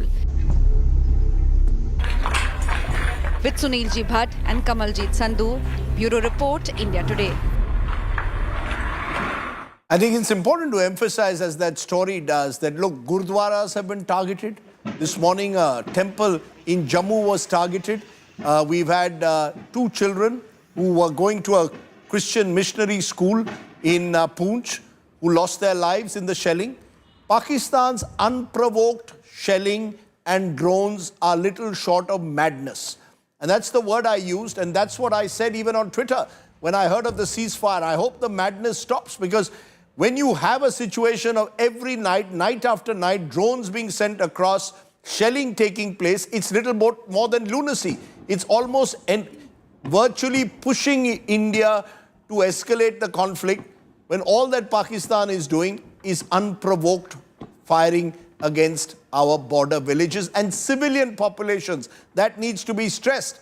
More than 20 civilians have, or around 20 civilians have lost their lives in Poonch, Rajouri this morning. An ADC was killed in the shelling. Now, if that is not madness, what is it?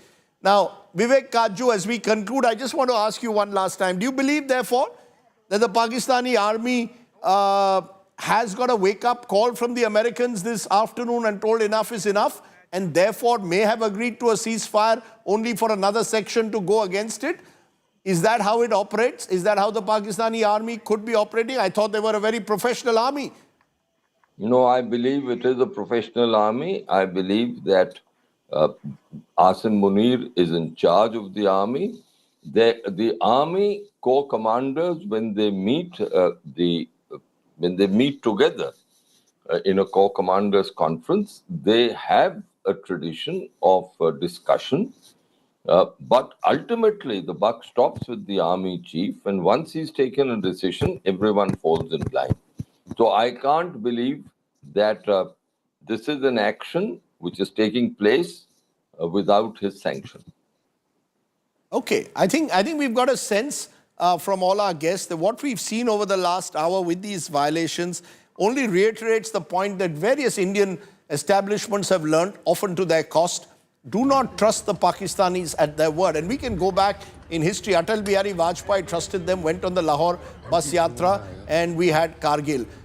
We've had in the past other attempts made by Indian prime ministers to reach out to Pakistan. Prime Minister Modi reached out to Nawaz Sharif in 2015 December. We had Pathankot just a month later. Manmohan Singh reached out to the Pakistan. Sorry, Mr. Kaju, what were you saying? I said 10 days later. 10 days later, yes, 10 days later, December to January, yes. And then we had instances where Manmohan Singh reached out to the Pakistani leadership, and we had Mumbai 2611. Air Marshal Chaudhry, you want a final word? Are you hopeful, optimistic as we end the show at the moment? I'll be getting in more guests, or are you pessimistic? Will the ceasefire hold? When it comes to Pakistan, I'm fundamentally cynical by nature, but there is this lingering hope inside me that that somewhere down the line they'll see the reason. My only sense, which I would like to end with, is that it'll be worth the while, possibly, to watch and wait the extent, because the Pakistani military, and especially some of the leadership, and for the Air Force, I know for a fact, would love to look at every option and tweak every option before they are forced to the table. Okay, let's leave it there. I appreciate my guests joining us. This is continuing coverage. Back in a moment with plenty more. You're watching our special coverage. Will that ceasefire with Pakistan hold or not? News without the noise. Back in a moment.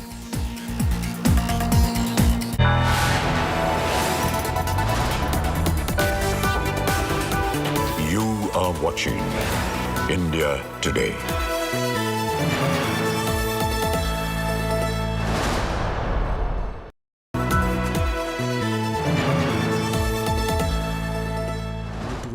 Edge 60 Pro, the edge of excellence.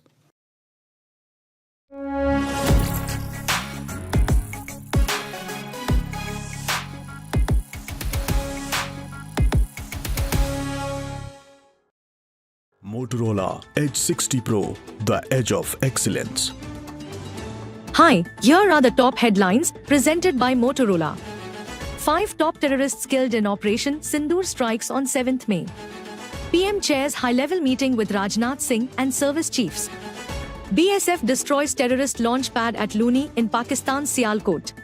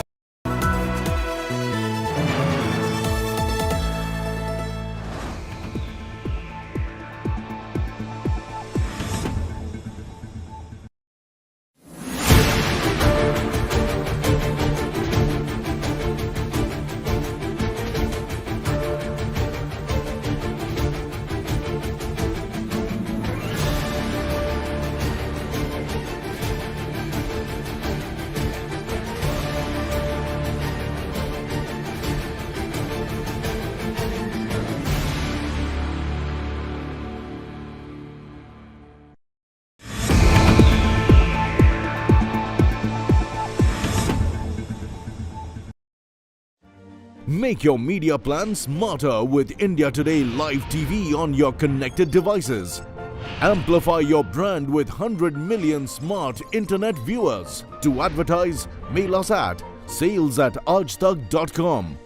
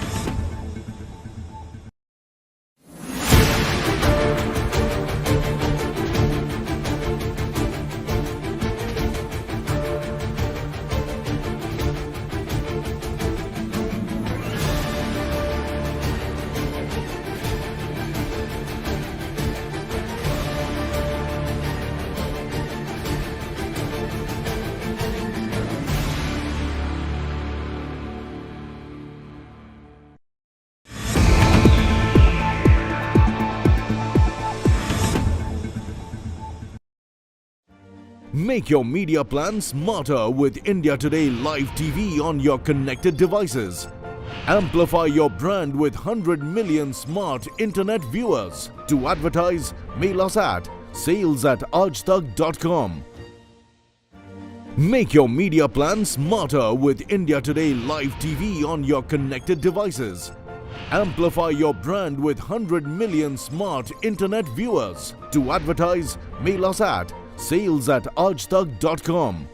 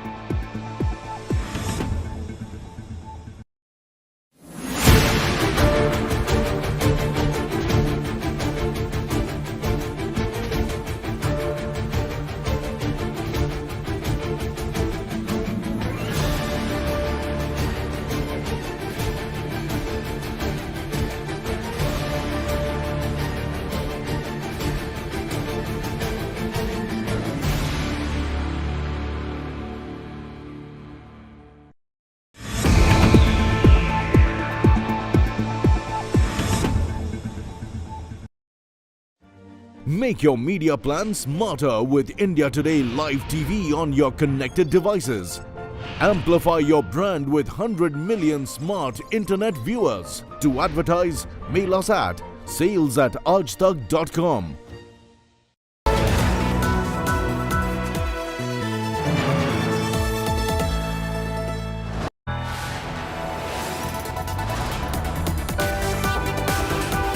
You are watching India Today.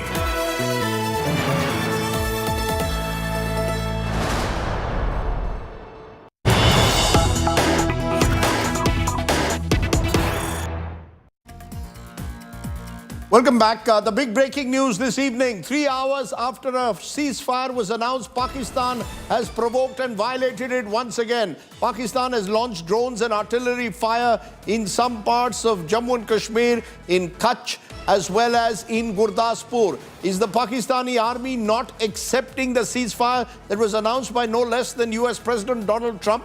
Is the Pakistani army defying the civilian government? Is the army, as the army's shelling continues along the LOC, what comes next? What we are now told, and Gaurav Sawant now joins me at the moment. Gaurav, you know more than anyone else on what exactly the army is looking at. We're now being told, Gaurav, army shelling has stopped along the LOC. Now, what was it, about 8:30, 8:45 when the shelling started? There were drone attacks. 4 or 5 blasts reported in Srinagar, no less than Omar Abdullah reported them. But am I to understand we are getting lots of conflicting signals? 3 hours after the ceasefire, Pakistan provoked with the shelling and those drone attacks. Now we are being told the shelling has stopped along the LOC. Could it have been, therefore, as some are suggesting, local commanders who may want to send a final signal before they retreat? Or that the Pakistani army has decided that they are not going to follow the ceasefire? What's the sense you're picking up? So Rajdeep, if this is the handiwork of local commanders, then these local commanders clearly need to be sacked by General Asim Munir, because they are leading to a severe problem for the Pakistan army. The Indian army is exercising restraint at this time, but had the Indian army responded to ceasefire violations, and they were not just limited to drone sightings, there would have been consequences for the Pakistan army. But you're absolutely right, Rajdeep. The latest information that we're getting on a defense WhatsApp group is yes, drones had come, multiple drones had been spotted, but now it appears largely gone back, confirming. This is the information that I've got from a very senior source in the government. What does that mean when you say they've gone back? How is it different to what we saw yesterday and day before? So when yesterday and day before the Pakistani drones came, they came in large swarms, all the way from Leh Ladakh to Sir Creek. It was something like 500 drones coming in 36 different locations. Right now, they are coming in much smaller numbers, including some that were spotted very close to the Srinagar core headquarters, and that would actually indicate a serious breach in India's security, because if they were neutralized very close to the core headquarters, engaged very close to the core headquarters, it would indicate that they have managed to come all the way in from the LC and come all the way up to Srinagar, Rajdeep. Then some were spotted in the Palawala sector where there was firing. Some were spotted in the Rajasthan and Punjab belt, and some in Gujarat. So either these are local commanders, and it cannot be one local commander. Right. It has to be multiple local commanders over an area, or they're still trying to send out a message, ceasefire, yes, but don't think we are friends. There's no meeting of the minds and clearly no meeting of the hearts between India and Pakistan. Okay, let's go to our correspondents. They'll tell us what's happening on the ground. Remember, our correspondents have done remarkably in the frontline areas. Just to give you a sense of where they are, they've all been through areas where there's been blackout. They've stuck it out there, not easy in those parts in times like this. Kamaljeet Sandhu joining us, Shivani Sharma joining us. Shivani, you cover the Defense Ministry. What are you picking up? Is there a sign that the shelling has stopped and a genuine sense of some kind of calm at the moment? Rajdeep, right now in Srinagar, the explosions amid air have stopped. There's no air activity since last 20-25 minutes. But prior to that, around 9, it started, and there were multiple, I can say, I myself witnessed them. There were more than 4 dozens. That these seem to be the similar explosions that are being heard when the drones are neutralized. And similar reports have come from multiple places along the western borders. The blackout still is maintained here, where we are reporting from. And along the LC, there were reports of shelling continuing in the evening, even after the ceasefire was announced. And what we are picking from the sources in the army, the top officials of the army, they say that the LC is calm right now. There is no shelling happening. But certainly there was a ceasefire violation, because this seems actually similar to what was happening till yesterday. So there is, we are all awaiting an official response on this kind of activity that has been witnessed late evening today. Kamaljit Sandhu, tell us what you're picking up. You told us that till about an hour ago there was shelling going on. Has that completely stopped? Well, Rajdeep, speaking from experience, the shelling does take only 4 minutes or maximum up to an hour or 2. And that's the trend that we've seen in the past few days. But let me tell you, what really happened is that as soon after ceasefire was announced, there was a jubilation, people were celebrating, and meanwhile, while we were speaking to people about ceasefire being announced, that's when we actually started hearing loud explosions. This is obviously artillery fire, because the long range is where the artillery is actually brought into by Pakistani army, and that's where the shells actually drop in, not just on military establishment, but also the civilian areas. And that is why 3 people were killed today in Rajouri and 3 were injured. But let me tell you, this seems rather serious. It actually does seem that Pakistan is up to some sort of mischief. Let me tell you that Indian army showed extreme restraint, not responding, not giving in, and not reacting to that, because remember, after some time, these violations did stop, and meanwhile, the calm prevails. But this is an uneasy calm. With a neighbor like Pakistan, you really cannot trust whether they're actually going to follow the ceasefire or going to violate it. But clearly, this has not gone in well, because we also saw multiple drone sightings, not just in Rajouri where we are, but also in several of the other locations, be it Jammu or Srinagar. And this is where there is a larger concern, because these sightings are not just limited to J&K. This is also spread out to We're also getting Punjab reports and of other locations sightings. as well. And so we are that getting means, also reports of Pakistan sightings in Punjab, in Gujarat, in other parts as well. I'm also joined by Mir Farid, because Mir, we are getting conflicting reports from Srinagar. There were Omar Abdullah suggesting there were 5 to 6 blasts. Now the army suggesting there are no blasts that have taken place in Srinagar. Can you give us the exact situation as it stands? Well, Rajdeep, these were aerial blasts now, and in fact, 15 to 20 of them, there were fixed intervals, gaps, but there were blasts. And then there was aerial activity, which, of course, everyone saw. These guns, air defense guns, opening up and trying to neutralize the threat. But it's quite complex if you look at it and you think about it. The fact that these drones really manage, as Gaurav also pointed out, they've come all the way from POK, covering around 200 kilometers odd, and they have come in unspotted. They have not been engaged anywhere, which is quite surprising. And if that's the case, then obviously it is a massive security breach. How could they come to this point without being engaged, in spite of such a robust Yeah, but we have to see whether India has chosen. Yeah, but we have to decide. Let's be very clear. We have to decide whether India has chosen for now to hold Pakistan to its word, to see whether these activities that Pakistan is taking, whether they constitute, presumably, Gaurav, some kind of aggressive intent. What is the intent behind what we've seen? The good news at the moment is the army has issued a clear statement saying that the shelling has stopped. Brahma Chelani joins me at this moment. Brahma, good to have you on the show. Tell us how you're reading what's happened over the last few hours. Pretty dramatic. 5 o'clock, Donald Trump tweeting that there's a ceasefire. 6 o'clock, India formally backing that. At 9 o'clock, signs that Pakistan could have violated the ceasefire.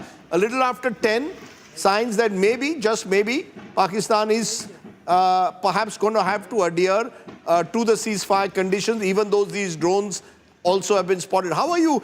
Are we getting mixed signals, and how do you see that? This whole ceasefire thing leaves many questions unanswered. First, it's not a ceasefire agreement on paper. It's a ceasefire agreement orally. So we don't know what the conditions are and whether Pakistan will hold its word. And the second thing that is worrying is that this ceasefire framework brokered by the US creates a false equivalence, equating the victim of cross-border terrorism with the perpetrator. There was no effort whatsoever in the US intervention to get Pakistan to agree to dismantle its terrorist infrastructure. But there is a more fundamental question that India had the upper hand militarily. It had the military momentum. And the question that we need to be asking ourselves is, did India snatch defeat from the jaws of victory? Is this a repeat of what happened in 1948 when the Indian Army was marching toward victory and then suddenly we agreed to a ceasefire? You answer that question. You see, I'll get Gaurav also to weigh in on that, but you answer that question. Do you believe, and I'm going to ask my producer to keep the sound of those explosions a little low so that we can hear very clearly, but are you saying that we have snatched defeat from the jaws of victory? Isn't that a bit excessive, particularly given that it's just been a few hours? Maybe we don't want to go down an escalate. We don't want to go up an escalatory spiral. That's as simple as that. Well, first, in modern world history, I have never come across a very short military campaign. This campaign by India lasted only 3 days. 3 days. In 3 days, no military campaign can achieve any real objective. The Prime Minister laid out what India's objectives were. He publicly laid out those objectives. And in 3 days, we decided to terminate this military campaign without having accomplished any of those objectives. Even though as the stronger side, India was in a position to escalate or de-escalate at a time of its choosing. Yet, we did not bring a superior military power to bear on Pakistan in a way to impose high punitive costs and to ensure an end to Pakistan's proxy warfare. Just when we had degraded Pakistan's air defenses, we had damaged or destroyed some of their key military bases, instead of pressing home that advantage, we decided to hang our boots. Why? Why did we do that? Okay, why? Let me put that to Gaurav Sawant. Gaurav, you've heard Brahma Chalani rather controversially there suggesting we've snatched defeat from the jaws of victory. I think defeat and victory are two very strong words here. But what he seems to effectively be suggesting is, why the ceasefire? I mean, there are those who are mystified. What suddenly changed in the last 12 hours to go from an aggressive approach towards taking on, retaliating to Pakistan, blasting its air bases, to at 5:30 or 6 in the evening, India saying that we have decided to agree to a ceasefire? What's changed? Why did this happen? So, Rajdeep, this was a very limited campaign. When the Prime Minister spoke, I'm not defending the government, I'm just trying to make the limited point that I completely agree with Professor Brahmachalani at the onset that India should have pressed home the point. India should have decimated other air bases in Pakistan and, of course, some of their core headquarters. But then we should have been equally ready to then take some pain. If we had, for example, hit the 4 core headquarters in Lahore, they could have hit one of our core headquarters, whether in Srinagar, where they sent across that signal that their drones came pretty close. They could have hit any of our locations in Punjab or in Rajasthan. Are we ready for that? Are we ready for a full-scale escalation right now, when our economy is doing very well? No, my point is we are ready. But have we sent across that message? For the first time in India's history, battling terrorism, you've hit Bahawalpur, you've hit Muridke, you've hit Sialkot. you've sent across that message. Each time Pakistan tried to do something, you were one up. You've hit him on 11 of his military bases. You've actually humiliated the Pakistan army. Let me turn it around. Let me turn it around. That we had a limited objective. Yes. And the limited objective was to send out a signal to Pakistan that if we want, we can come as far as Bahawalpur, Muridke, Lahore. We can come to the heart of Punjab, and we can, we can take the battle there. Having done that, we also know the costs of an escalatory spiral, and therefore we pulled back. Now, Brahma, maybe that's rationality. Maybe we've chosen a more pragmatic approach. At a time when we want to focus, that we were being led up an escalatory spiral, perhaps some thought by Pakistan, and many believe Pakistan goaded by China, we didn't want to go down that route. That's why we agreed to pull back. We've sent out the message and then pulled back. A military campaign is a serious operation. There's nothing like demonstration that we can reach Bahawalpur or we can reach Rawalpindi. No military mission is ever launched with such demonstrative objective. In military strategy, you launch a mission with clear objectives. The Indian objective, as laid out by the Prime Minister, was to end Pakistan's proxy warfare. Have we come anywhere close to that? Let us be clear. The Pakistani military generals are going to portray the outcome of Operation Sindoor as a victory for the Pakistani state. Make no mistake about it.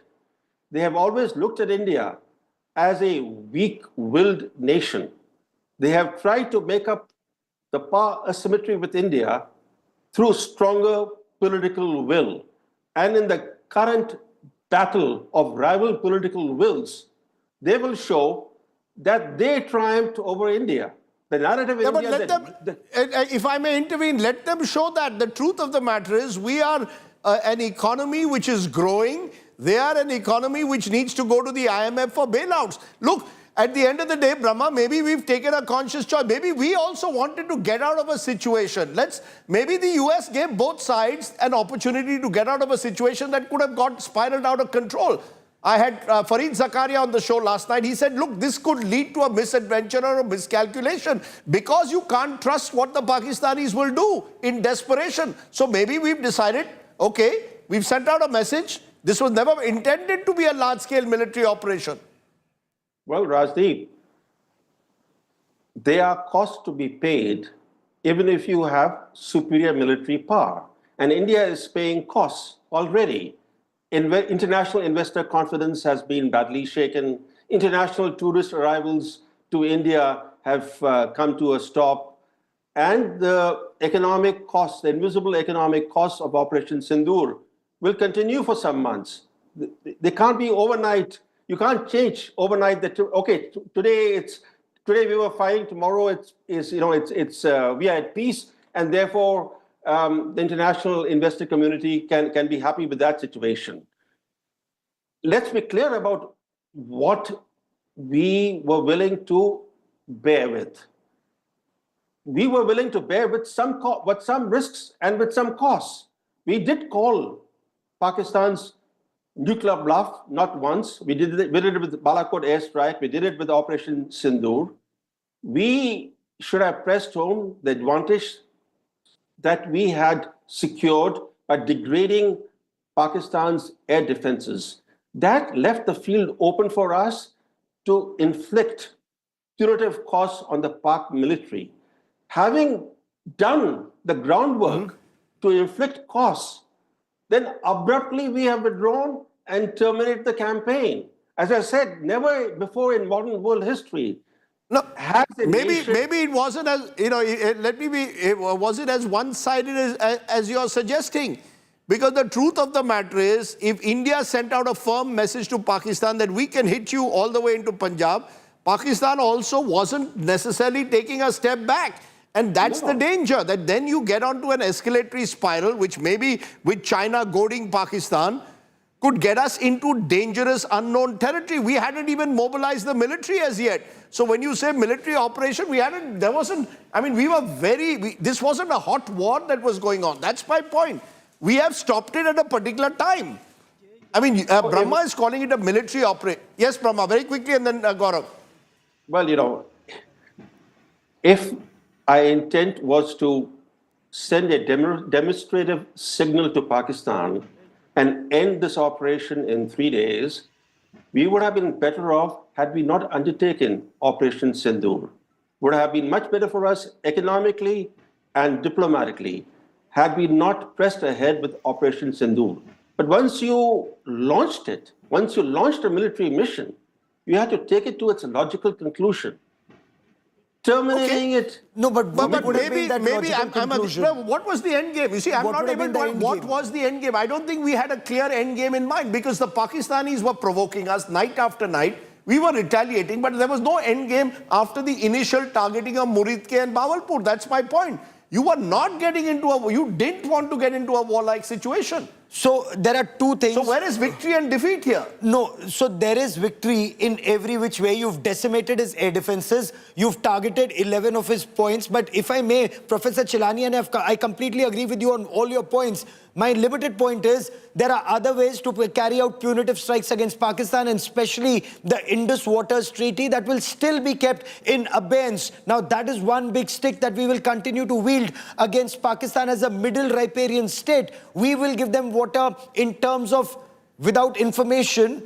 I know we cannot stop it, but we'll start development project that will continue to help us build more electricity, get more electricity out of it, harness that more for the people of Jammu and Kashmir. Okay. There are long-term steps that we will continue to take to deter Pakistan, is my understanding of the situation. So you don't think you don't agree with Brahma's basic premise that we have snatched defeat from the jaws of victory? Personally, I completely agree with him in terms of we should have continued to hit till the time Pakistan is actually Pakistan submits to accepting defeat. Okay, however, if we have to remain on the path to becoming the third largest economy, we will have to prioritize, and we may have to prioritize now, because otherwise China will have the advantage, which I would never want China to have that advantage. Before I go to the other guest, one final word from you, Brahma. I had Fareed Zakaria on my program who made an important point. We are the larger country. We have much more at stake. We are an economy on the up. Pakistan is a basket case. The military there needs legitimacy. In the asymmetry of power, we were well ahead of them. But therefore, countries when they have the moral advantage, also need to take a strategic call. And maybe India, with a bit of help or nudge from America, took that call. I mean, why call it victory and defeat? Why not just simply say that India took a considered strategic call? India, under successive governments, has had a tendency to adopt half-pregnant approaches. True. Biologically, there's nothing like half-pregnancy. But India has, under successive governments, believed in half-pregnant approaches. And you have seen this now. First, the Indus Waters Treaty. International law is clear. If one party consistently violates it, or there's a fundamental change of circumstances, the other side can suspend or withdraw from the treaty. India chose neither to suspend nor withdraw from the treaty. Instead, it has kept the treaty in abeyance, a term not defined in international law. In other words, again, a half-pregnant approach. Operation Sindoor will also go down in history as a half-pregnant approach of India. Okay, you've called it a half-pregnant approach, controversial, contentious, Brahma. Professor Brahma Chelani, appreciate you joining us at this moment. We're getting breaking news at the moment that while shelling has stopped at the LOC, drones have been spotted in Gujarat, and Omar Abdullah has said air defense systems are on alert in Srinagar. So India taking no chances. The Chief Minister of Jammu and Kashmir also asking the question, what happened to the ceasefire? And that's a question many are asking tonight, because there are mixed signals that have come from Pakistan. The shelling has stopped. Clearly, the intensity of the drone attacks have not been quite like what they were yesterday. But having said that, they continue. And any such drone attack or shelling is a violation of the ceasefire agreement that was signed only 3 hours ago. There's a blackout in Amritsar, India taking no chances.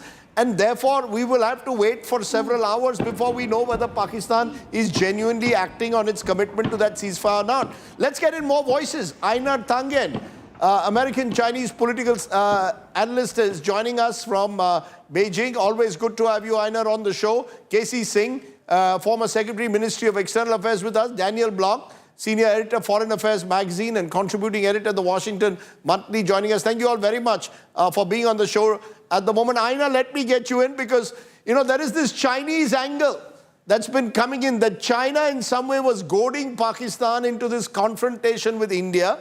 How do you think the Chinese will now look at the US announcing a ceasefire between India and Pakistan? Well, Beijing is delighted, of course, that instead of fighting, that you have a ceasefire. It's the consistent picture that the consistent message that they have had. It doesn't matter who announces it. If Donald Trump wants to take credit, that doesn't matter as long as it saves lives.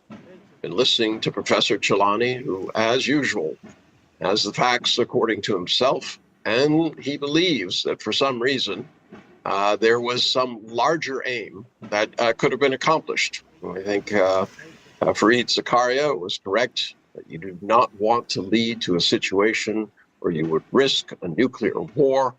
It's time to put the deaths away, not have old men sitting in their offices who have no exposure to being killed, talking about end games, etc. Casey Singh, is that your view as well? That eventually an element of pragmatism has prevailed, or are we seeing in some of the violations in the last 2 hours that we just can't trust Pakistan? It'll have to walk the talk in the next 24 hours before we believe them? Rajdeep, you trust no country. Ultimately, even your friends, we have seen how Bangladesh has gone. So ultimately, it's pragmatism. Diplomacy is about dealing with reality. I don't buy the Brahmachalani argument that you could have taken to multiple other levels with Pakistan until General Murir would have come on his knees and begged for forgiveness. It doesn't work like that. Russians with nuclear weapons have not been able to bring Ukraine to its knees. Countries don't come to their knees just because you apply military force. And certainly Pakistan is not Ukraine. They have nuclear weapons. And they've been using nuclear blackmail to continue with supporting terrorism against India. I think what the current operation has done, Sindoor has done, is we've broken that old hesitation that you did not cross certain lines, you didn't go into Punjab, you don't go after the headquarters of LET and JAM because you would escalate to a point where nuclear weapons come into play. I think we've broken that nexus.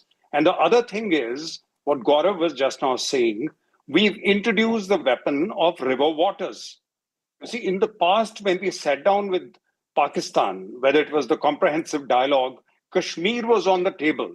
And the problem would arise because Pakistan will get impatient because they were not getting what they wanted, and they will either not accept trade, not pick up low-hanging fruit, or allow terrorism again to hit us.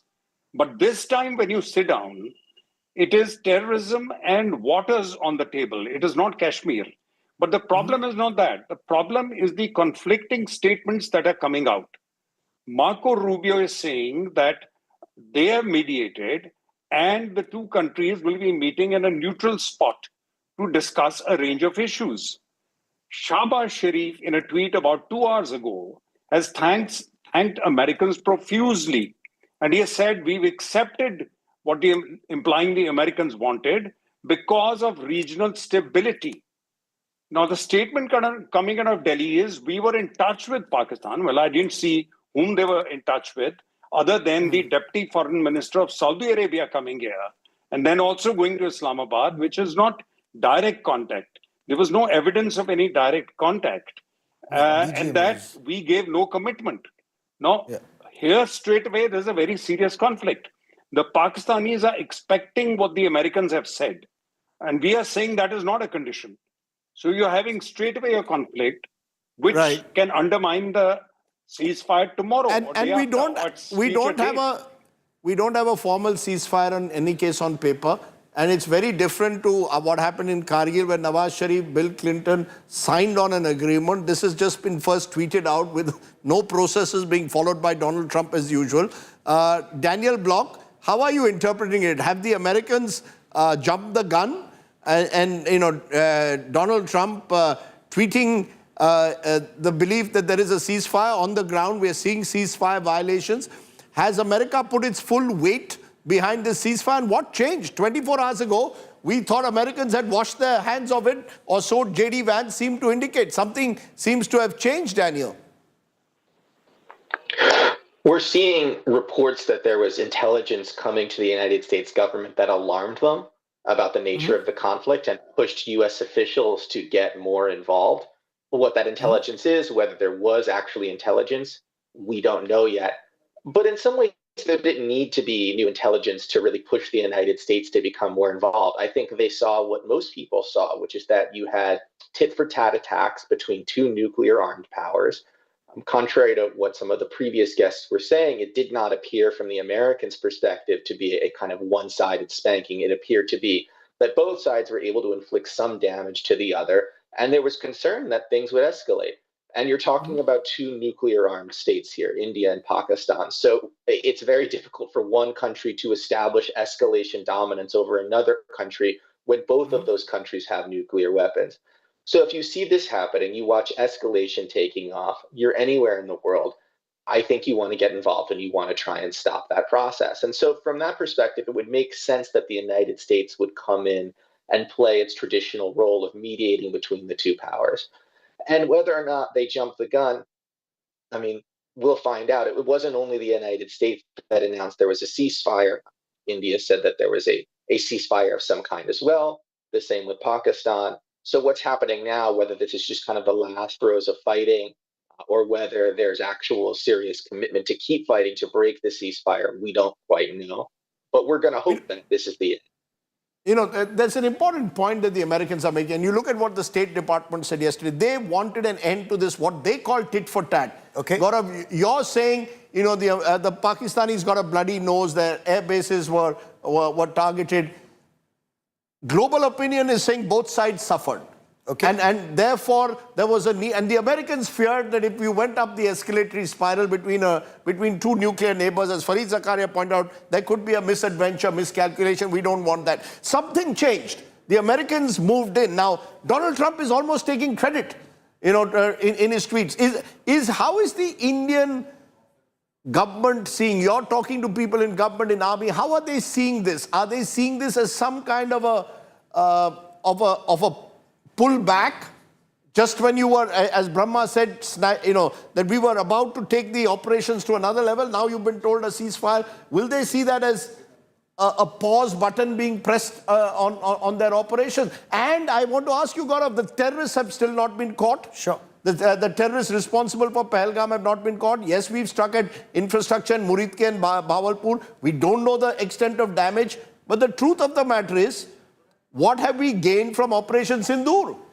One, you've avenged the deaths of 25 Indians, 26 in all, if you can take the Nepali. You, for the first time, you know, all this bogey about how have we avenged the deaths of those, the three, four, however many there were, are still at large. 3, 4, 6, I'm sure that effort is on. But you've hit Bahawalpur, you've hit Muridke. In the past, it was said that if you hit Bahawalpur and Muridke, there will be nuclear war.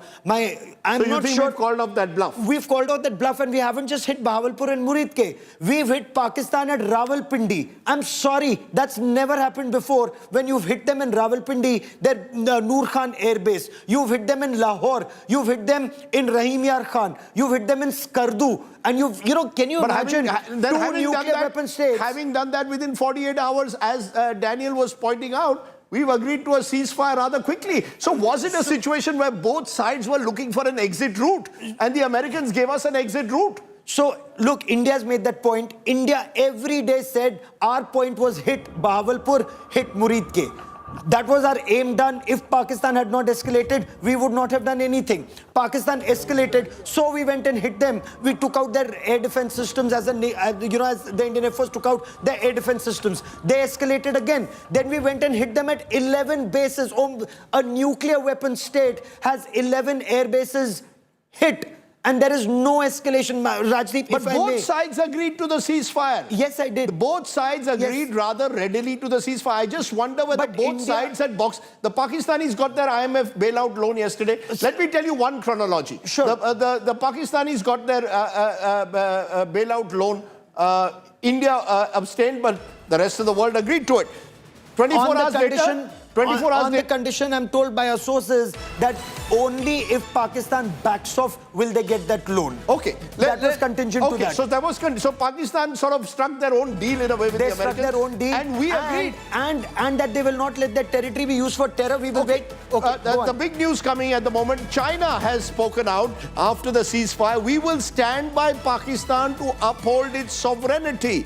China's comments come after the Chinese foreign minister, we are told, has spoken to the Pakistani leadership and has said China will stand by and uphold sovereignty of Pakistan. Now, we know, Ainga, that, that this is the way China has always been. They've always treated Pakistan almost as an all-weather friend. How are you seeing these comments I know that are being made, that we are getting in at the moment from Beijing? A telephonic conversation with Deputy Prime Minister and Foreign Minister Ishaq Dar and Wang Yi, according to a statement by the Foreign Office. How do you see this, Aina? Is this in line with how China perceives it? They've been very pro-Pakistan. Some have even called Pakistan almost contemptuously a vassal state of Beijing. Well, I mean, there are always people who are going to make up names and things like that. But the fact is, you have some semblance of peace. I think that is something that should be the focus of this particular program. And going forward, as you rightly pointed out, tit for tat had no end game. So this idea that somehow, one side or the other side is winning is pointless. China is simply reiterating the fact that it stands by Pakistan as it has before, because you do not want a nuclear-armed country, believing that it's been painted into a corner and has no other alternative but to use a weapon that would be unthinkable. So you don't go along at all with the theory that China was using this to in some way create instability in the subcontinent, goading Pakistan to escalate the conflict at a time when China itself is under pressure from the United States over tariffs? You know, it's incredible to believe that anybody thinks that China is trying to escalate things when they're trying to de-escalate things. I mean, China's interests are having a peaceful world, not one in which you have conflict in the area from which it would be affected. I mean, this idea is just nonsense. China has not instigated anything. They have been calling consistently for peace.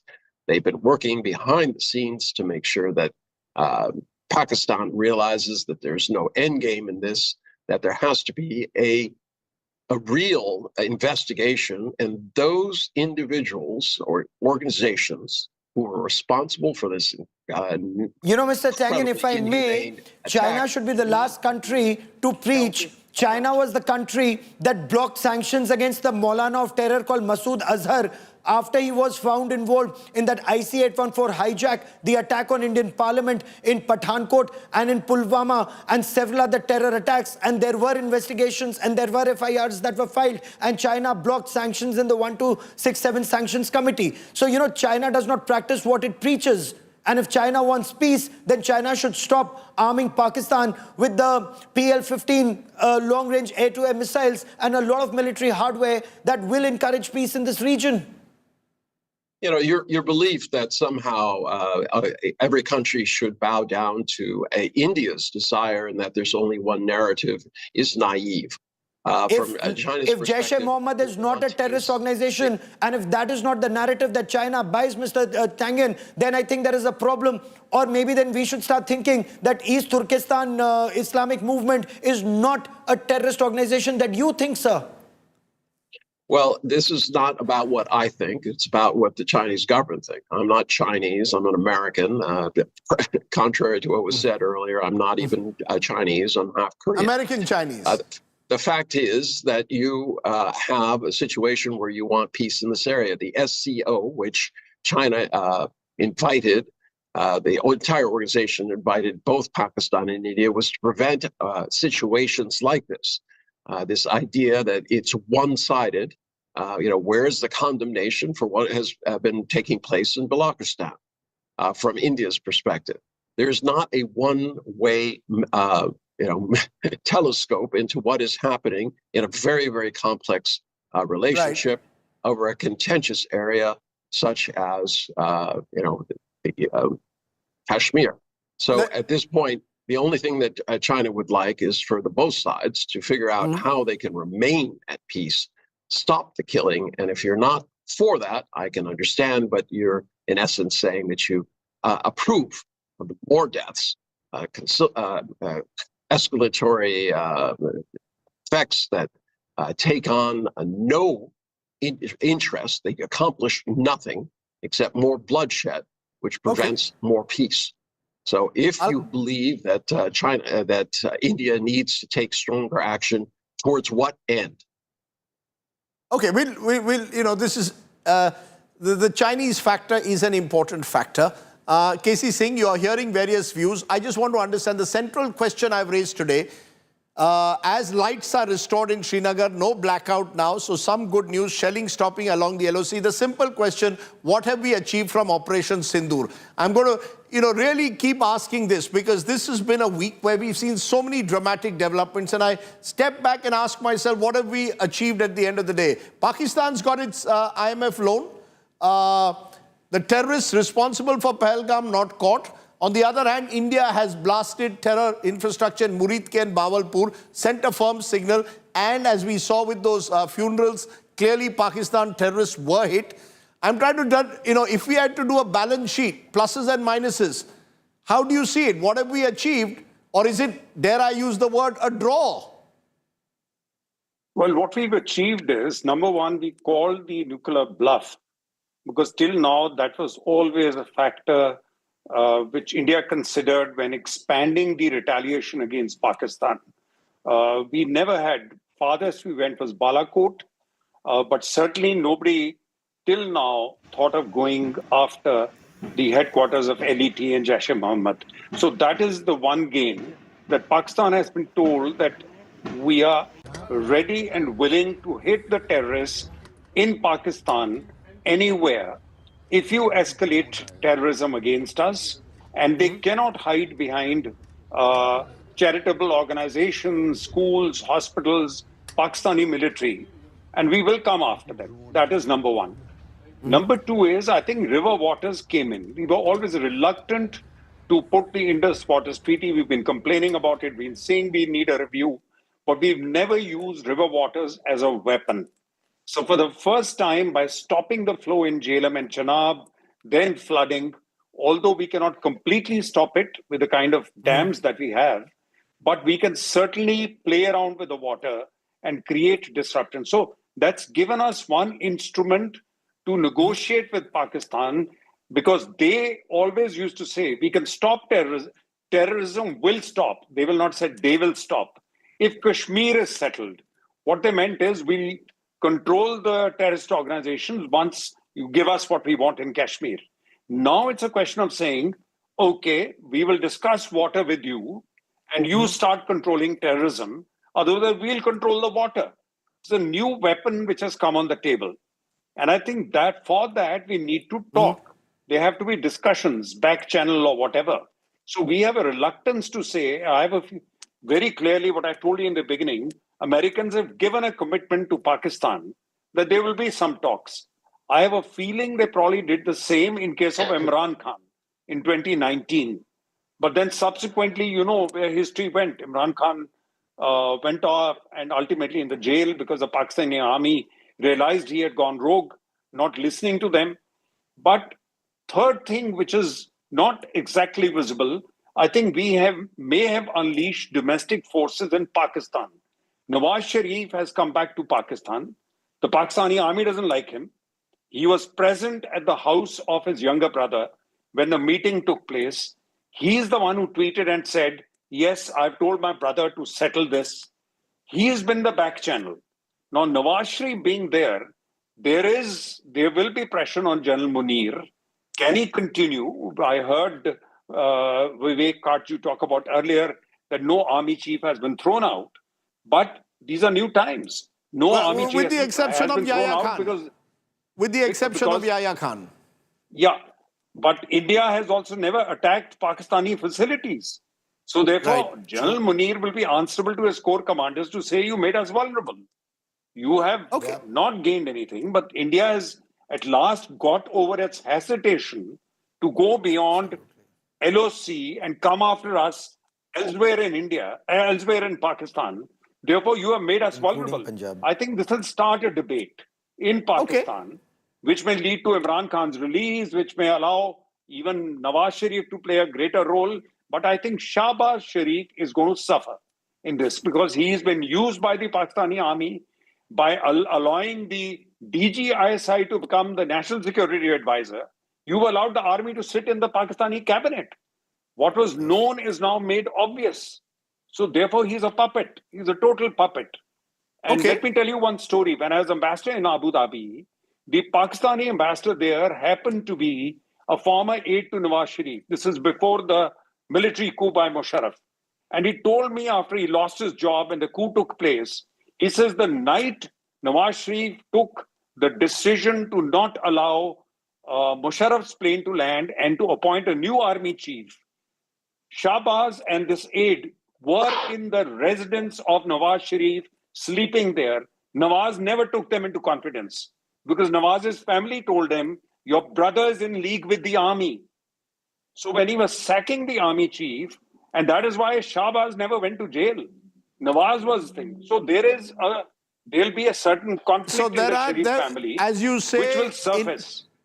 There are wheels within wheels in a country called Pakistan. I want to give a final word here to Daniel at the moment, even while just reporting that the Vikram Misri, Foreign Secretary, likely to brief the media. Remember, the last briefing was at 6. We expect one any time now. Daniel, in conclusion, the Americans itself, will they see themselves playing a greater role in a region where in recent times, very clearly they want a strategic partnership with India and they've increasingly sort of distanced themselves from Pakistan. Has that all changed?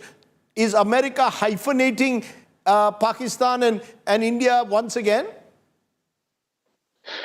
I think that the United States is going to have to play a bigger role, or at least pay more attention to India-Pakistan tensions. This is obviously not something the United States wanted to do. It was hoping, and I'd add, I think that this was true for India as well. There was a hope that actually India's focus could be on China. I think that was shared between Washington and Delhi. I think it was part of the foundations for their stronger relationship. But if we're seeing a real escalation here that's going to last beyond this conflict, if there's going to be more scuffles, more tension between India and Pakistan going forward, then the United States, no matter what it wants, is probably going to have no choice but to remain more involved in this conflict, if only because it's one of the few countries that can still help mediate between the two. That's been its traditional role. It seems like it's a role it's played again this time. We don't know the full extent. Other countries were also involved in trying to mediate. But it also might mean that after several years of moving away from Pakistan and toward India, the United States will want to warm up to some extent its ties and relations with Pakistan, simply since it can sit in this kind of mediating relationship. The word mediation was used, of course, in that statement. Meanwhile, the big news, NSA Ajit Doval has spoken to the Chinese Foreign Minister Wang Yi. So it's no longer the Chinese Foreign Minister speaking to the The Deputy Prime Minister of Pakistan, Ishaq Dar, is also spoken now to NSA Ajit Doval, and there's a full China statement now coming on. The 10th of May 2025, Wang Yi, member of the Political Bureau of the CPC Central Committee and Director of the Office of Central Commission for Foreign Affairs, held a phone conversation with Indian National Security Advisor Ajit Doval. Doval stated that the Pahalgam terrorist attack had caused significant casualties among Indian personnel and that India needed to take counter-terrorism actions. He emphasized that war is not India's choice and does not serve the interests of any party. Both India and Pakistan are committed to maintaining the ceasefire and hope for the early restoration of regional peace and stability. Wang Yi expressed China's condemnation of the Pahalgam terrorist attack and its opposition to all forms of terrorism. He noted that given the current complex and volatile international situation, peace and stability in Asia, hard won, should be cherished. India and Pakistan are neighboring countries that cannot be relocated. Both are also neighbors of China. China appreciates Doval's statement that war is not India's choice, sincerely hopes that both sides remain calm, exercise restraint, resolve differences through dialogue and consultations, avoid further escalation. China supports and looks forward to India and Pakistan achieving a comprehensive and lasting ceasefire through negotiations, which is in the fundamental interests of both countries, the shared aspirations of the international community. So China playing the role of statesman. Thanks to all my guests who've joined me, but that's very interesting. Gaurav and I are going to chat for the last 5 minutes of that. Gaurav, for the last 72 hours, Gaurav and I have been anchoring some of these shows. As we now come to hopefully some and maybe a de-escalation, certainly, we don't know whether it's a full ceasefire as yet. I want your 2 or 3 big takeaways, Gaurav. Give me your 3 biggest takeaways and then I'll give you mine. But the 3 biggest takeaways. Point 1, India hit terror at source. Rajdeep, you and I have covered terror and counter-terror operations for decades. 1993 blasts, you've covered that. 12 places, 257 people killed. We've covered 26/11 Mumbai terror attacks, 2006 train tragedies. We've lost thousands of lives in Pakistan state-sponsored radical Islamist terror. This is the first time terror has been hit at source, because we kept lamenting that we are pruning branches and leaves of terror tree and not striking at roots. India struck at roots of the terror tree. Murid ke, Bahawalpur, Sialkot, Pakistan's Punjab province is no longer off bounds. It's no longer out of bounds. You've hit them at source, but not just terrorists.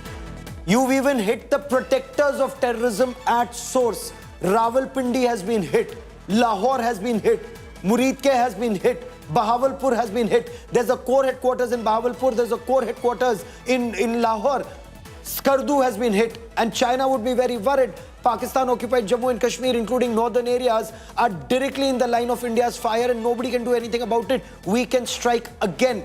Remember, Khyber Pakhtunkhwa has been hit. This will embolden forces of freedom in Pakistan. So Baluchistan, Khyber Pakhtunkhwa, the Afghans are rejoicing. Pakistan will be in trouble in Peshawar. Now, I am not saying that we would love a peaceful Pakistan, but we cannot have Pakistan that will have no cost when it uses terror as an instrument of state policy. Their armed forces have been weakened, not decimated, but weakened. Should we have destroyed their air force? Yes, we would have taken some hits. Ultimately, we would have destroyed it, but we would have taken some missile hits. That would have actually adversely impacted our effort to become the 3rd largest economy. So you've done the best thing possible for now. Indus Waters Treaty is a big gain for the people of Jammu and Kashmir and the rest of the country, short term, medium term. So Rajdeep, there are many, many gains in what we've done.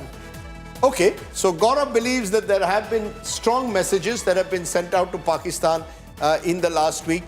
For me, in a sense, there's a sense of deja vu, because this is an area which I've often said is one of the most dangerous places on earth. I've said it for the longest time, that between 2 nuclear neighbors, particularly because of the nature of the Pakistani army state.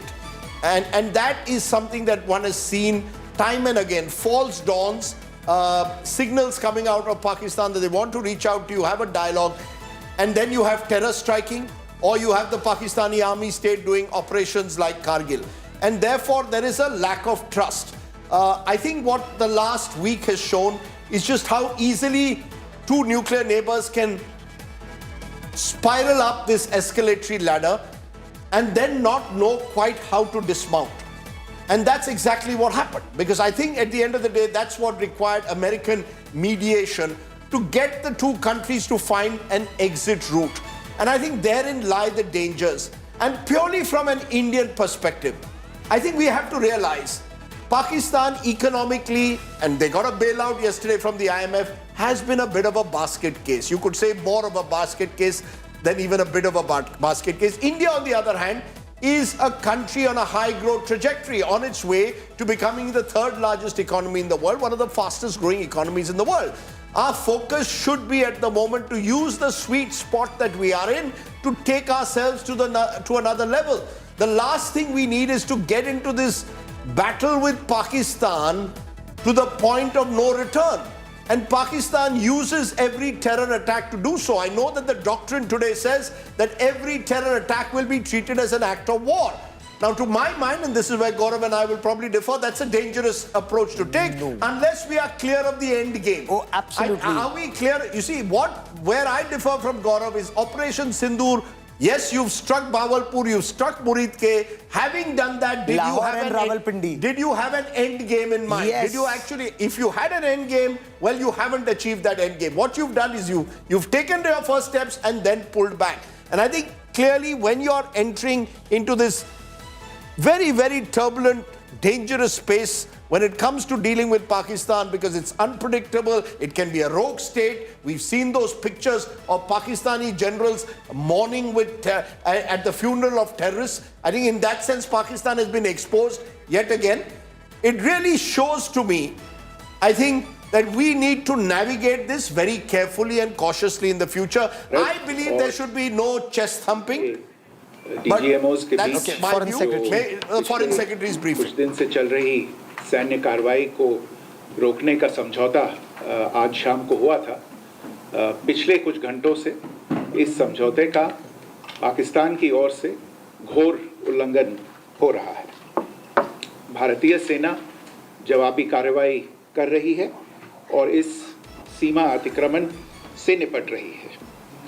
ये अतिक्रमण अत्यंत ही निंदनीय है और पाकिस्तान इनके लिए जिम्मेदार है। हमारा मानना है कि पाकिस्तान इस स्थिति को ठीक से समझे और इस अतिक्रमण को रोकने के लिए तुरंत उचित कार्रवाई करे। सेना ने इस स्थिति पर कड़ी नज़र रखी हुई है और उसे किसी भी अतिक्रमण से निपटने के लिए ठोस और सख्त कदम उठाने के लिए आदेश दे दिए गए हैं। Good evening.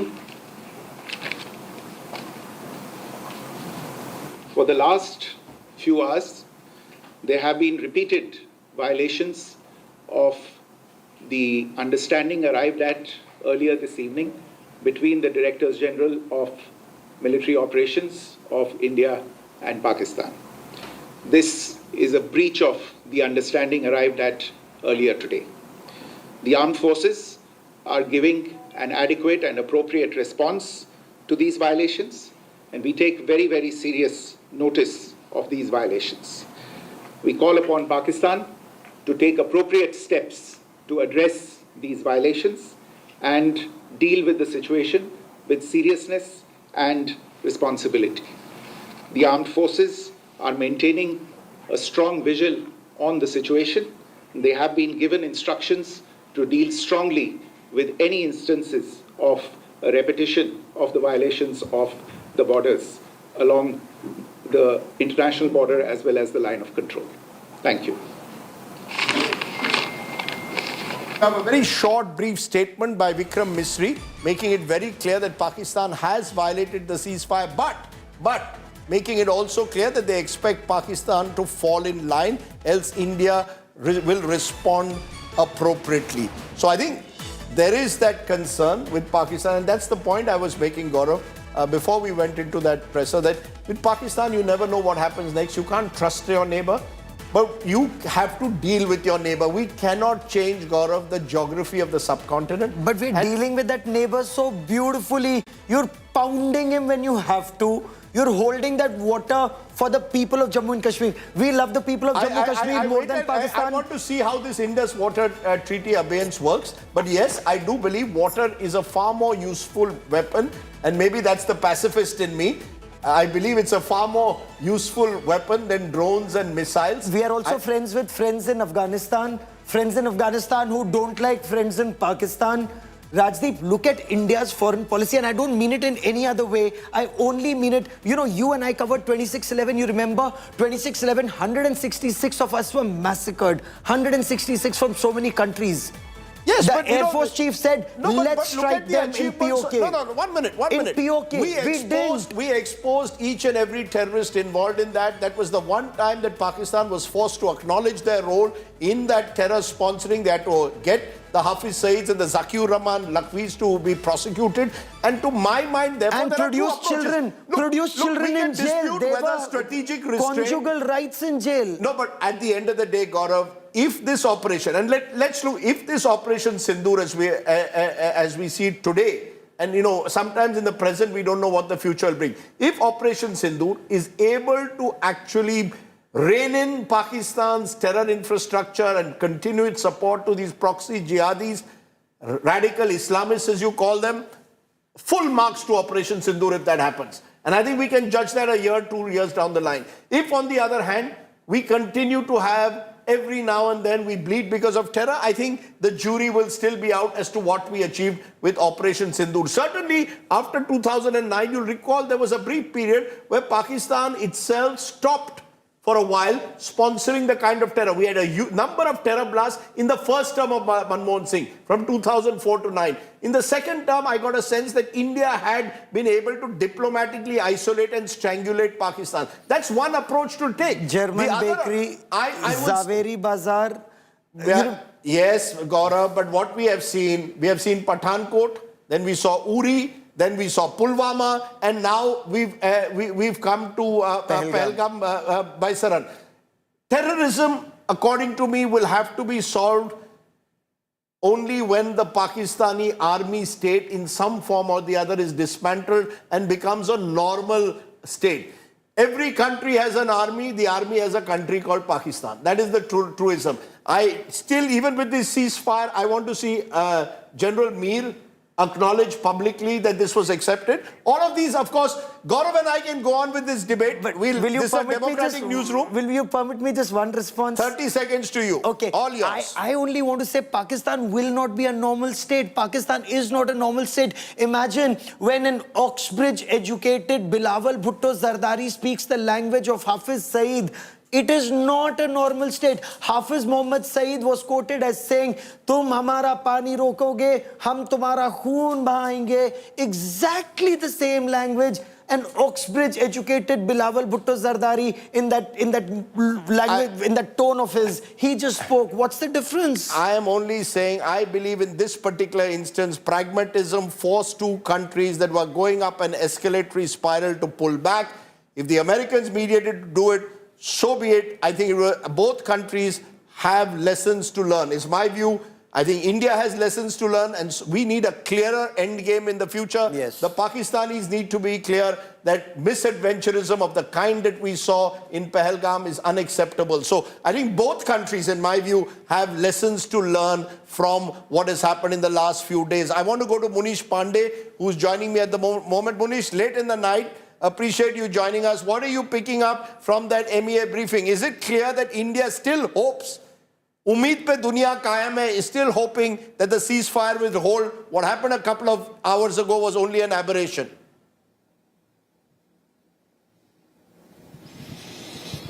Well, Rajdeep, the sense is that Pakistan will come to sense and they will respect the ceasefire which was agreed between both the countries, Pakistan and India. But what we have seen since last evening is that not only at LOC, but also in Jammu and Kashmir, some parts of Rajasthan and some parts of Punjab, the situation has not changed what it was seen yesterday or day before yesterday. Only the activities were lessened. So there has been ceasefire violations at multiple places across the India-Pakistan border. But as far as MEA briefing is concerned, one thing was very clear, that army has been given a free hand to give a proper reply to what Pakistan is doing. And also India still expects Pakistan to respect the ceasefire agreement which was agreed between both the countries. And why, Rajdeep? Because there was a statement from Pakistan Prime Minister also. It was in front of the entire world, and within hours that that agreement has been breached by Pakistan. So this is something which the Pakistan has to take responsibility. If there is something wrong between the government and the army that we are not aware of, but it certainly Rajdeep, that's a very significant point that Munish is making. The Pakistan. Yes, is everybody in Pakistan on the same page? Is the army and the civil government on the same page? Are junior officers on the same page with General Asim Munir? Is General Asim Munir perhaps facing some problems within? These are many issues that there'll be more clarity in the days ahead. But before Rajdeep, we carry this conversation forward, let's listen into Foreign Secretary Vikram Misri. For the last few hours, there have been repeated violations of the understanding arrived at earlier this evening between the Directors General of Military Operations of India and Pakistan. This is a breach of the understanding arrived at earlier today. The armed forces are giving an adequate and appropriate response to these violations, and we take very, very serious notice of these violations. We call upon Pakistan to take appropriate steps to address these violations and deal with the situation with seriousness and responsibility. The armed forces are maintaining a strong vigil on the situation. They have been given instructions to deal strongly with any instances of a repetition of the violations of the borders along the international border as well as the line of control. Okay, let's quickly bring in our colleague Amit Bharadwaj into this conversation, and our reporters are reporting from across the length and breadth of our country. In some instances, like you see in Munish's case, he's still not switching on the lights. Lights still remain off in some of the border areas. It's still lights out situation. Amit, where are you? Of course, it does appear you're in a situation, in a position where you're able to switch on your lights. How bad is the situation that you're able to pick up all along the LC and the IB right now, and the government response that army's been given a free hand to respond in case there are ceasefire violations? Gaurav, things have changed in the Srinagar town in the past few hours. First, everybody in the town was pretty relaxed, and they were hoping to enjoy their evening because the past 72 hours has been really stressful for the people living on the line of control as well as those living in Srinagar city. But what we saw was first the sounds of explosion happened, and after that I personally recorded those visuals of anti-drone system being activated and dealing with these aerial objects. And after that, nearly for an hour or 2 hours rather, I would say now, by now, 90 minutes at least, there has been no aerial activity, because of which the blackout that was imposed in Srinagar has been removed now. The lights has been restored, and that is why you are able to see me in this particular state. But a few minutes back, it was entirely, completely blackout in Srinagar, and so in the areas of Baramulla, Uri sector. What we can also confirm our viewers is that the kind of visuals that we have heard and the testimonies that we have gotten from people living in the Baramulla town, they have heard similar loud explosions in their areas as well. Many of them suspect these were drone activities or the aerial activities which has been successfully dealt with. And if you connect with the very limited words that has been given out by the MEA today, Vikram Misri himself addressing the press conference this late, media briefing this late in the night, he has very clearly indicated that ceasefire violations have happened. It has happened despite the understanding that was made between India and Pakistan, and that our forces are adequately handling it. So in case of Srinagar, the kind of explosions that we heard this evening and the way anti-drone system got into the action mode, it was pretty clear that our forces have not settled down. They are completely alert to tackle with any situation that might unfold through the night, because everybody knows that despite the fact that there is an elected government in Pakistan, it's sort of a rogue nation. You cannot trust them. and you cannot believe that the elected establishment and the military establishment would be on the same page on any decision, whether it be the internal matters or external matters, or a matter where the international community is also involved. And that is what these fears have been proven right, and it's very fortunate that our forces, our air defense system possibly was on best alert, and that is why whatever situation is unfolding, yes, is being taken care of. Back to you. I want to go to Geeta Mohan at this stage. Geeta is our diplomatic editor and she's been tracking this very closely. Geeta, what's the sense you got from the Foreign Secretary's statement? Is it just sending out a message to Pakistan, look, 3 hours ago you agreed to a ceasefire, please stick to it? Are we once again heading towards an escalatory ladder, or is it fair to say that the next 24 hours will tell us whether this ceasefire holds or not? I think it's the latter, Rajdeep. The next 24 hours will be very, very critical. The ceasefire has not held. I had come after the briefing, the brief short statement, not a briefing, by Foreign Secretary Vikram Misri earlier, where they'd announced that there's a mutual understanding, not a ceasefire, Rajdeep. We were told very clearly to say this is a mutual understanding between India and Pakistan to hold fire. And let's see whether if the two countries manage to hold fire. That was not to be. About 40 minutes later, I was in office and we had news coming of the ceasefire violations. And we're back here in the Ministry of External Affairs. Again, Foreign Secretary Vikram Misri earlier, there was going to be a background briefing on the ongoing situation. But then it turned out to become an on the record by Foreign Secretary himself. So Foreign Secretary Vikram Misri came, again, gave a very brief statement and left. There was no background briefing by the officials. But what is important and significant over here is him coming and very clearly, this is a fog of war, Rajdeep, and you see so much of information coming. Was there a ceasefire violation? Was there not? Was there an attack? Wasn't there an attack? And in all that, the Indian government coming and accepting that, yes, there have been repeated violations of the so-called mutual understanding between India and Pakistan by Pakistan, and that the armed forces have been asked to give appropriate response. While they've also asked Pakistan to take appropriate steps to stop what's happening at the border. Now, on both counts, the fact that India is responding appropriately. That was the significant part, that they have given Pakistan a window. Unlike, before the ceasefire, before this mutual agreement was reached, the tone was far more belligerent. Here, you're giving Pakistan, telling Pakistan, look, we've signed a ceasefire agreement, you better adhere to it.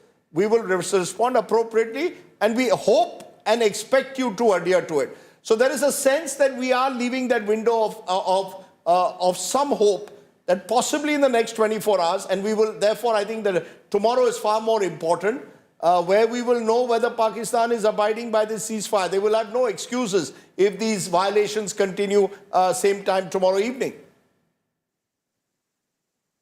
Well, which is why, Rajdeep, I said that the next 24 hours, which is the latter part of your question, was more important. The next 24 hours are going to be very important, but I'd say that tonight is going to also be very, very significant. Should the violations continue through the night, should there be an escalation from just arty firing to drones, then we are looking at a situation going back to look at the briefing. The sum of the briefing, when they put that out, it said Operation Sindoor, special briefing on Operation Sindoor, which very clearly says that it's still an ongoing operation, that it hasn't ended.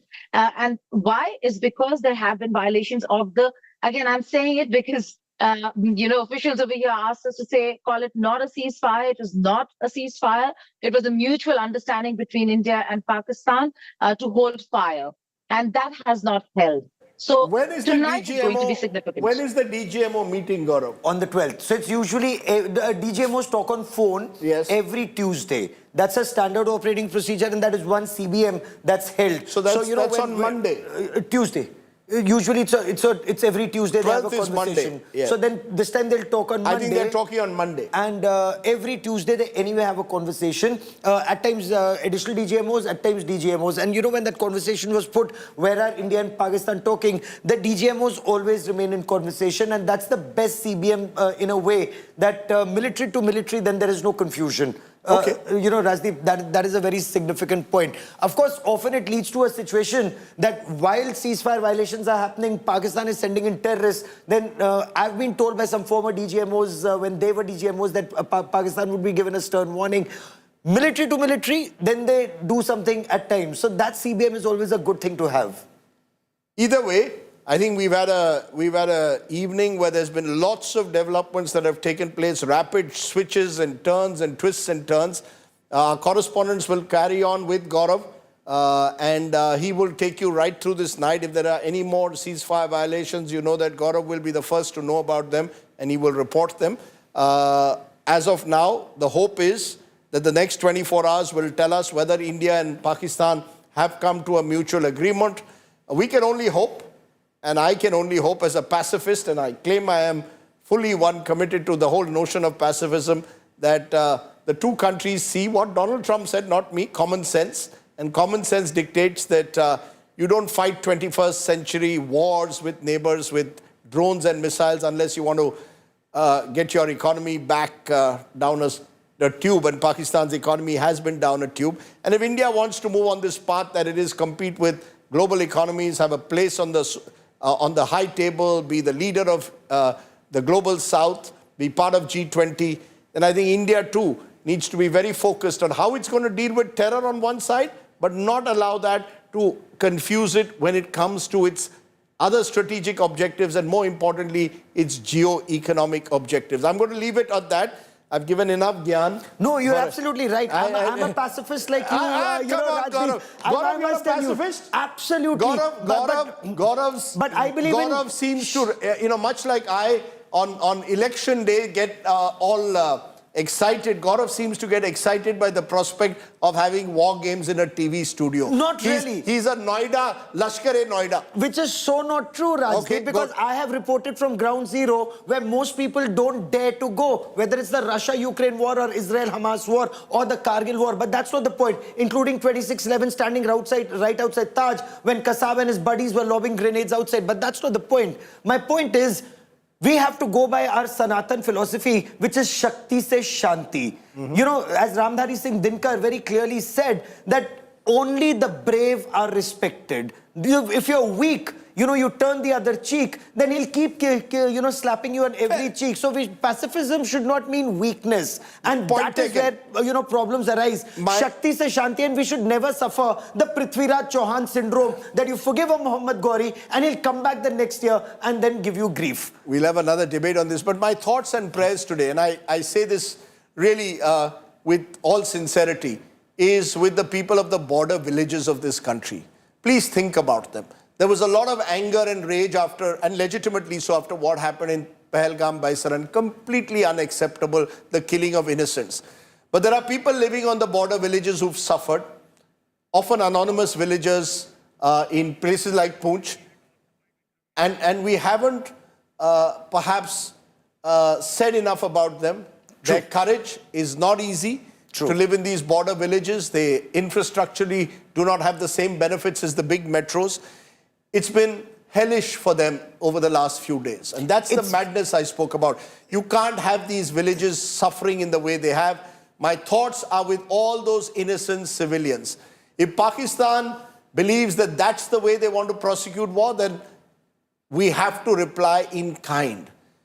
We cannot allow innocents, whether through terror or artillery shelling, to suffer. That's what I believe pacifism is about, ensuring that innocent civilians are not subject to the gun, be it that of the terrorist or that of an army. But that's enough that I've said for today. As I said, my thoughts and prayers will always be with those who suffer because of violence. Gaurav will take over from here.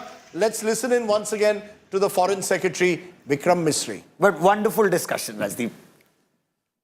For the last few hours, there have been repeated violations of the understanding arrived at earlier this evening between the Directors General of Military Operations of India and Pakistan. This is a breach of the understanding arrived at earlier today. The armed forces are giving an adequate and appropriate response to these violations, and we take very, very serious notice of these violations. We call upon Pakistan to take appropriate steps to address these violations and deal with the situation with seriousness and responsibility. The armed forces are maintaining a strong vigil on the situation. They have been given instructions to deal strongly with any instances of a repetition of the violations of the borders along the international border as well as the line of control. So the Foreign Secretary making it very clear that the armed forces have a free hand. In case there's a ceasefire violation by Pakistan, it should be responded to. The latest situation on ground right now, and remember, we have our reporters on ground and we report from ground zero, irrespective of what people may think. But I want to quickly cut across to Munish Pandey, who joins us on the show. Also with us is Amit Bharadwaj. Munish, you're still in a location where you cannot switch on your lights. There's still a blackout. You know, while people may hope that Pakistan may reform or maybe turn a new leaf, but clearly Pakistan is way too down. It's almost like a drug addict. It's addicted to terror. Even if it wants to reform, its army won't permit it. Munish, what's the situation right now?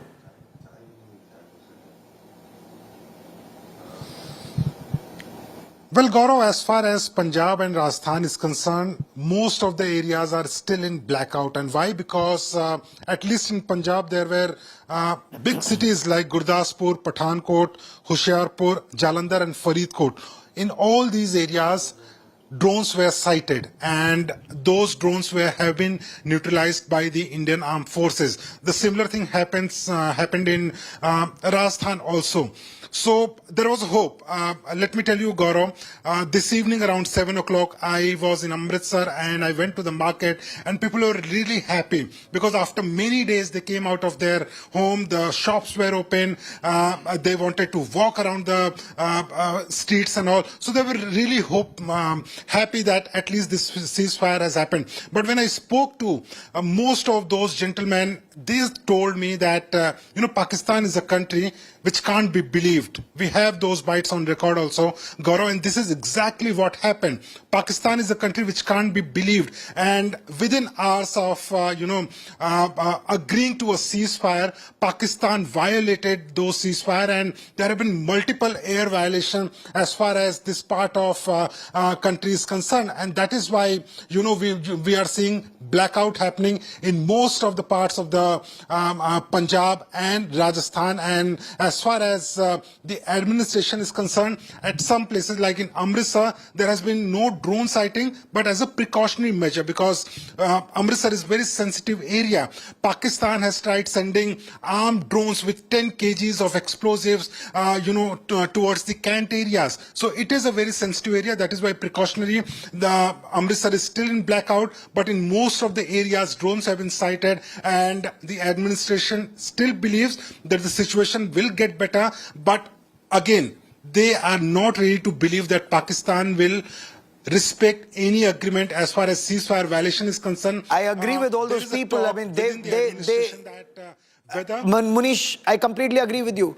I mean, I personally, and I've covered Pakistan state-sponsored radical Islamist terror for 3 decades. Clearly, you cannot trust Pakistan. And I also want, to bring Amit Bharadwaj into this conversation. Amit, in Srinagar, people are rejoicing, but in the back of their heads, is there an apprehension that Pakistan could do more? Because Pakistan has done so much to hurt the economy of Jammu and Kashmir, and that, God forbid, it could do that again, Amit. Gaurav, apprehensions have been proven right. All through the evening when the ceasefire was announced and the formal announcement was made by the both sides, Pakistan and India, people, whether it be in Baramulla, Kupwara or even in Srinagar, they were very skeptical about Pakistan, and they do not trust what the political establishment is saying until unless the statement also comes from the military establishment. And they were happy rejoicing the fact that things might get back to normal. And moreover, I met a couple of people who belong from the business community as well as the entrepreneur class, which is a very vibrant class, by the way, not only in Srinagar but also in up towards Baramulla town as well. And they were hoping that once the Amarnath Yatra begins, the economy might come back on the track. But again, the bigger question was for tonight, in their minds, whether Pakistan will stick to the ceasefire or whether there will be again RT firings, shellings, as well as drone attacks, attempts as it has been made by Pakistan in the past 72 hours. And exactly very clearly, that has happened. We know why we don't trust Pakistan and why people out here don't trust Pakistan. That's a far more pragmatic approach, and especially people and their families who've bled at the hands of Pakistan state-sponsored radical Islamist terror. Gentlemen, many thanks for joining me. Before I slip into a break, I want our viewers also to know the success India had. Muridke and Bahawalpur and Pakistan's Punjab province. Ever since we've suffered at the hands of Pakistani terror, these were considered out of bounds, that you could never target Pakistan in its Punjab province. What has happened in this strike is that theory is no longer valid. India has not only struck terror at source, India has also struck the terror sponsors at source. In Rawalpindi, in Lahore, in Bahawalpur, and all the way from Skardu to Rahim Yar Khan. Now, in that strike at Bahawalpur and at Muridke, this distinction between state actors and non-state actors, it's gone forever. Because when a terrorist died, you had Pakistan Army's corps commanders and division commanders and brigade commanders and their special forces and their soldiers and officers giving a guard of honor to terrorists who'd been killed. And UN designated global terrorists were either a part of it, leading the namaz there, or actually some of them were in that coffin that was then put 6 feet under. But that's just one part of the story. The second part of the story is this Choli Daman Ka Saath, the blood brothers that terrorists and Pakistan army personnel are. I'm not saying this. Watch the images that I'm about to show you. Take a look at this rogues gallery of terrorists who've been eliminated. This is an India Today exclusive.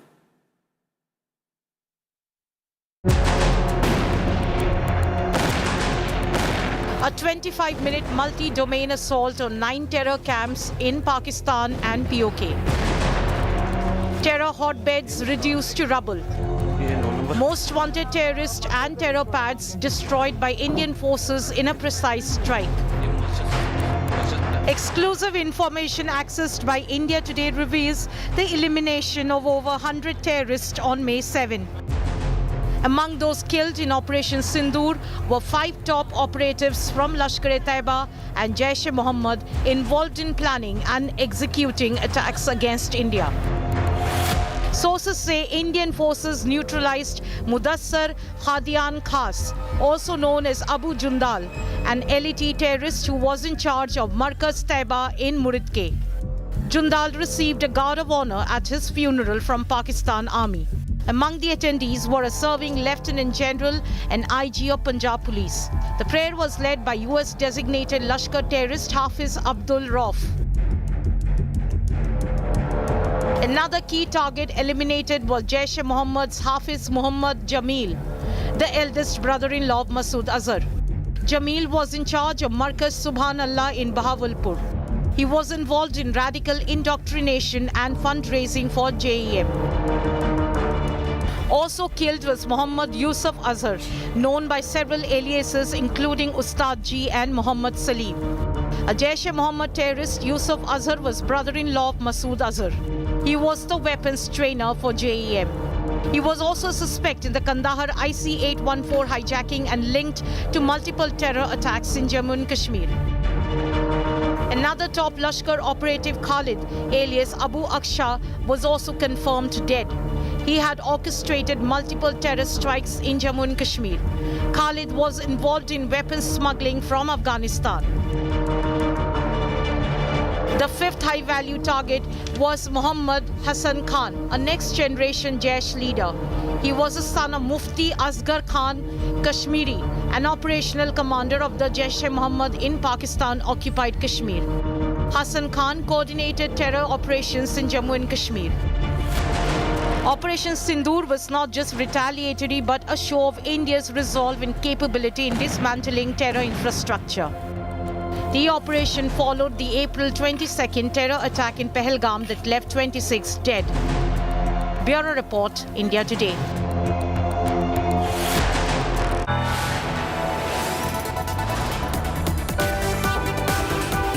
You are watching India Today.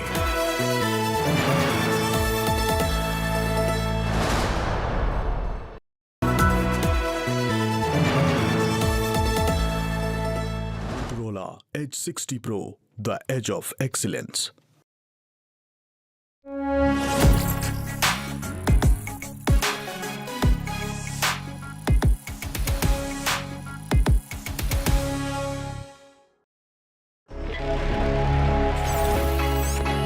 Long night?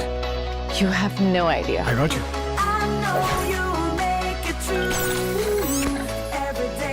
Motorola Edge 60 Pro.